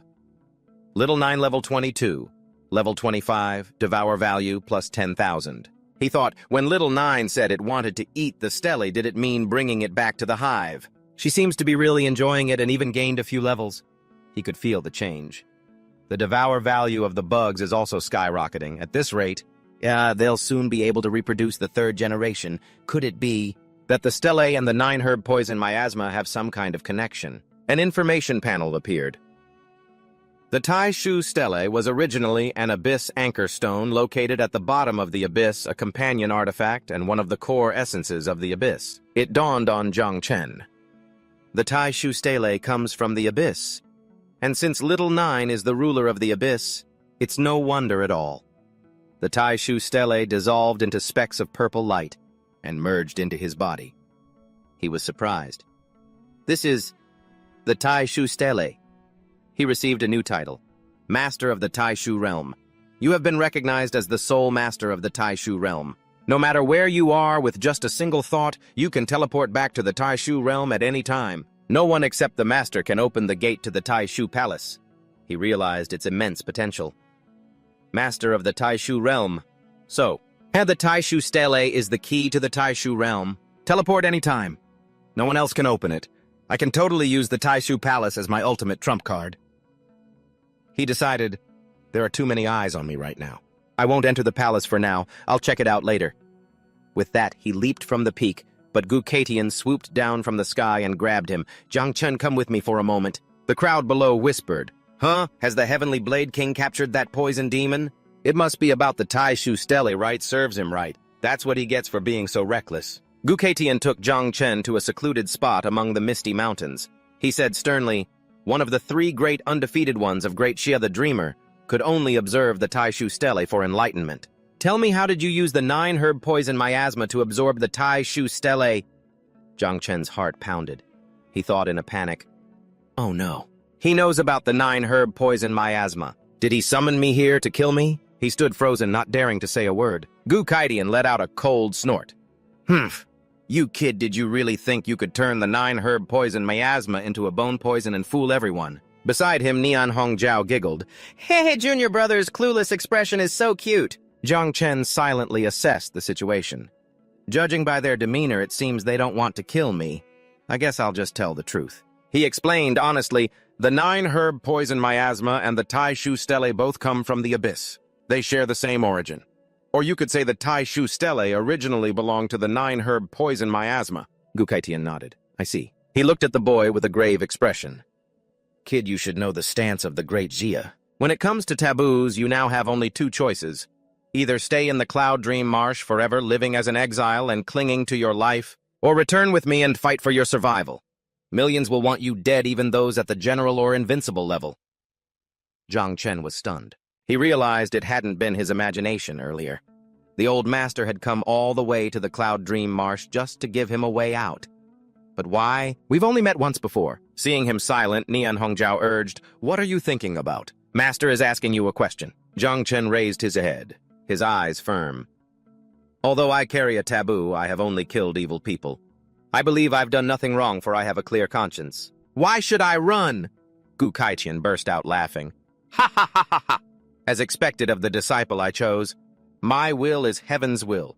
If I am not wrong, why should I yield to the old order? He wasn't like you.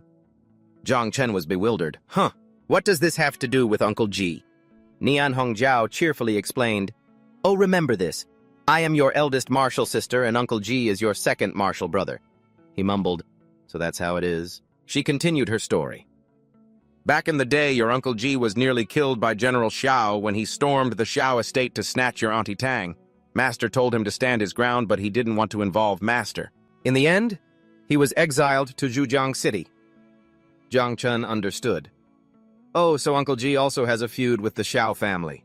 Gukatian turned his back, his voice full of power. The old grudges no longer matter. Whether they are invincibles or generals, as long as your will is firm, we master and disciple will face them together when we return to Jiangnan. The blade in my hand will forge a path for you. Zhang Chen was deeply moved, stammering, Master. He bowed deeply, performing a grand ceremony. Master, please accept this bow from your disciple. The scene shifts to a modern building. Inside is a conference room where the titled kings of Jiangnan have gathered, the supreme commander of the Jiangnan war zone. Duan Xinghai spoke up. Since all 12 of Jiangnan's titled kings have gathered with the exception of Gu Kaitian and Nian Hongjiao, I will get straight to the point. He announced seriously, Based on our investigation, Zhang Chen's poison bones are indeed the 9 apothecary poison miasma, according to the taboo edict of the Great Zia. Article 1. Anyone who awakens a taboo profession or controls a taboo item shall be killed without mercy. What does everyone think? Mu Hankyu's grandfather. Mu Hanian spoke up. Although the 9 apothecary poison miasma caused a catastrophe in ages past, it's nearly impossible for it to grow to that scale today. Therefore, I believe that as long as Zhang Chen is closely monitored, it won't be a major problem. At worst, we can seize the 9 apothecary poison miasma and destroy it. There's no need to kill him. Tang Kan's father, Tang Wanshuan, concurred. I agree with Senior Mu's assessment. The Great Xia's taboo edict was issued 500 years ago. At that time, the Great Xia was extremely weak. But today it is powerful, and we can approach taboo matters with more flexibility. Another person spoke up mockingly, ha. And now we see who has connections to Zhang Chen right from the start. Mu Hanian. I hear your granddaughter was quite close to Zhang Chen in the Tianzhou camp. Zhang Chen belongs to Jichang, and Tang Wanshuan, isn't your daughter also involved with Jichang?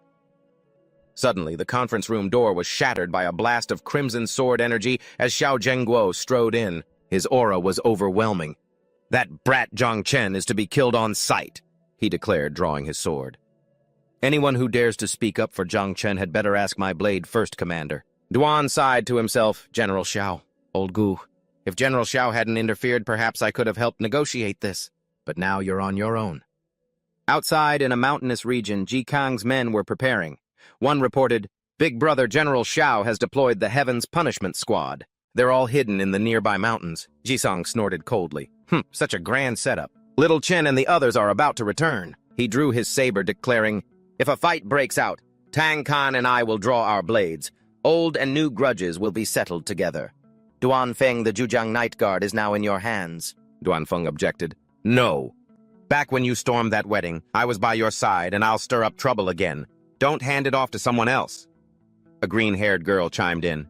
Get lost, I love a good fight. There's no way I'm missing this. A blonde woman smiled. Don't look at me. You guys need a healer. Tang Kan laughed. Because of old G, we're all family.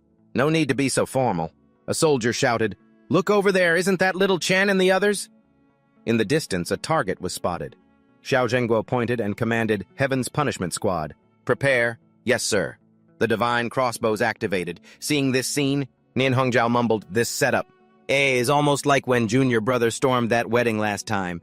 I didn't get to fight enough. Gu Kaiqian stopped her. What are you doing? Many people are watching. At least show a little diplomacy before we start fighting. Otherwise, people will think our lineage is full of brutes. Nian Hongjiao pouted. You're the one who's itching for a fight, master. Like disciple, indeed. She turned to Zhang Chen. Don't you agree? Junior Brother Humph spacing out again, are we? In Zhang Chen's mind, a grand notification appeared. 3rd-generation reproduction of the 9 apothecary poison miasma complete. Reproduction quantity 5 million. Mother insect little 9 level 27. Genius level 5.1. 9. Apothecary. Poison miasma. Descendants 1 million. He stood amidst a sea of purple bugs, thinking confidently, Excellent, we've spawned. The 3rd generation was produced before this battle. 5 million 9 poison miasma. Even if we can't defeat the general, he won't have an easy time. So Hongjiao placed a hand on his shoulder, comforting her junior brother. Even though they've brought a large force, don't be afraid. Master and I are here, Zhang Chen replied blankly. I'm not scared. Senior sister, I was just... I think I see Uncle G and the others on that mountain over there. I want to go over there and give them a gift first. Gu Kaiqian nodded. Go ahead. We'll be passing by there later anyway. Zhang Chen immediately flew towards Jigong. Elsewhere, Zhang Wushuang's group was watching from a distance. Tang Ying sighed. So that's a forbidden item. No wonder he could kill Xiao. Beihan in an instant. What a pity. Zhang Wushuang said I didn't get to fight him properly last time. I hope Grandpa will... Bai Fengshi sighed. He's the 2nd person in history to complete the Tai Shu steps. Zhang Chen's 2 female companions were worried. I wonder if Master knows about this. Will he intervene to help? The other replied, Worrying now is useless. A battle of this scale is beyond what we can handle. Just staying out of it is good enough. Zhang Chen flew before Jigong and Tang Jin calling out happily, Uncle Ji, Aunt Tang. They replied joyfully.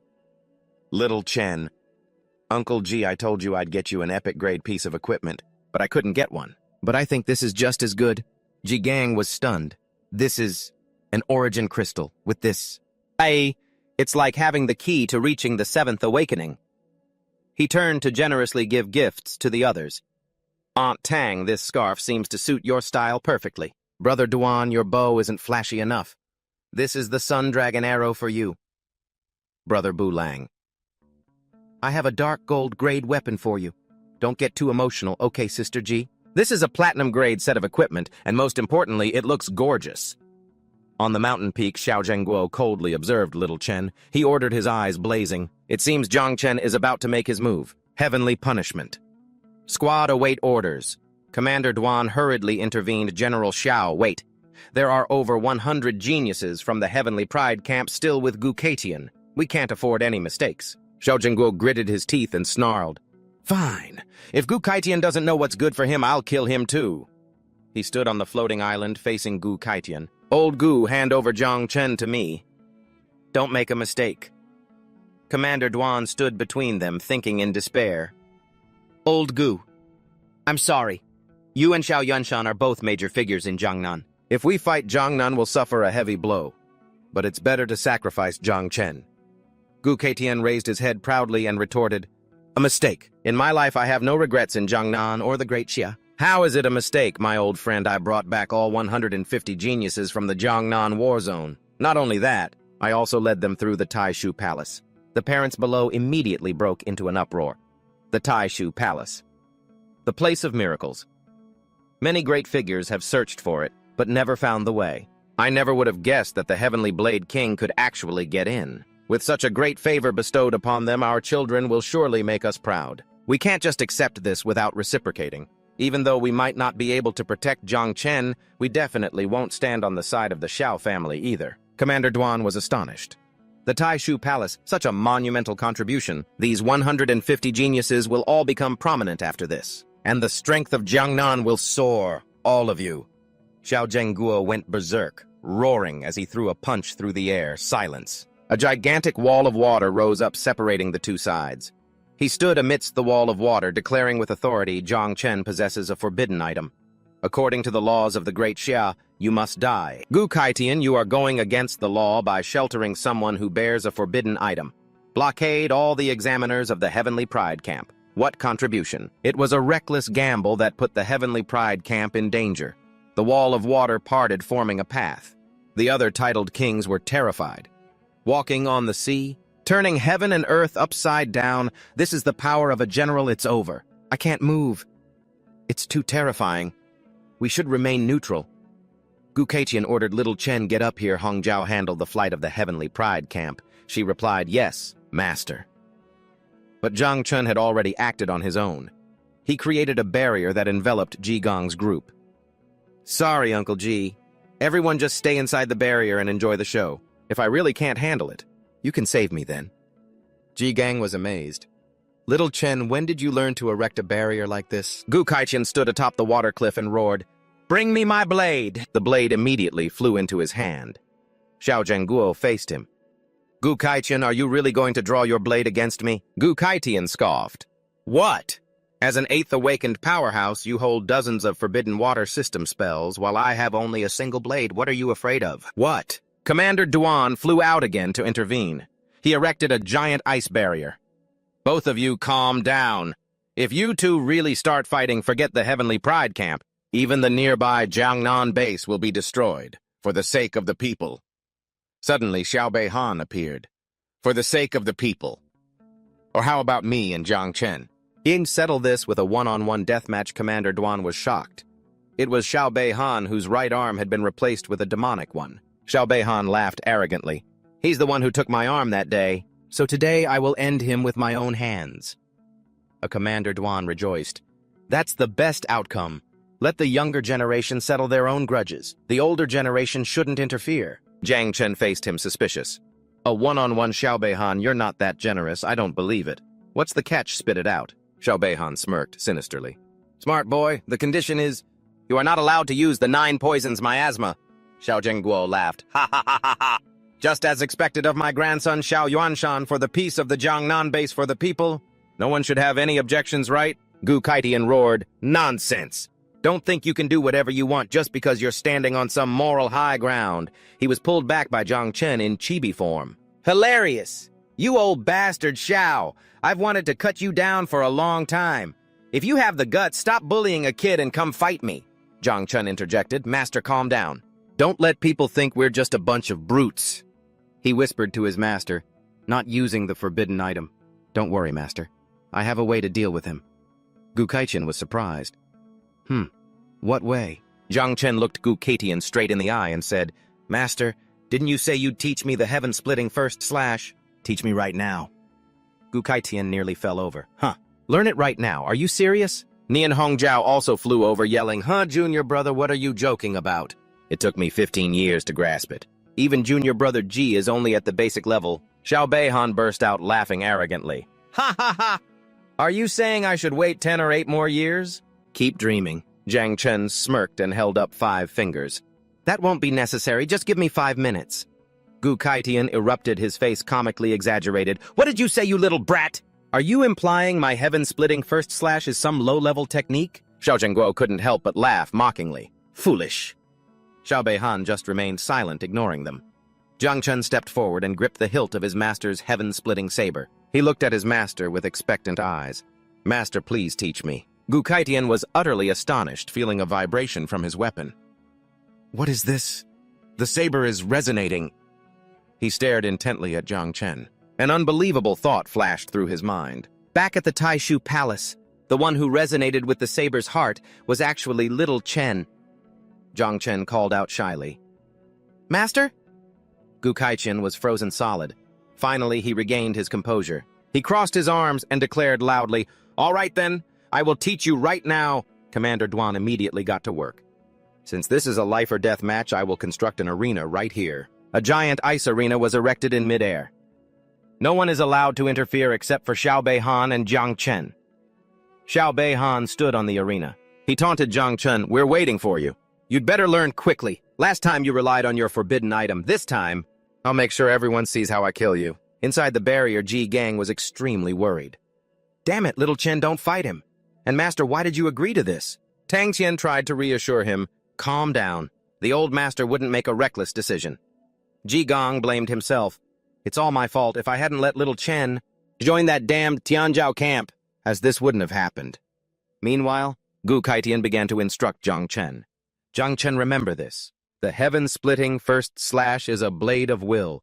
Break your bonds, transcend life and death, understand your true self, and act without hesitation." His eyes became sharp. "Watch closely." He unleashed an earth-shattering slash, yelling, "Heaven-splitting first slash!" Xiao Zhengguo was startled and hastily defended himself. "Is this slash aimed at me? Activate all defenses. Does that old geezer really think he can take me down like this?" "What?" A Commander Duan was also alarmed. "Old Gu has gone mad. This was supposed to be a one-on-one match and you're completely breaking the rules." He realized, wait a minute, that slash isn't aimed at General Xiao. Xiao Zhengguo was also bewildered as the blade tore through the air, slashing into a completely different direction. From the void, a giant black dragon's tail was severed, blood splattering everywhere. It roared in pain and anger before disappearing. "Gu Kaitian, you old bastard, I'll be back to settle this with you." Commander Duan was horrified. "That's the black dragon from the bottom of the Yangtze River. It's been hiding nearby." What a close call. Everyone's attention was on the duel, but only Gu Kaitian noticed. Gu Kaitian propped the saber on his shoulder. He explained, "That dragon just now was definitely after the 9 poisons miasma. Based on its cultivation level, it must be in the middle stage of its 8th awakening." Commander Duan silently admired him. "Old Gu really has some skills." Gu Kaitian turned to Zhang Chen with a smug grin. "So first time seeing your master use his saber. Pretty cool, huh?" "Looking super cool." Zhang Tran gives an excited thumbs up. The old man laughs loudly. "Ha ha ha, I thought so too." "So have you learned it yet?" Zhang Tran holds out his hand.